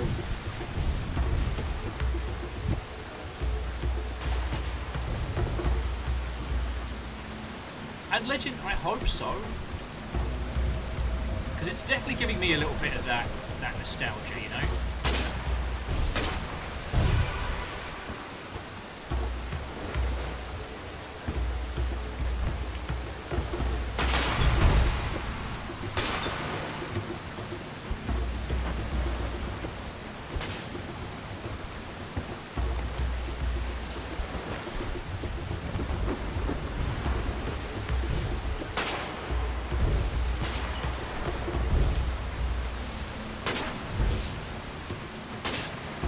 Cheeky fucker. It's got like the world's flimsiest wooden shield.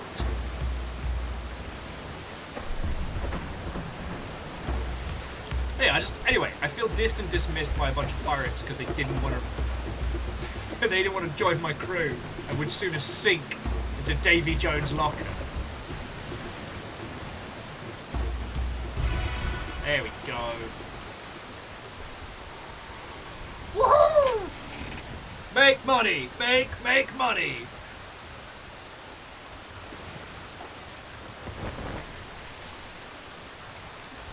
None too shabby, that. None too shabby. Also, 69.6. Nice.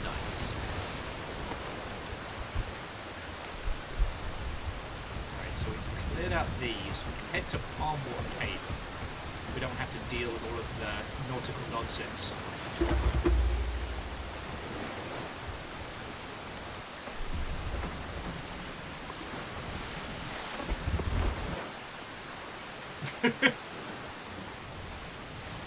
Oh crap! Looks like someone had a very bad time here. A whole ass shipwreck.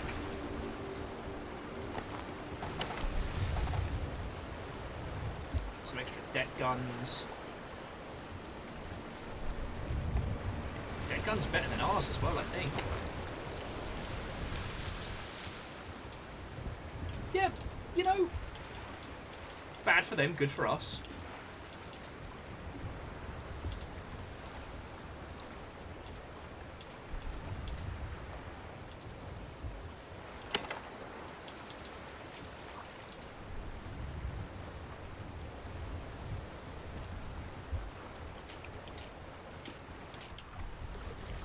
Yeah, you're right. It'll buff out. It'll buff out. It's always a challenge when playing games like this with you all, because I think you all can see like the obvious value in it, and I always find myself thinking like, what can I add?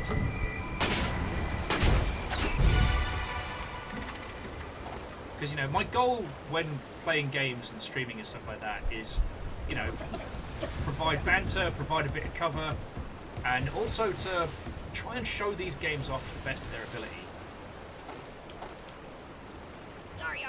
Yar yar! Rami was doing an interesting, I should say interesting. Once a year, Rami does like a little thread, which is like, you know, what are your goals for the year? What are you looking forward to? And, you know, he continues to...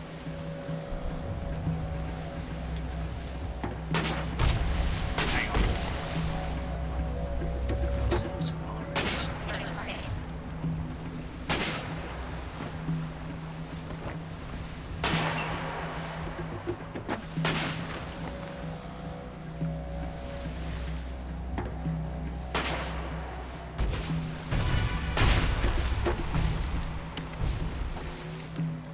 Sheep Gatling gun, eh? Wow, yeah, no, they just decided to go down with the ship. I can't help but feel like we're getting dissed and dismissed here. Sorry, one of the things that Ryan was like asking about was like your goals for the year and stuff. And one of the things I was saying is I want to be able to help people. I want to do another big charity event this year, and I'm hoping our finances will be in a state where I can actually do that.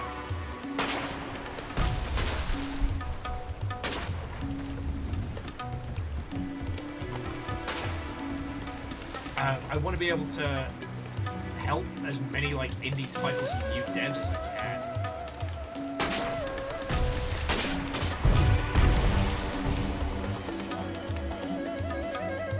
And, I mean, I'm not saying that this is a game that necessarily needs my help, but I think it's a good case study of, like, what I want to do, what I'm trying to do.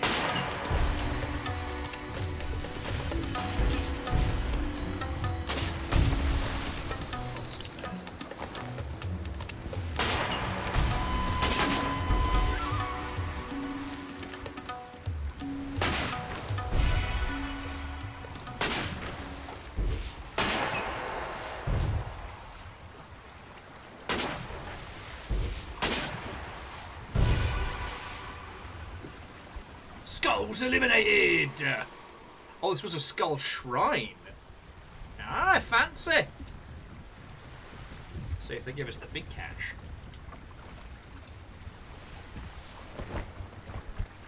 Sorry. I think this game is a really good case study of things that I want to be able to do. I want to be able to show off games like this. You know? In an ideal magical world, I'd be able to become a powerhouse enough that I could be one of those kingmakers, you know, where all we'd need to do is just show this game to a couple of people, like stream it maybe once or twice, and suddenly like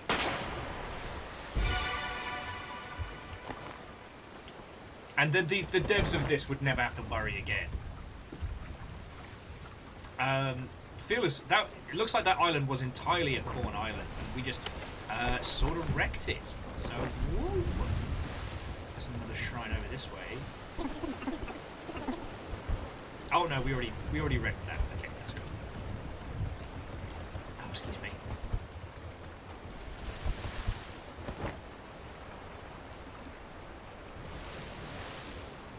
As much as it pains me, I think it just repairs.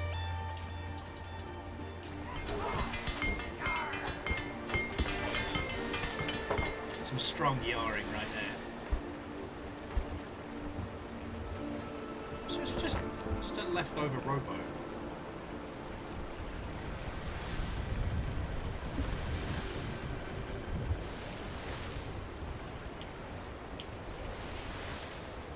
And sorry, there's always time to get the booty. Hopefully that pearl fetches a pretty penny and get our big ship.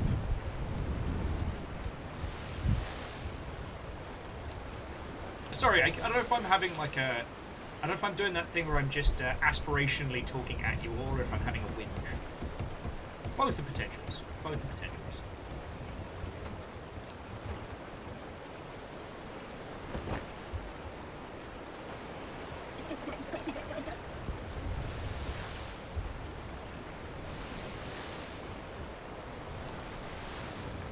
Also, though, on the subject of games and gaps and whatnot, I think this year coming up is going to be a good one for some story-heavy good times. Immortality apparently has done gangbusters. That's the newest one from the what's his face, the person that does Her Story and all of the vaguely CGI, the FMV style games. Right, so we already hit the wreck. Right, so then just go deliver over at Ocean Right Code. And Thrame, yeah, I think the auto repair doesn't work on the ship that you're currently on.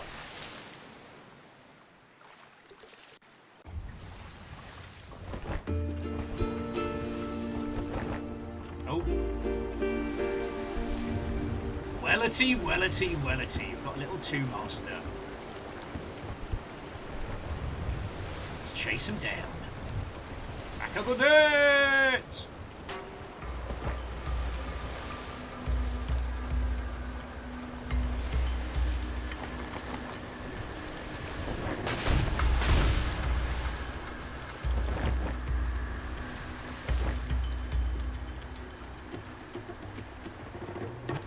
See our crew giving him the what for and all, but bloody hell.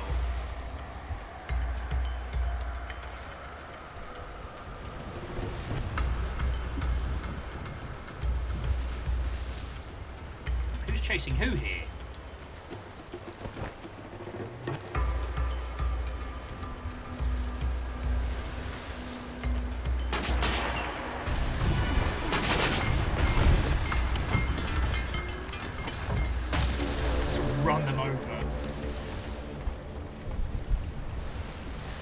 So I guess we just got really lucky with that early sinking where we got an extra crewmate. That's cool.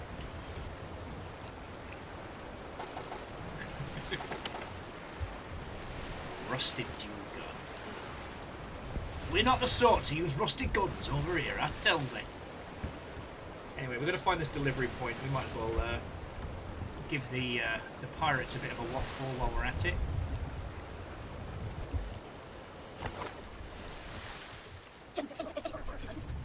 Can't fault a sailor for fishing.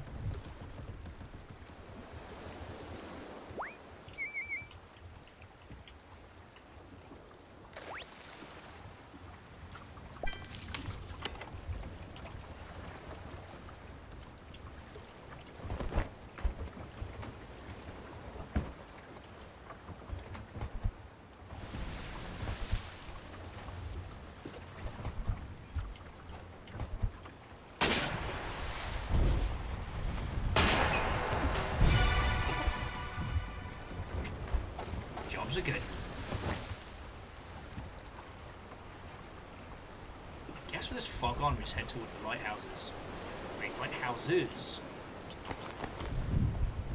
Wait a second, you're not supposed to be plural.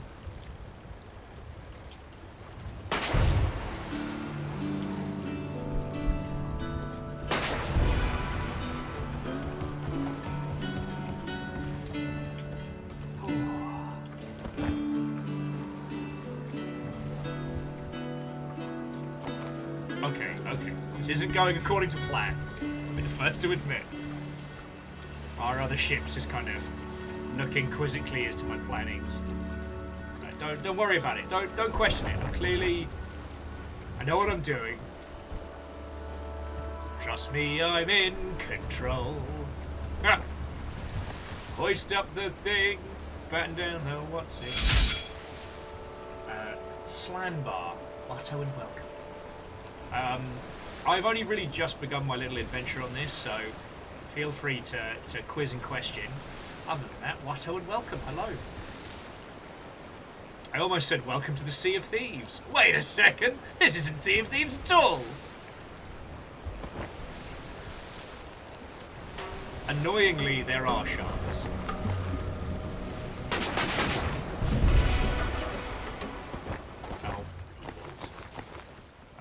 Right into the feckin' sand barge.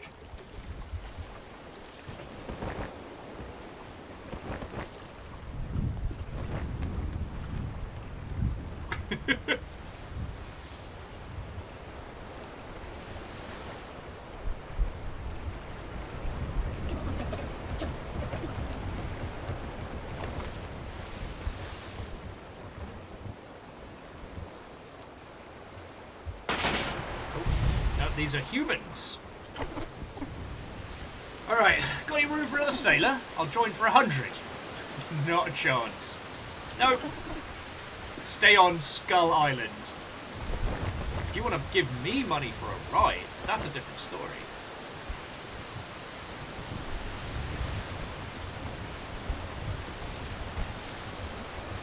Alright, so we've got 2 pirate vessels, then there's a Skull Fortress. I'd say everyone making like the Zelda comparisons early on, I think was spot on.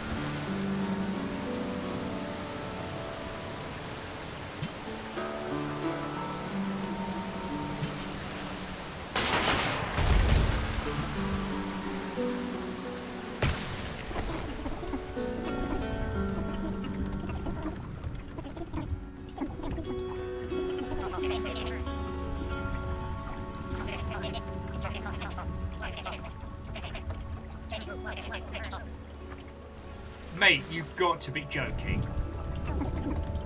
All together now! This pirate wanted to pay us 100 to spare him.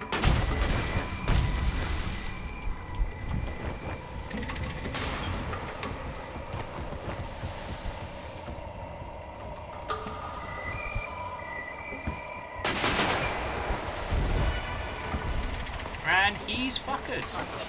You'll live to regret that, nerds! Oh, T-chamber instead of teach.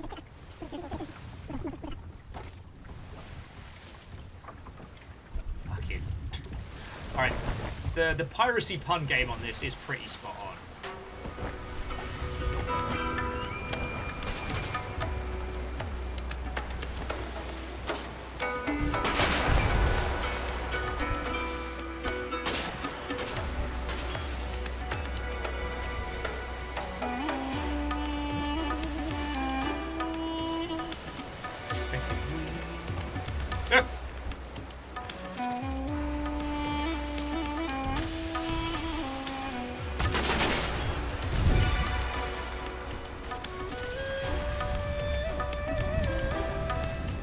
Done more damage to myself bumping into nonsense at this point.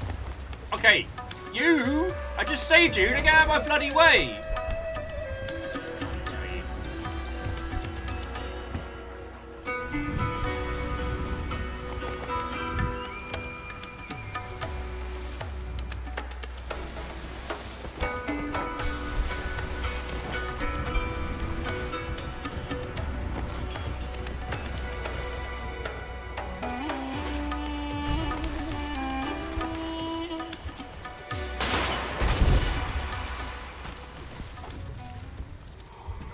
Right, and one more skull fort down.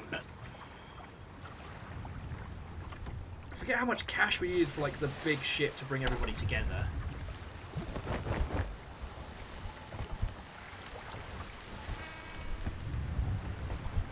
So that's good. But somewhere around here is someone we need to deliver this bloody thing to. Alright, so we're here. Oh, there we go.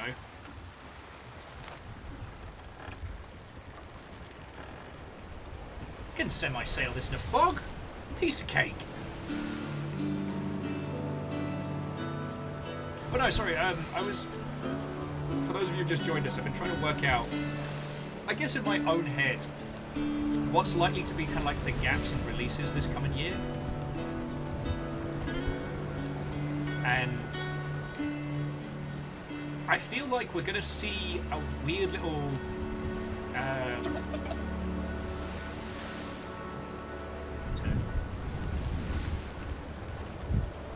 I feel like we're going to see a strange little gap when it comes to more of like the... I despise using the term walking sim, but like non-conflict, like narrative titles.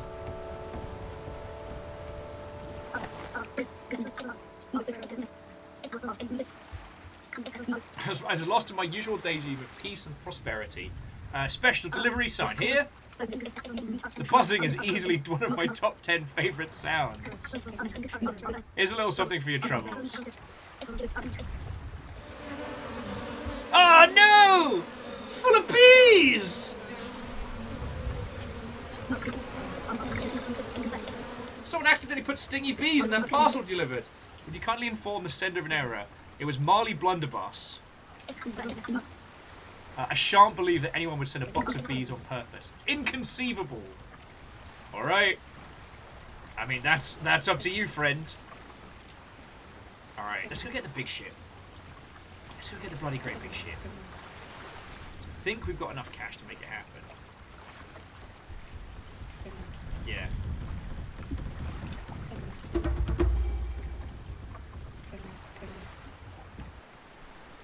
We sell a little vessel,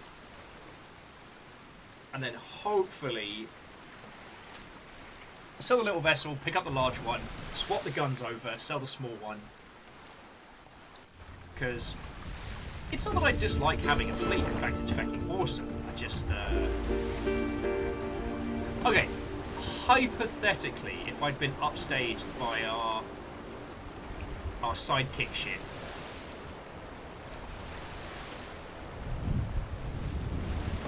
You know, that's a thing. That's the thing we'd want to rectify. Gonna get a big ship, and we're gonna be a problem. Gonna be a heckin' problem. Everyone else's problem. Oh, more fish. I got fish fever. No, that is. Fish fever is food poisoning, and it is not advisable.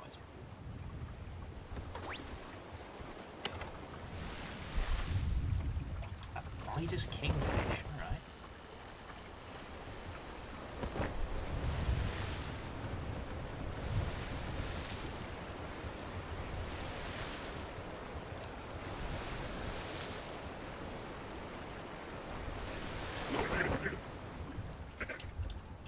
Fishies and photos. Alright. Hand over the fish. Yeah, we'll take it.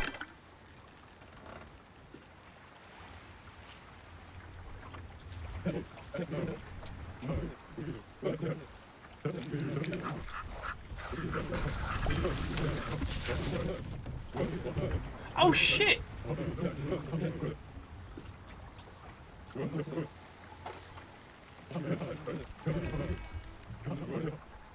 We get paid for taking photos? Photographers can get paid? What madness is this?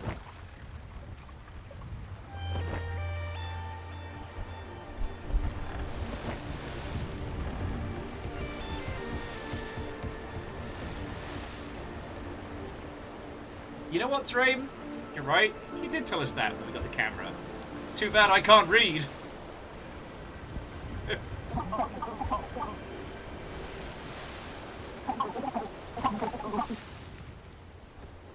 Alright, so let's build a new boat. So we can build the brig. Hold to buy.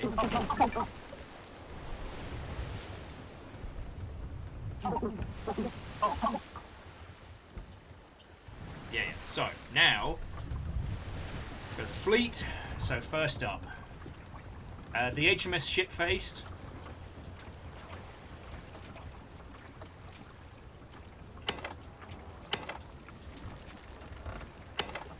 I'm sorry, little boat. And then the Piss Means War.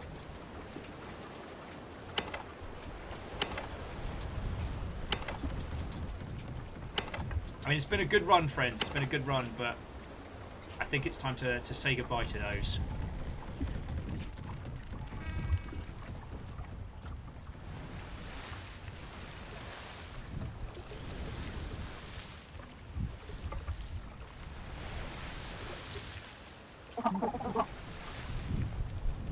Now, Thraim suggesting the Pied de Resistance. That's not bad. And also, Damien, you were entirely correct. It does sell it, including all of the kit. So, let's talk boat upgrades.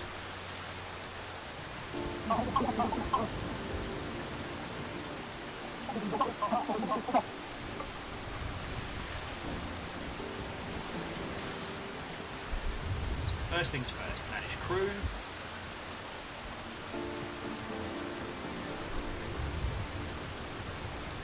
Oh shit, they all have powers. It's like crew attack strength, max speed. Repair cost. So Goose is in charge. And then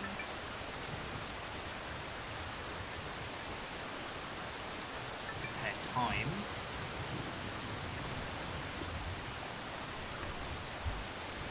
Crew attack strength. And then... yeah, so we've got a sturdy fighting vessel now.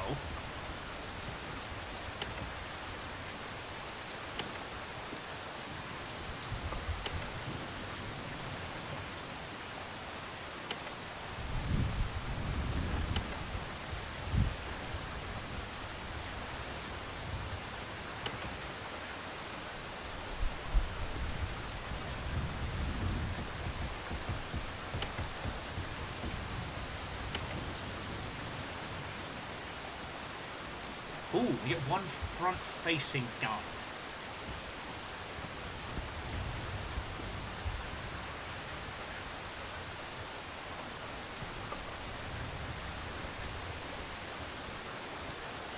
Pop the cheap ballista at the front.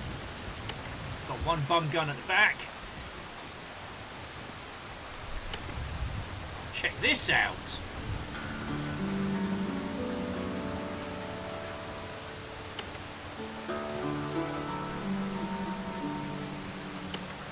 Alright, now this is a proper vessel. Alright. Phosphor saying HMS Brig Out, you're dead. That's good. Three will also accept Brie La Resistance. P La Resistance might be the best upgrade to the Piss Means War. While it is neither classy nor clever. Currently, if you had to ask me what the #1 bane of my life is, first would be sleep deprivation, the second one would be copious amounts of dog piss. So I'm down for that. I'm down for that one. I feel bad because I feel at times like this, like, Dustin is either like folding clothes or in the kitchen or like wrestling some kind of sea serpent and is unable to put forward all of the good names. And the other thing we will need to decide this year, friends, is who the M in HMS is referring to.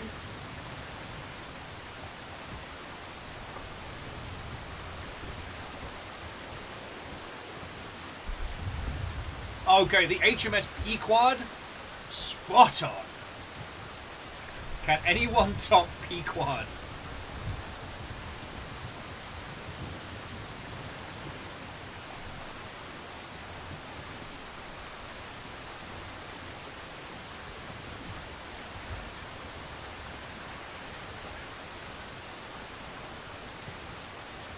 Also, the Pequod is the ship from Moby Dick. The Pequod is our urine-based vessel.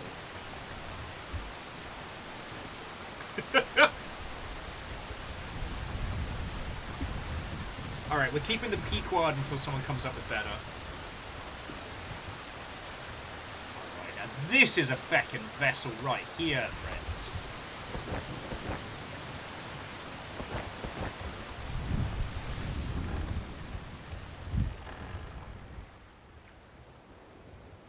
See, now we're going to go for that proper out of camera angle.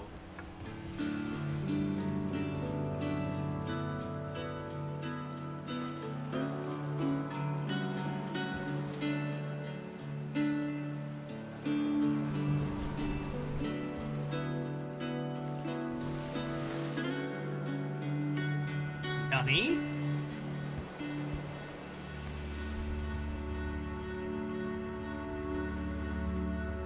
Friends, I do not know what just happened there.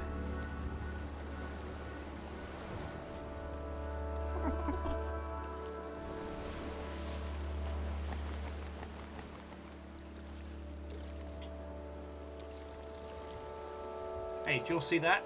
Seal. Baby!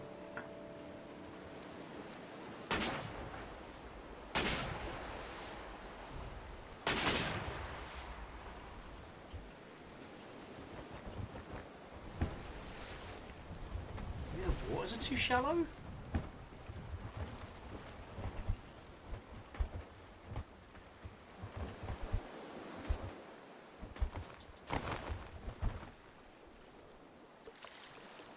is it because we're up against the wind?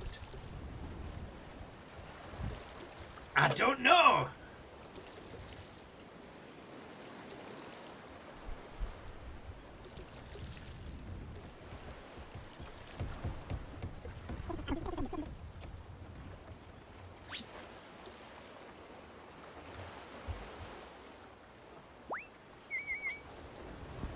Ah, okay.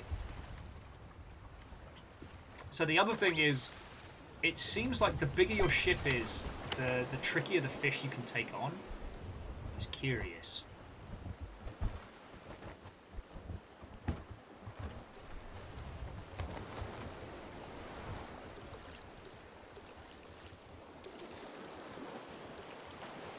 Oh wow, yeah, with these big two masters we absolutely cannot sail against the wind.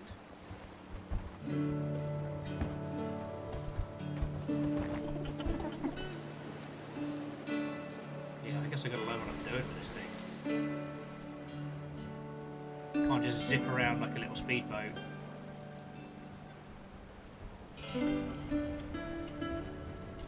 Nick's just in the HMS Seamus on you. Heinous.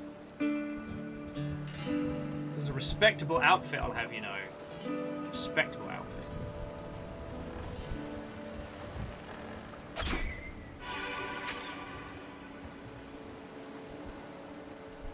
Can I have my loot, please? Where? Give me my bloody pearl!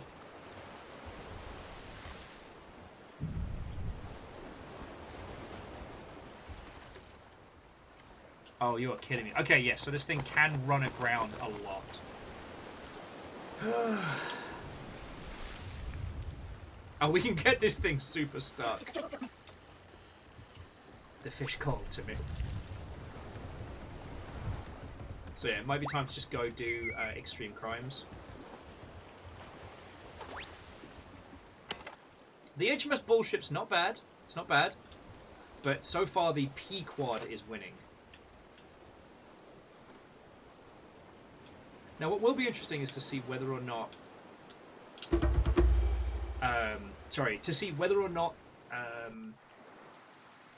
the varying pirate areas refill or refresh, given, like, X amount of time.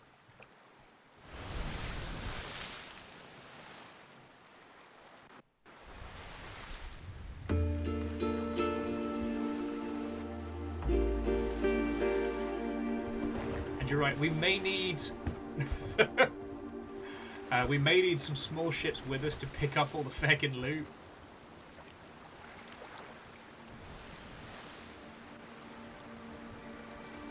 There's a glowing thing. And friends, when has going towards the glowing thing ever been a bad idea? I just like the fact that we got a big ship. It's like galleon or nothing.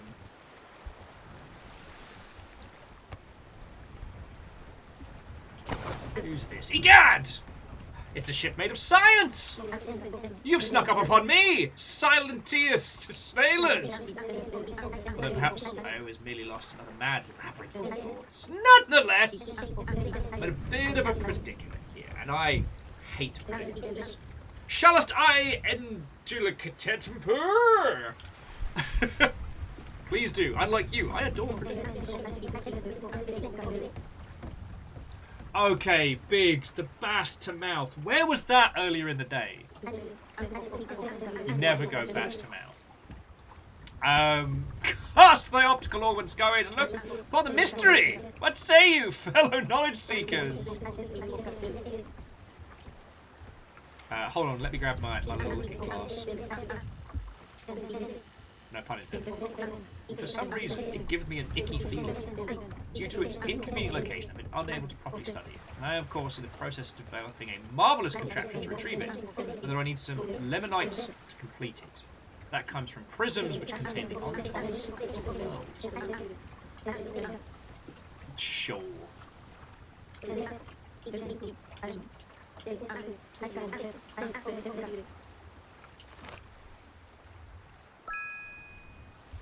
Alright, how about this one?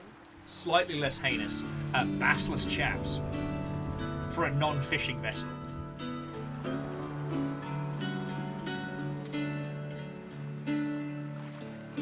Buoys in the hood's not bad. It's not bad.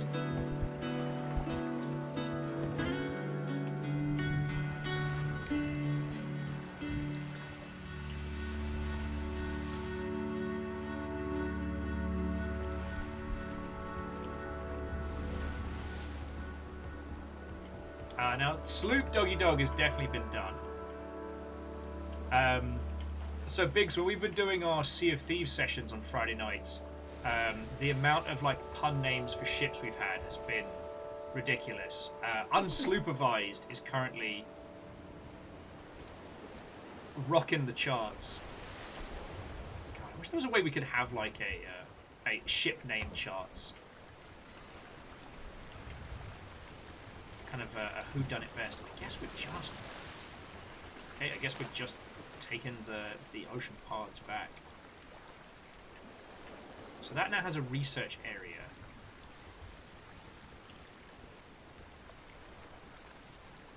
Oh no, so Skywing K is where we have to head to.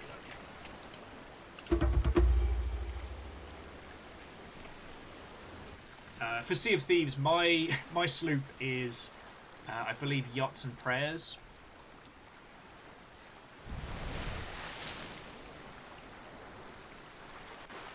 No, my yacht is Schooner or Later. My brig is Yachts and Prayers. Alright, let's see if we can... Let's see how fights go in this big, wondrous vessel, because that strikes me like a pirate vessel up ahead. It looks dinky, crushable.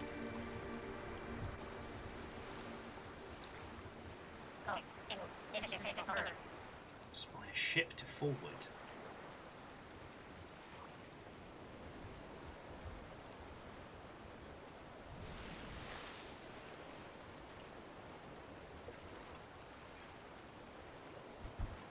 What kind of vessel is it? Oh, friendship. The only ship you can't sink.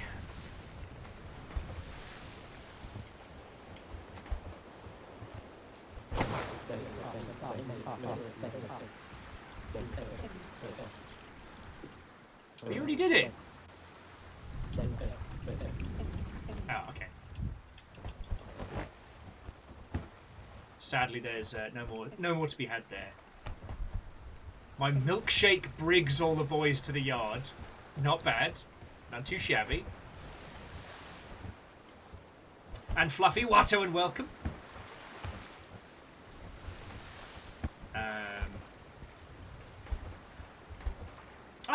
Feckin' wonderful to hear. I haven't had the chance to play nearly as much Dark Tide as I would like.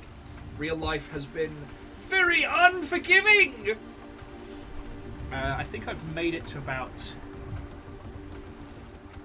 10 or 12 with my veteran, and I'm still having a bloody good time with it. It's just... It's been so hard to carve out evenings to play with people. Weirdly, as I was telling these lovely Mother Hubbards, I've been back on Hitman, which is... I will never tire of the hilarity and the nonsense that one can unfurl in that game.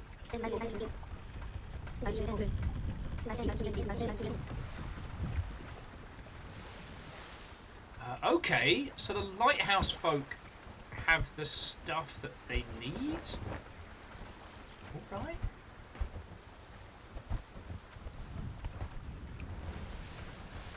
Oh yeah, so Fluffy, you've just been putting in a couple of hours on it.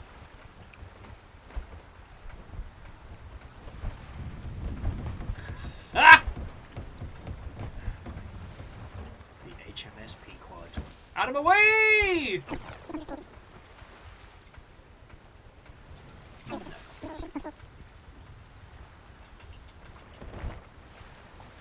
Although it has just struck me that when you're in a tiny ship, being able to slow down on a dime to talk to people is great. But when you have this big beastie. Oh.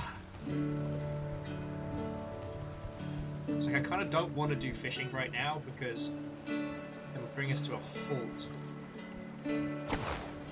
Ow. Alright, fishing time it is, I guess.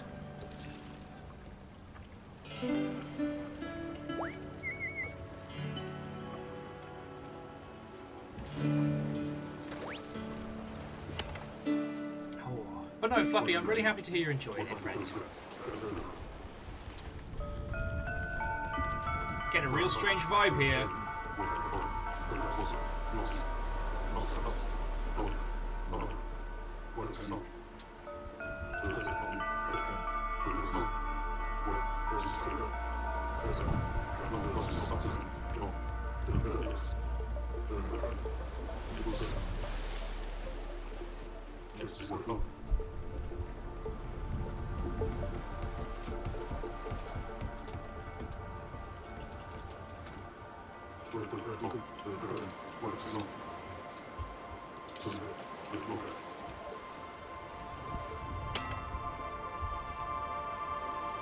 I'm very confused, but okay.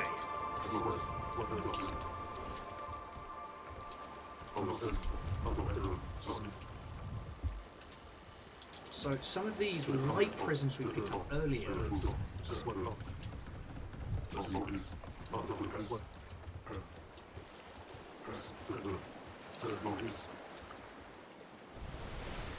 Shield your eyes, friends! Oh, fuck!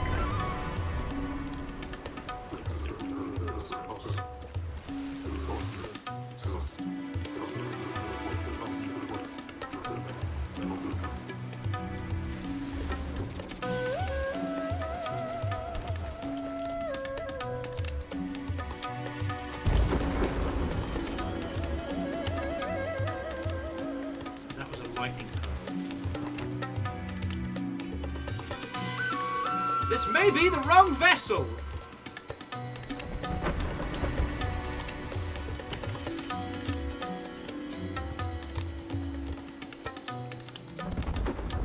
This shit just got wild, friends.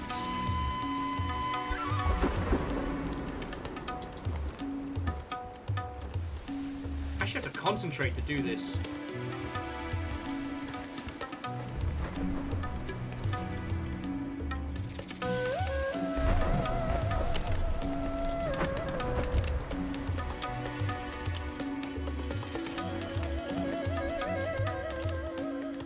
Yarr, I don't know what I'm doing.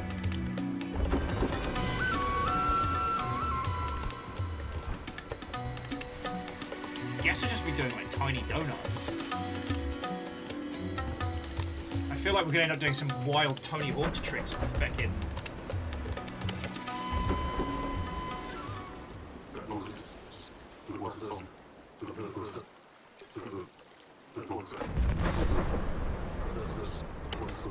Okay, yeah, you know what? This is sweet and all, but you're weird. You did get an achievement, though, called Light Up the Night.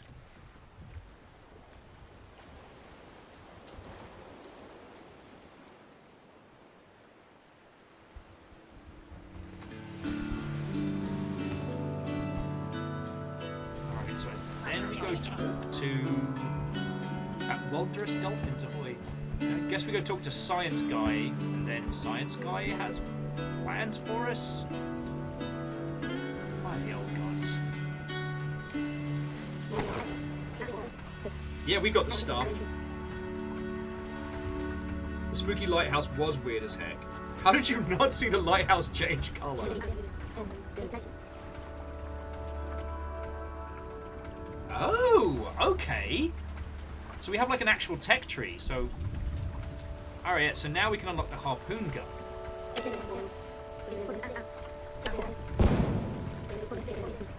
Now we have to go stop grabbing the treasure. Alright. Yeah, now it's a video game. It wasn't a video game until we had a research tree.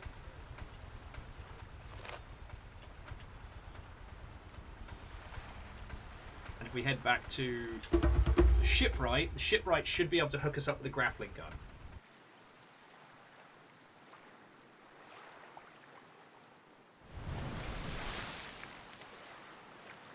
I want to be able to do like the cool ass handbrake turns. Thraim's like, no, now it's an immersive sim. I'll immerse your sim. I don't know where I was going with that, and frankly, I feel bad for saying it.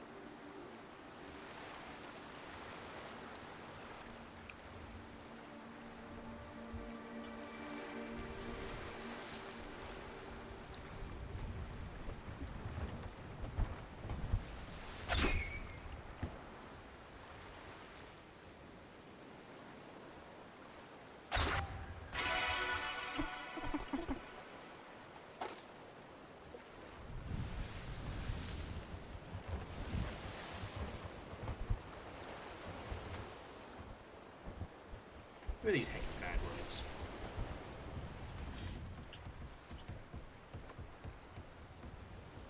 Hey, fluffy adorable kitten, sleep well. Get the tasty naps that I cannot.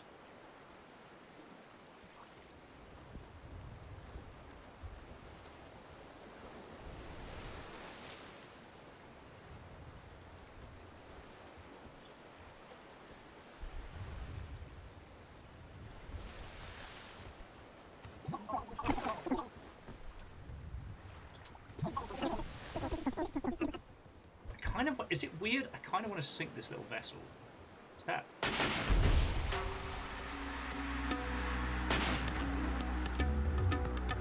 Does that make me the baddie?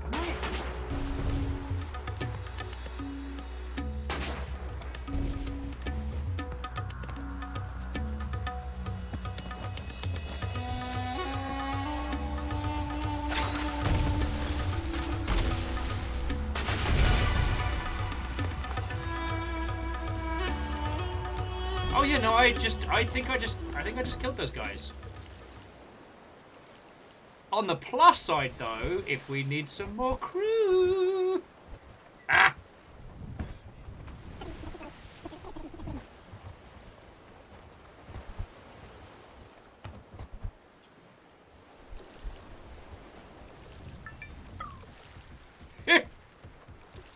That person works for me now. And I just sunk their whole ass ship.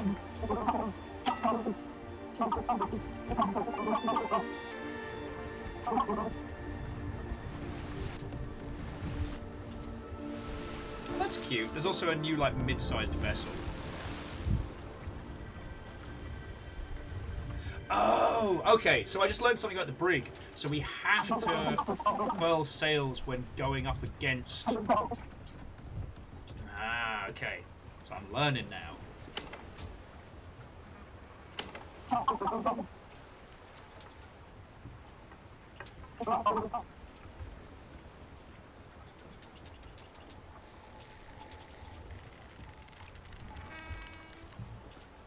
shit. We can make tons of cash off these lightning pearls. Can't sell them here yet, but still. I'm not keeping those rusty ass guns, so.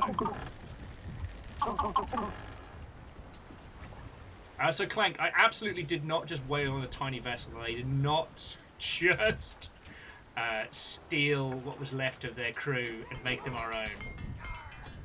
But if I had, oh boy, would I feel so guilty about it.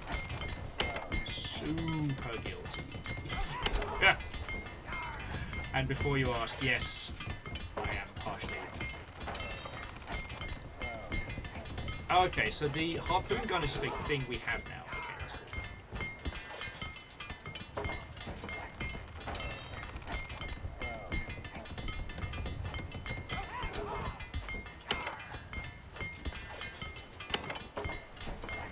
Look at those shiny ass cannons. God, no one knows how cool we are.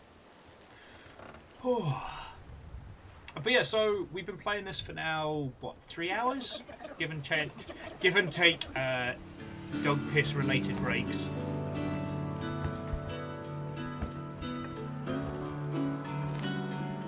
Like, looking at the world map, it's kind of fascinating now. So I guess we're going to head back to lit shit and use the grappling hook to pull down the big thing. But there's also been a few times where we've seen treasure kind of hidden on varying beaches and whatnot that we should be able to pull over as well. Hopefully that allows our big ship to grab stuff.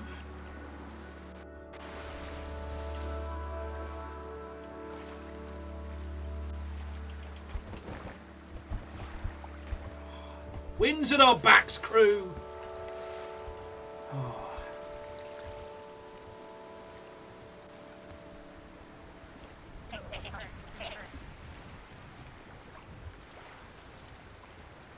The Skull Clan.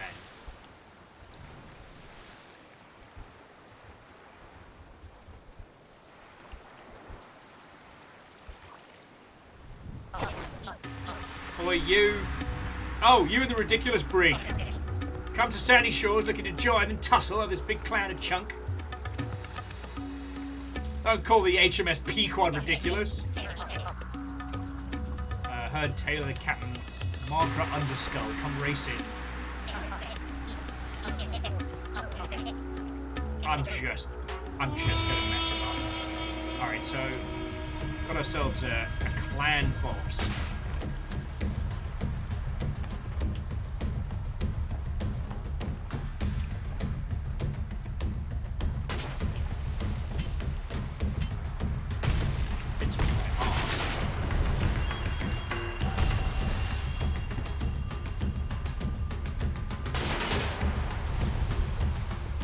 Broadsides aplenty, mate.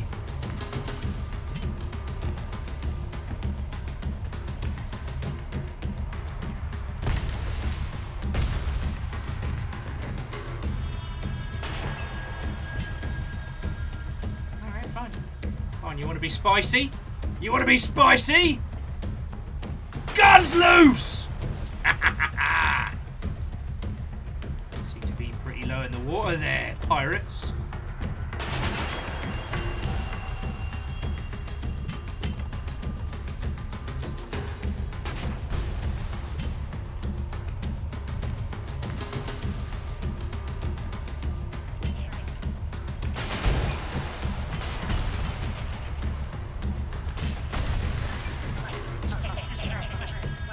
Alright, so you knocked my dead rock out of the water. What now?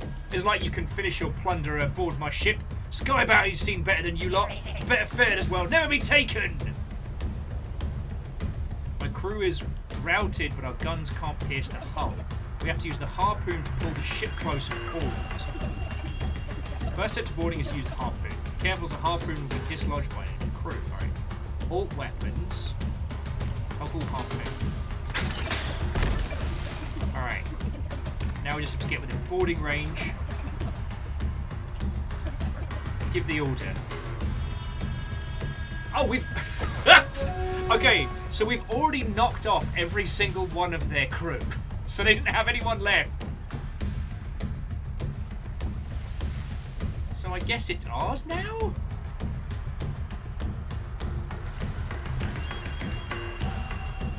I appreciate the pretend drama here, friends, but...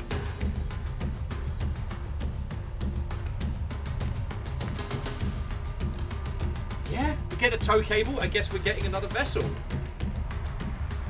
I mean, it's not like we have to, like, feed and water all of the crew, so we don't have to worry too much about our fleet composition.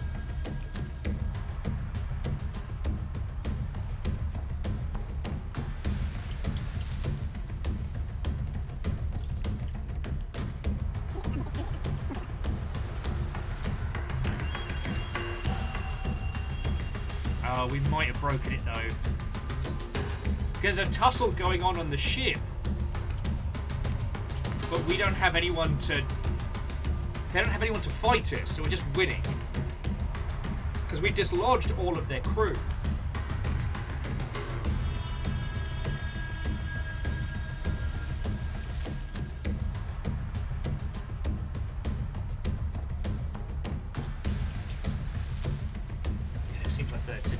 Playing havoc. We'll try one more. Jump to main menu, jump back. Yeah, apparently you can take the lad out of QA, but you can't take the QA out of the lad.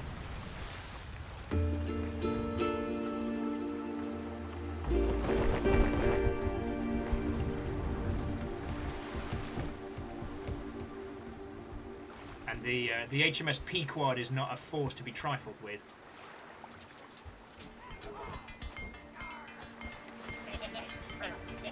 Yeah, Thrame, I think you're right. That's what Cult Game Dev meant by softlock, is that it was caused by routing the crew before they had a chance to battle. And Greybeard, what ho and welcome! Cannons strong enough to break the game, and a weapon to surpass Metal Gear.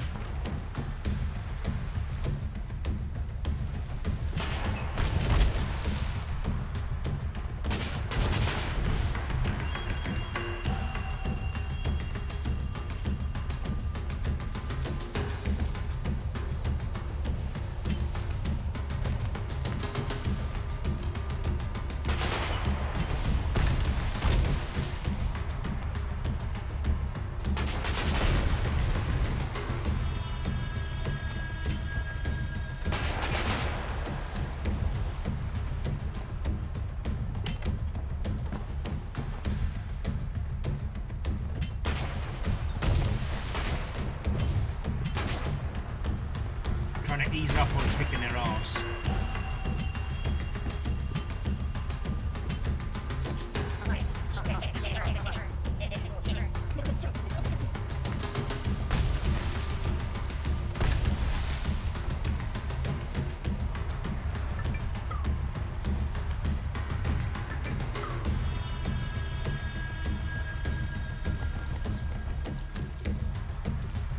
Alright. Let's see if we can do this.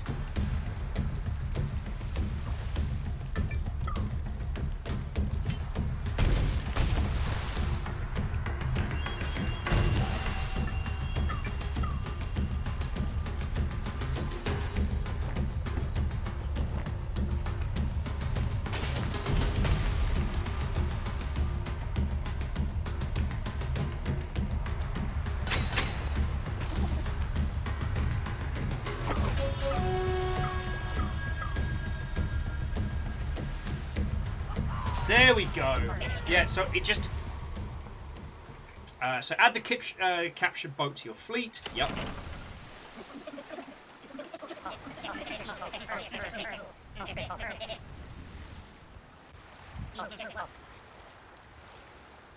They seem pretty routed. Why not join us in our adventure? What, become a deck-swabbing dual member of your crew?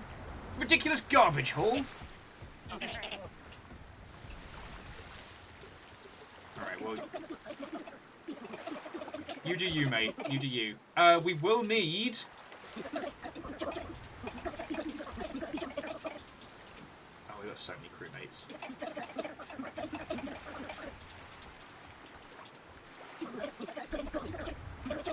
not even listening to this banner. We will need another ship name.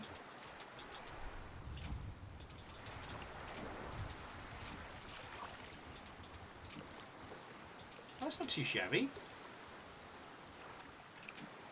Although you are absolutely not having that armor plate, and we are taking that on the big gun. Oh, they had swivels. Nice.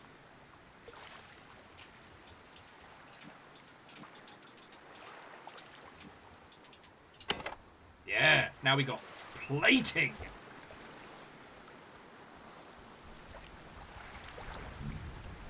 Oh. Yeah, so Thrame, it looked like last time we managed to knock every member of their crew off just with the sheer amount of fire. So it kind of biffed the...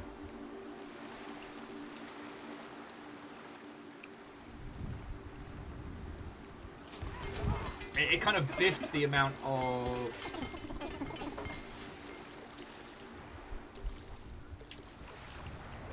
required peeps they had on board.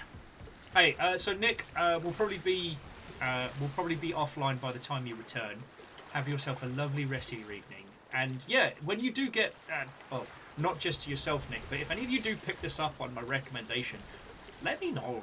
Like, obviously, like the Humble Bundle link, the Humble Partner link, sorry, does mean that we get a little bit of a kickback if someone picks up a game, but like, you know, we're not sponsored for this. I'm just showing you this game because I played it at PAX and had a bloody great good time with it. So like, the reason I want to know if you pick it up is because it's a really big compliment, and you know, that's a bit of the warm fuzzies.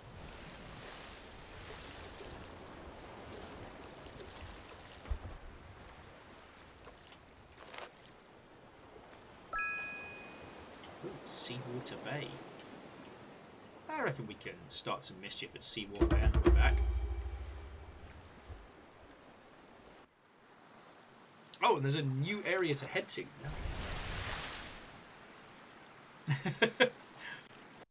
And Moriad, that is lovely of you to say. You know what? No. Let's go check out the new area.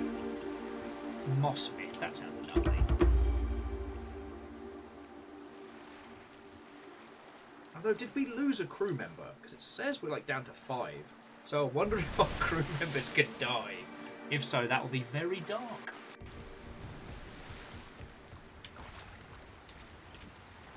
So manage crew. Yeah, we lost somebody in that fight. Alright.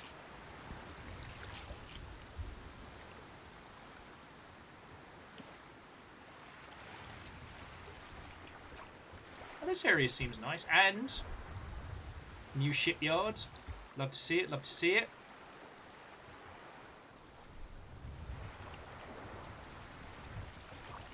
HMS Rock Bottom. I mean, the HMS Bassless Chaps is also valid.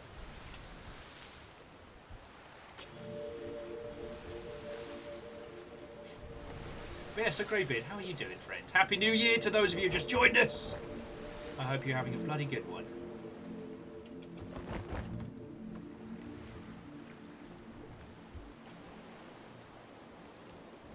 I think that's just an empty ship. Got ourselves a ghost vessel here.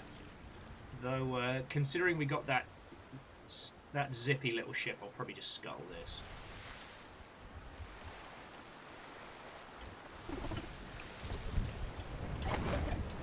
Yeah, Train, you're right. We need the lumber.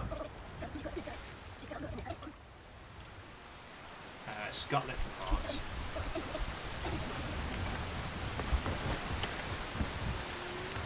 Oh, though now we've scuttled it, we can actually build it, so that's pretty cool.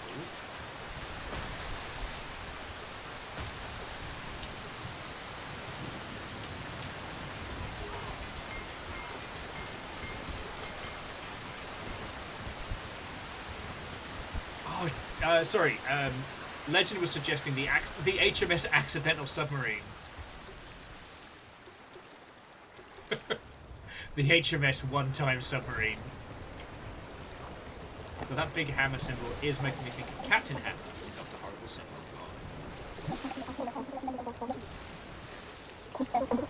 Ah, a different Squidman. Ooh. So let's have a look and see what new ones they're offering us. See if they get any bigger. Just a couple of smaller ones, but, you know, the brig's where we're at.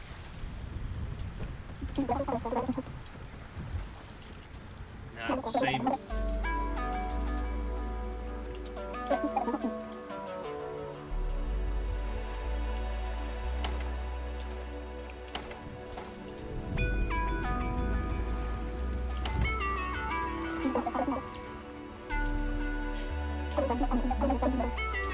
The HMS will not implement. I feel like I'm being called out.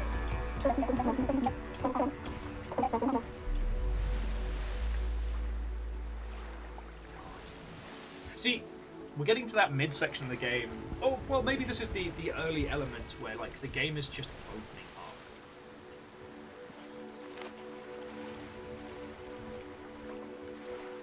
Let's go back to the research bloke. HMS working as intended. The HMS will not fix.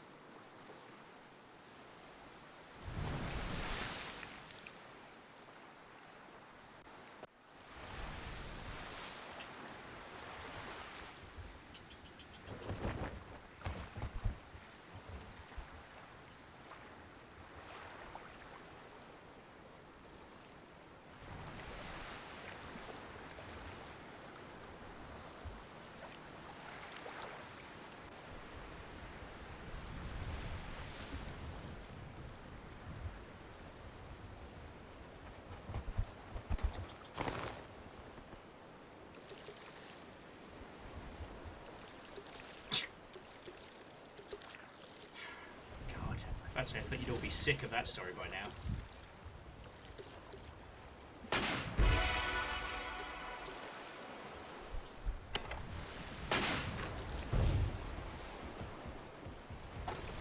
Oh, okay, and it seems to be picking up our stuff again. So.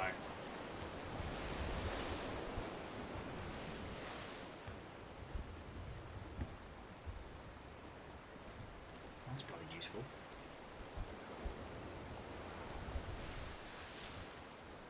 Oh, sorry, when we swapped over to the Brigantine, it wasn't picking up objects that we were blepping in the seas.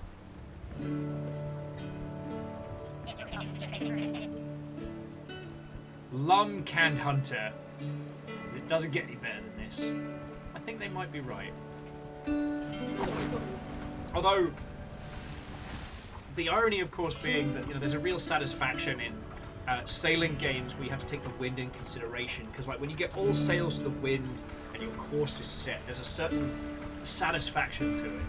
But the amount of times now that we've been fighting against the wind in this brig, I'm like, you know what, fuck it, give me an ironclad. I'm ready. I'm ready.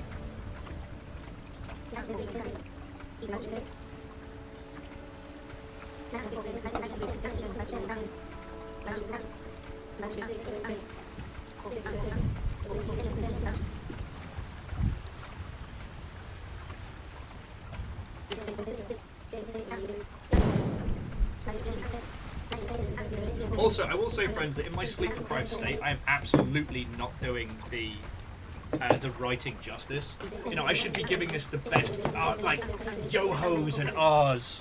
And in my sleep-addled state, I am not. Oh, cool. But again, like, so...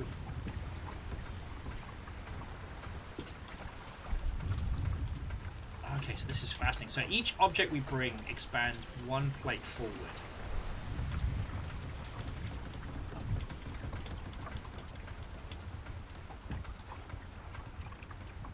And I get the feeling that the more of this stuff that we get,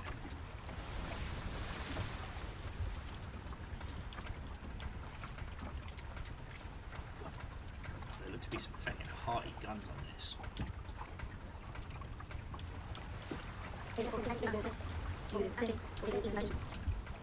Wow, sorry, none of that made any kind of grammatical or logical sense. My apologies. My apologies, friends.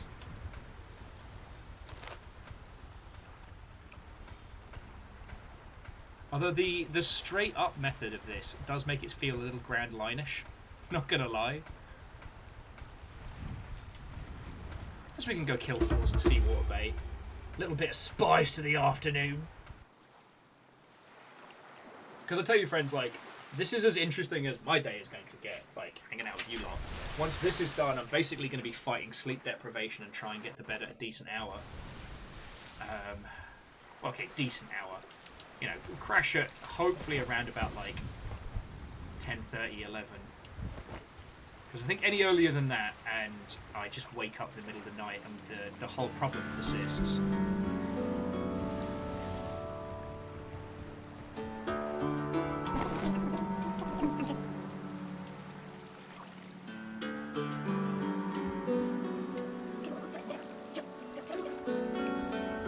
This person needs a shove. I reckon we can shove them. With guns!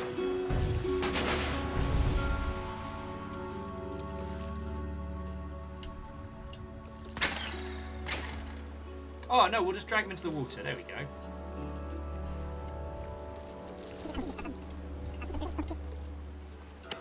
Oh, and we get ancient jump for that. Love it.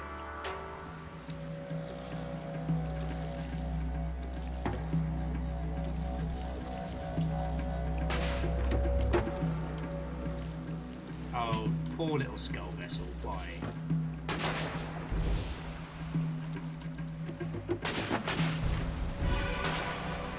Job's done.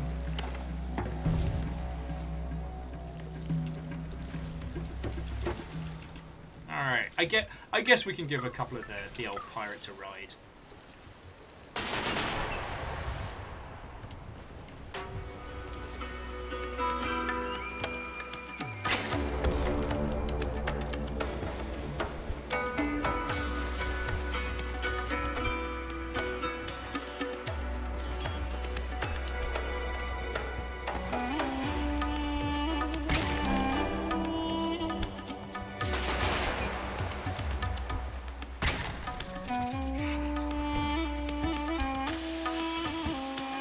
cheeky buggers have got long guns.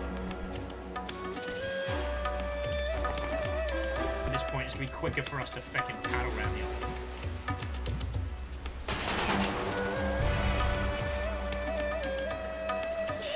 Bastards.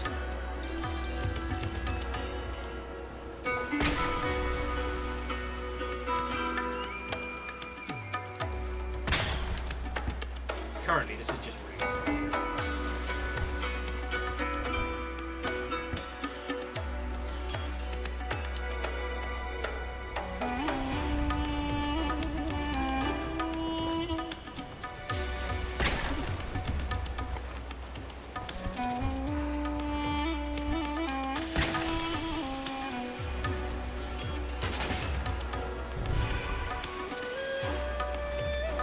I'm very much looking forward to crushing whoever this bastard is up here.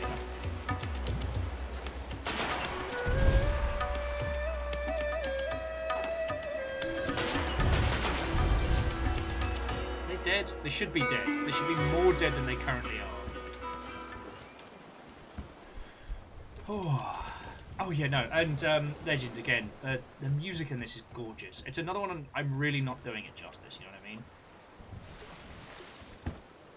Me and me battle brig. Not quite. Sucking fire and shit. Not quite giving this game the love and attention it deserves right now.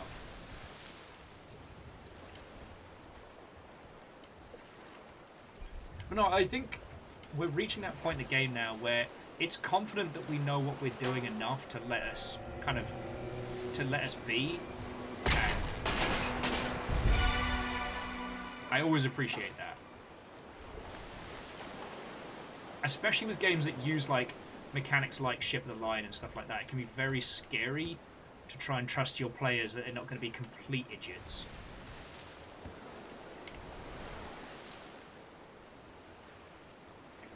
God. I'm sure we talked about this on New Year's Eve, but the juxtaposition between trying to Meeble Undertale. Jimmy Biscuits, glad to see you. Got this thing to take. I'm in a hurry. I can't do it myself. Yeah, we'll do it. It's a fancy chef whose taste buds are on the fritz, so here we go. Jobs are good. Sail Cotter Bay. Piece of cake. Fish and chips. Cup of tea. But no, I'm pretty sure we talked about this a lot in the New Year's show, but it is one of the really, really scary things about making games, is that you simultaneously have to trust your player. Simultaneously have to trust your player, knowing that they can be a complete and utter dingus.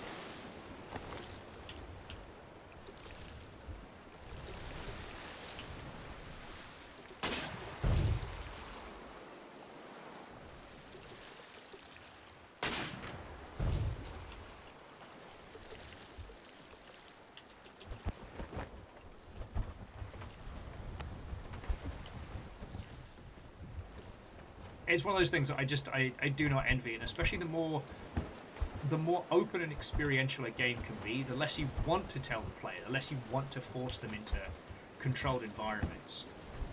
Like, it's really hard to do tutorialization in a way that isn't bad. And I'm probably going to be musing on, especially High on Life for quite some time.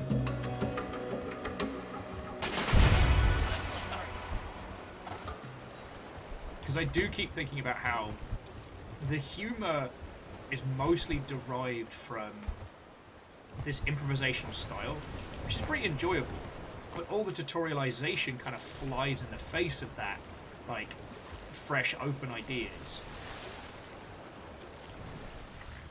So we sink all the pirates. If we win, are we winning?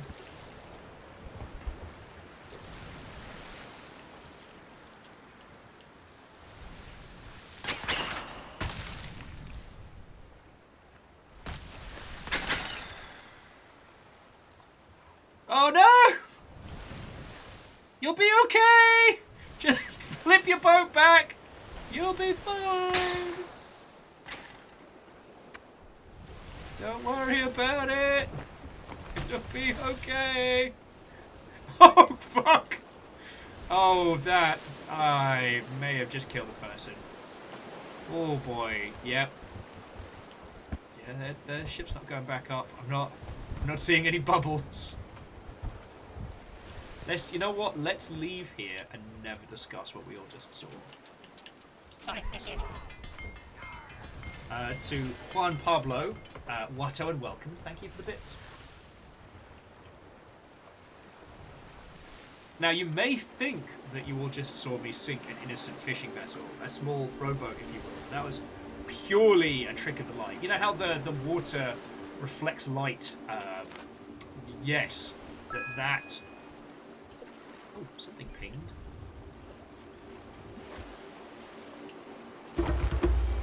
Something pinged? Let's focus on the ping. Let's not focus on the nautical crimes that I may or may not have just done.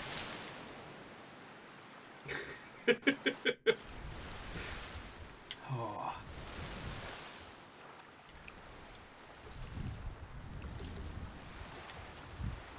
Yeah, you know what? Legend, you're entirely right. What we did was just bust up a smuggling ring. Yeah, we just saved the day.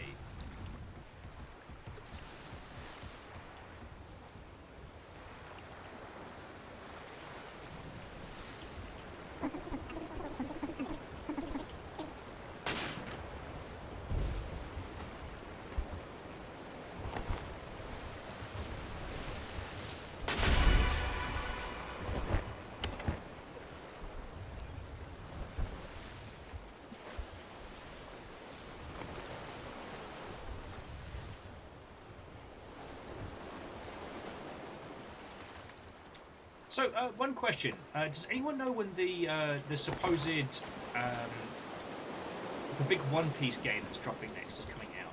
Because that's one I've looked at with kind of a curious... That's curious and intrepid mixed together. With a curious... intrigue.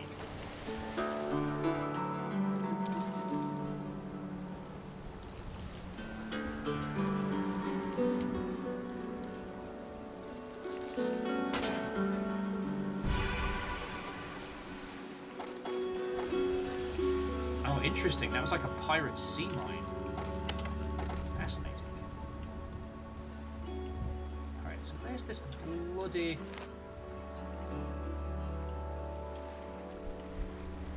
Oh, there they are. God, this is not a vessel to do deliveries in.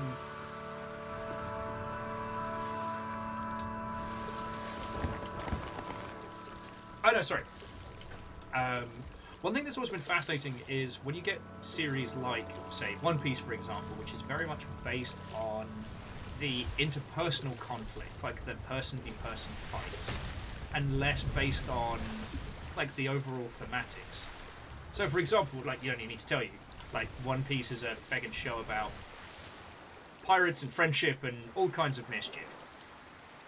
One Piece, as most of the video games have kind of came through as a bit like a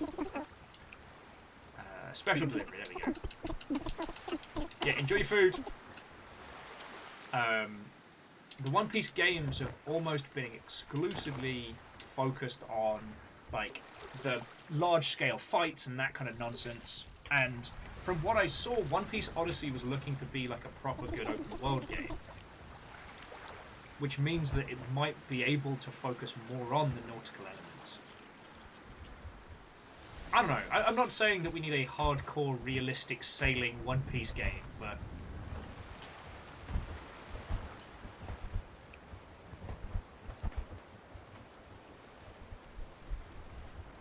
One thing that manga has always appreciated is that the ship is essentially like an additional member of the cast. And yeah, Bismarck, its world building is top notch, and I think that might be where my hunger is coming from, is that I'm not fussed who's the fastest or punch hardiest.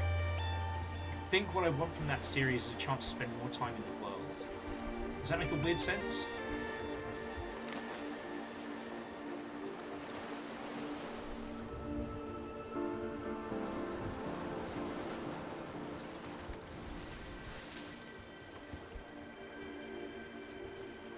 Okay.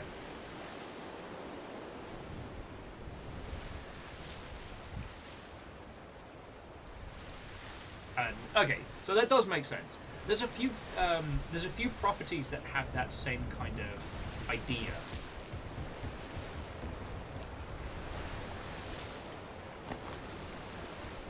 Legend says that's why they've been enjoying the Dragon Ball Xenoverse games.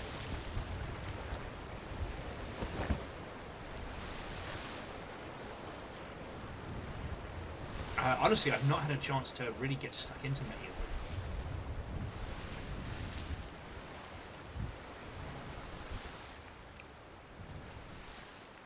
And in a strange way, I'd say that, especially with Dragon Ball, it always feels like it's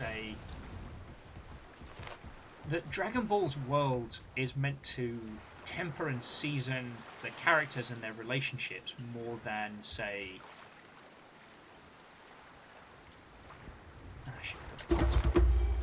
more than, say...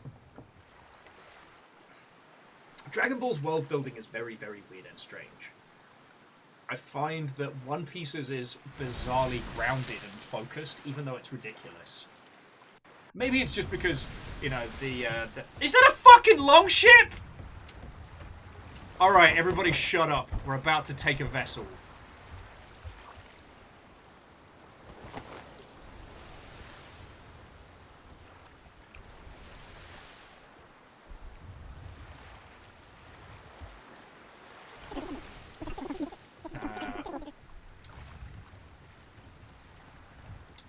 Got some things to sell.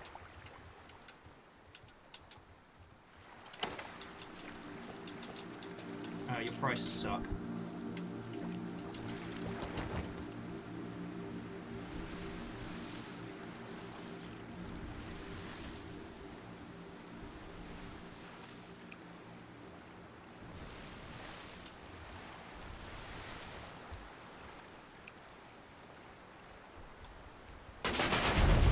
There could be only one!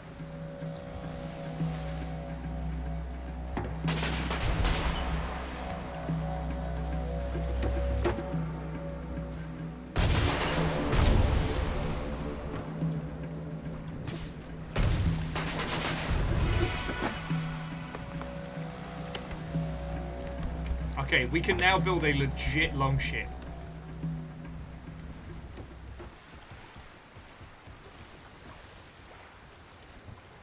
This is the best. Sorry, side vessel, but I know what we need.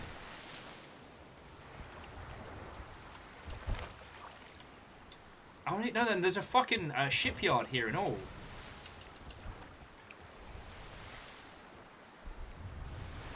Just gotta hope that the large ship and them weren't friends.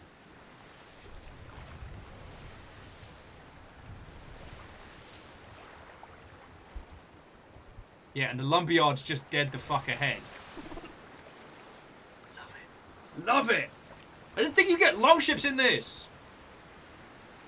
I don't know how, like, viable they're gonna be.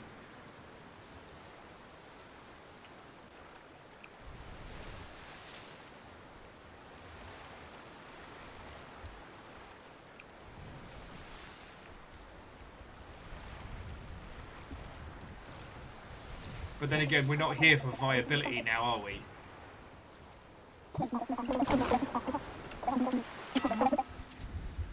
Let's build a new boat.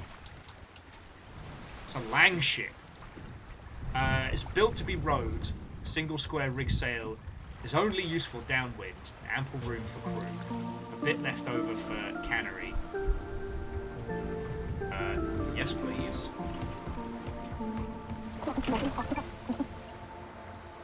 Oh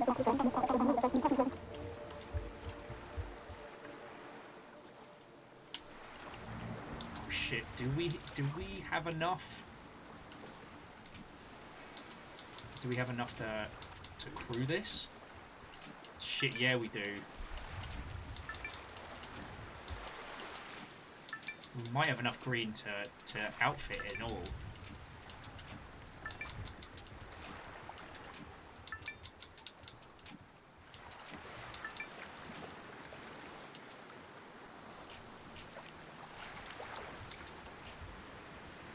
This is so fucking cool.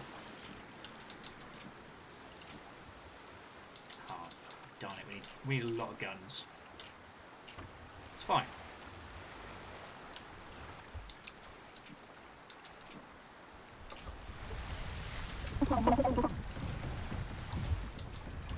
Right, let's talk about upgrades. So I need 6 cannons. Fine, we'll sell some cargo. Fine, salt, I guess. Absolutely cheaping me on the pearls.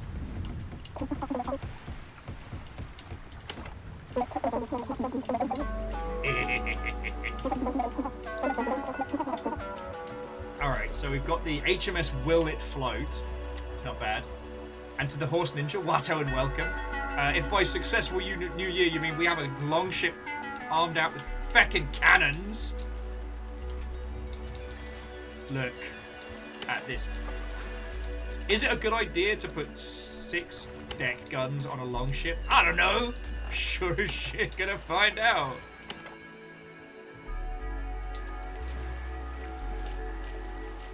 Look at this thing. Look at it.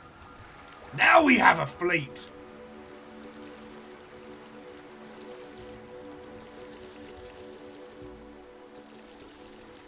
Oh, we are ready to wreck face. Also, you notice that the longship we just battled was meant to be, I think, the escort for that merchant ship.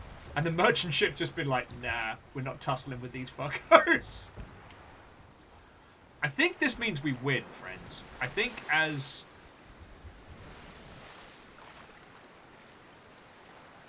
video games go, I think we just won. And I'm okay with this.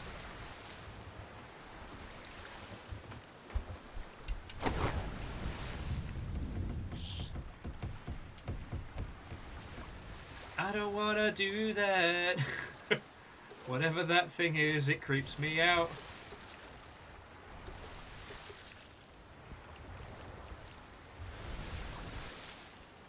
See a few things in the distance. Is that a watery henge? Is that a watery bloody henge?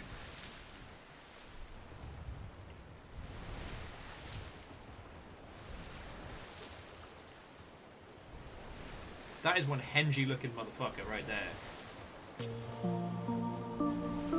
Oh, I have to pay for that!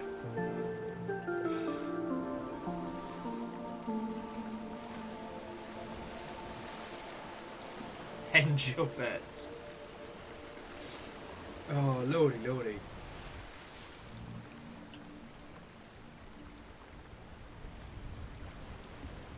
Where is our longbow, anyway?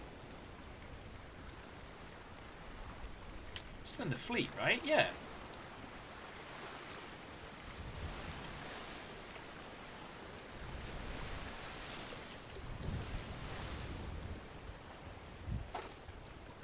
I guess it's the age-old thing of we gave the longship a vehicle.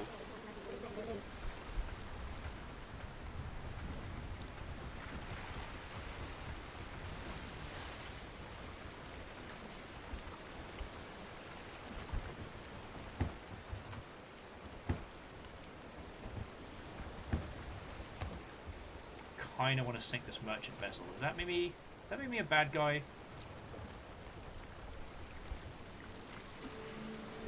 Yes, it does. No, you know what? No, we already stole their escort. Whatever the bloody hell it is.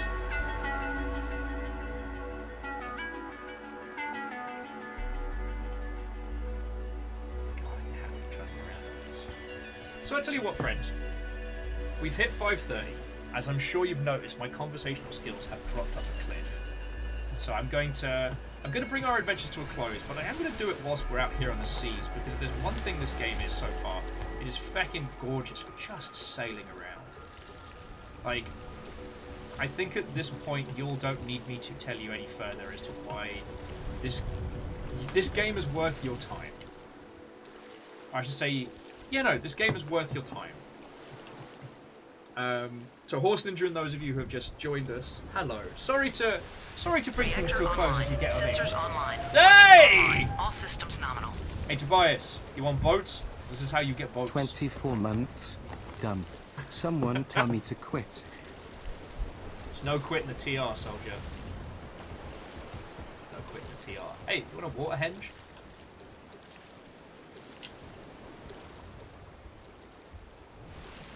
Alright, one thing I am going to do though is work out where our bloody longship is. But yeah, Tobias, how are you doing, friend? Oh, the longship got stuck.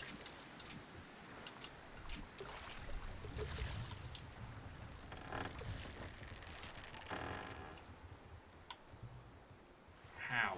Frankly, I'm just impressed at this point.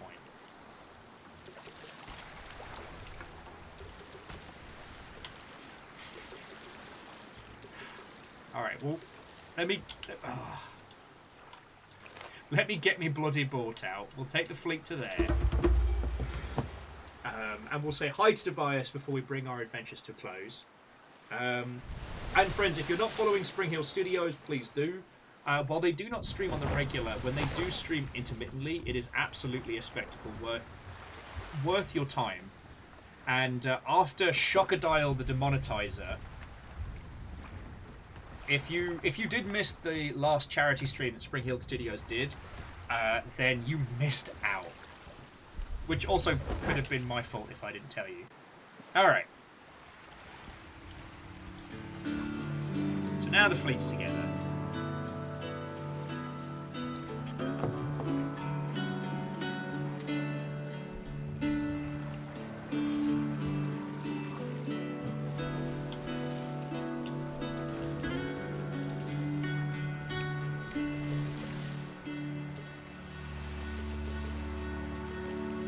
This ship's pretty nippy for just being manned by oars. We can make this work. But yeah, so friends, please, please, please do follow Spring Hill Studios. You will not regret it. Yeah, and Tobias, that's like 8 times how much prep work I do.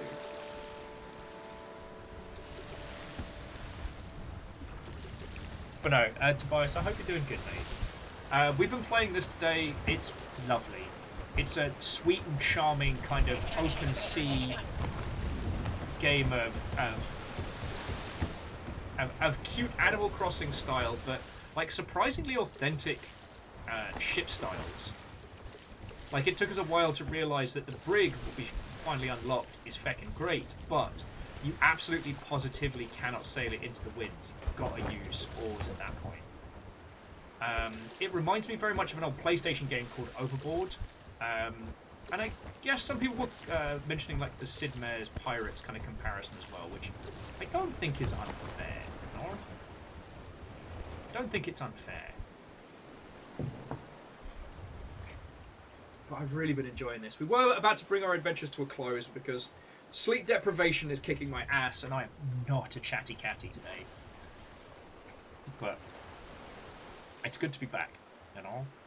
Plus, tomorrow we're doing the excavation of Hubsborough, and that is going to be amazing! If you enjoyed The Strange Lands or Blackwell or any of the Wajidai published games, then you're going to fucking love tomorrow. It is going to be like Sherlock Holmes tier weird creepy. Not Sherlock Holmes in terms of like the, you know, the clever detective solves the thing, but that like just this side of spooky. And Fosifer, thank you kindly for the follow. I'm sorry I wasn't particularly chatty with your good self. Usually I am much more banterful, which is like bountiful with banter. And yeah, if I want to talk games industry stuff, I will talk your ear off. But yeah. It's been a real good day. It's just fucking good to be back, you know. Y'all are the best thing in my day. And I always end up grinning after I've been hanging out with you lot, so... I probably will not be hanging out on Discord this evening. Just, I felt real guilty when people were coming in last night and being like, hey! And I'm like, I'm very quiet and I want to die.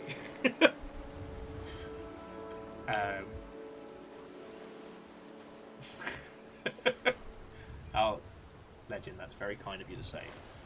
I mean, it's all thanks to these lovely mother hubbards. I'm just the meaty megaphone of this all, right?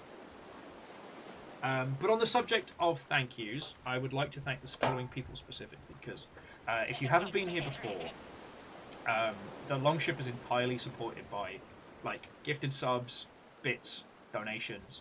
Bits and donations are the big ones, so, like, I wouldn't get to sit in this chair every day if it wasn't thanks to you lot. And today I would like to thank the following people. Oh, fuck off, Tobias. The Longship is supported to viewers like you. Back up. And then Legend's like, you're like the Tamagotchi we built around. Yo, Lur made that skit and I felt very called out. But seriously, bits and donations are what keeps us going. So to Shackle Draconis, to Favor 6, Japos and Catastros and Bacon Avenger, Fearless Sun, Thrain, Wolfcrad, Quasimoto, Asari Green Fire, and Juan Pablo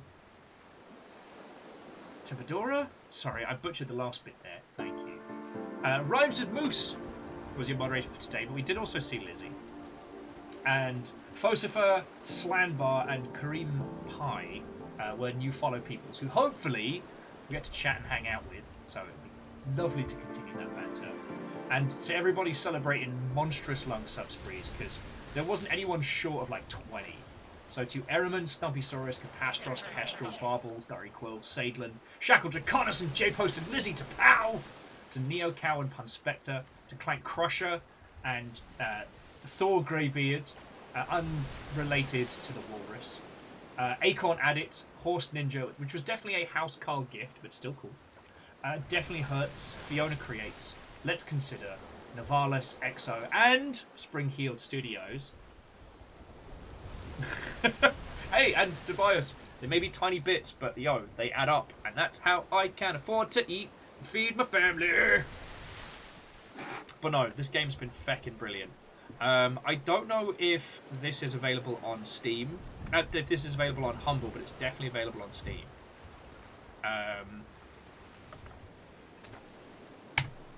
Like, yo. There is a lot more to this game than we saw, including giant enemy crabs and some gargantuan battles. So please don't think that what we saw is the long and short of it. And because we kind of jumped up to a big ship speed, it made us quite powerful, but definitely slowed down the flow. So I think later on it really does become like striking a balance between being an unstoppable killing machine and being a sleek and fast vessel. But then, of course, you can have your own feckin' fleet, so jobs are good. Okay. So let's see what I can offer you. I can offer you a spot of art. And I can offer you a spot of Valheim. Or someone making one of those video games that I have heard of. So those are your choices, dear friends. A touch of the old illustrative art, a spot of video game development, or just some classic Valheim. Bismarck would like some Valheim. I can do you there.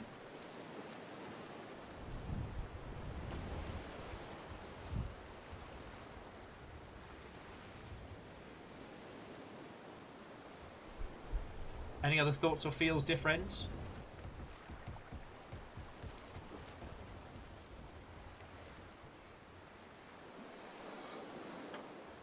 God. I don't know what I'm going to do with the rest of my evening. Probably paint, build, and do things with my hands so I don't end up falling asleep.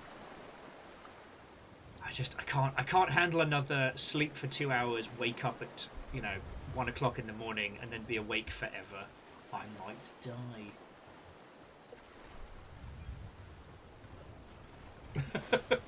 Well, Greybeard, then I hope it's not too obnoxious, and I hope you have a lovely rest of your evening. Alright, Valheim it is. Bismarck, you were the fastest finger, and Midnight Sky, you just was agreeing with you, so our good friend and connoisseur of mischief, Jetman J, is currently chopping their way through a Viking adventure. So I'm going to pass you all over there.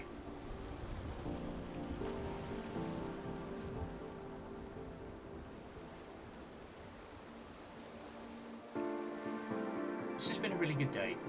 And I hope I have done a vaguely good job of being banterific, despite being sleep-deprived and a visible potato.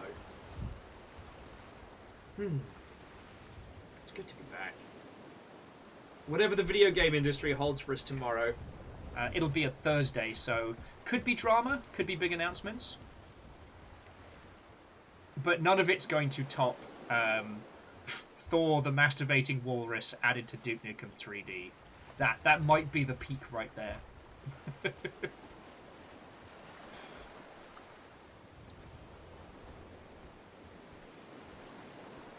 Okay. Have a lovely rest of your evening, friends. Sail well. May your crews be unmutinous and your halls be bountiful. If you need me, I'll be fighting sleep. Have a lovely rest of your evening, and I'll see you tomorrow. Good night, friends.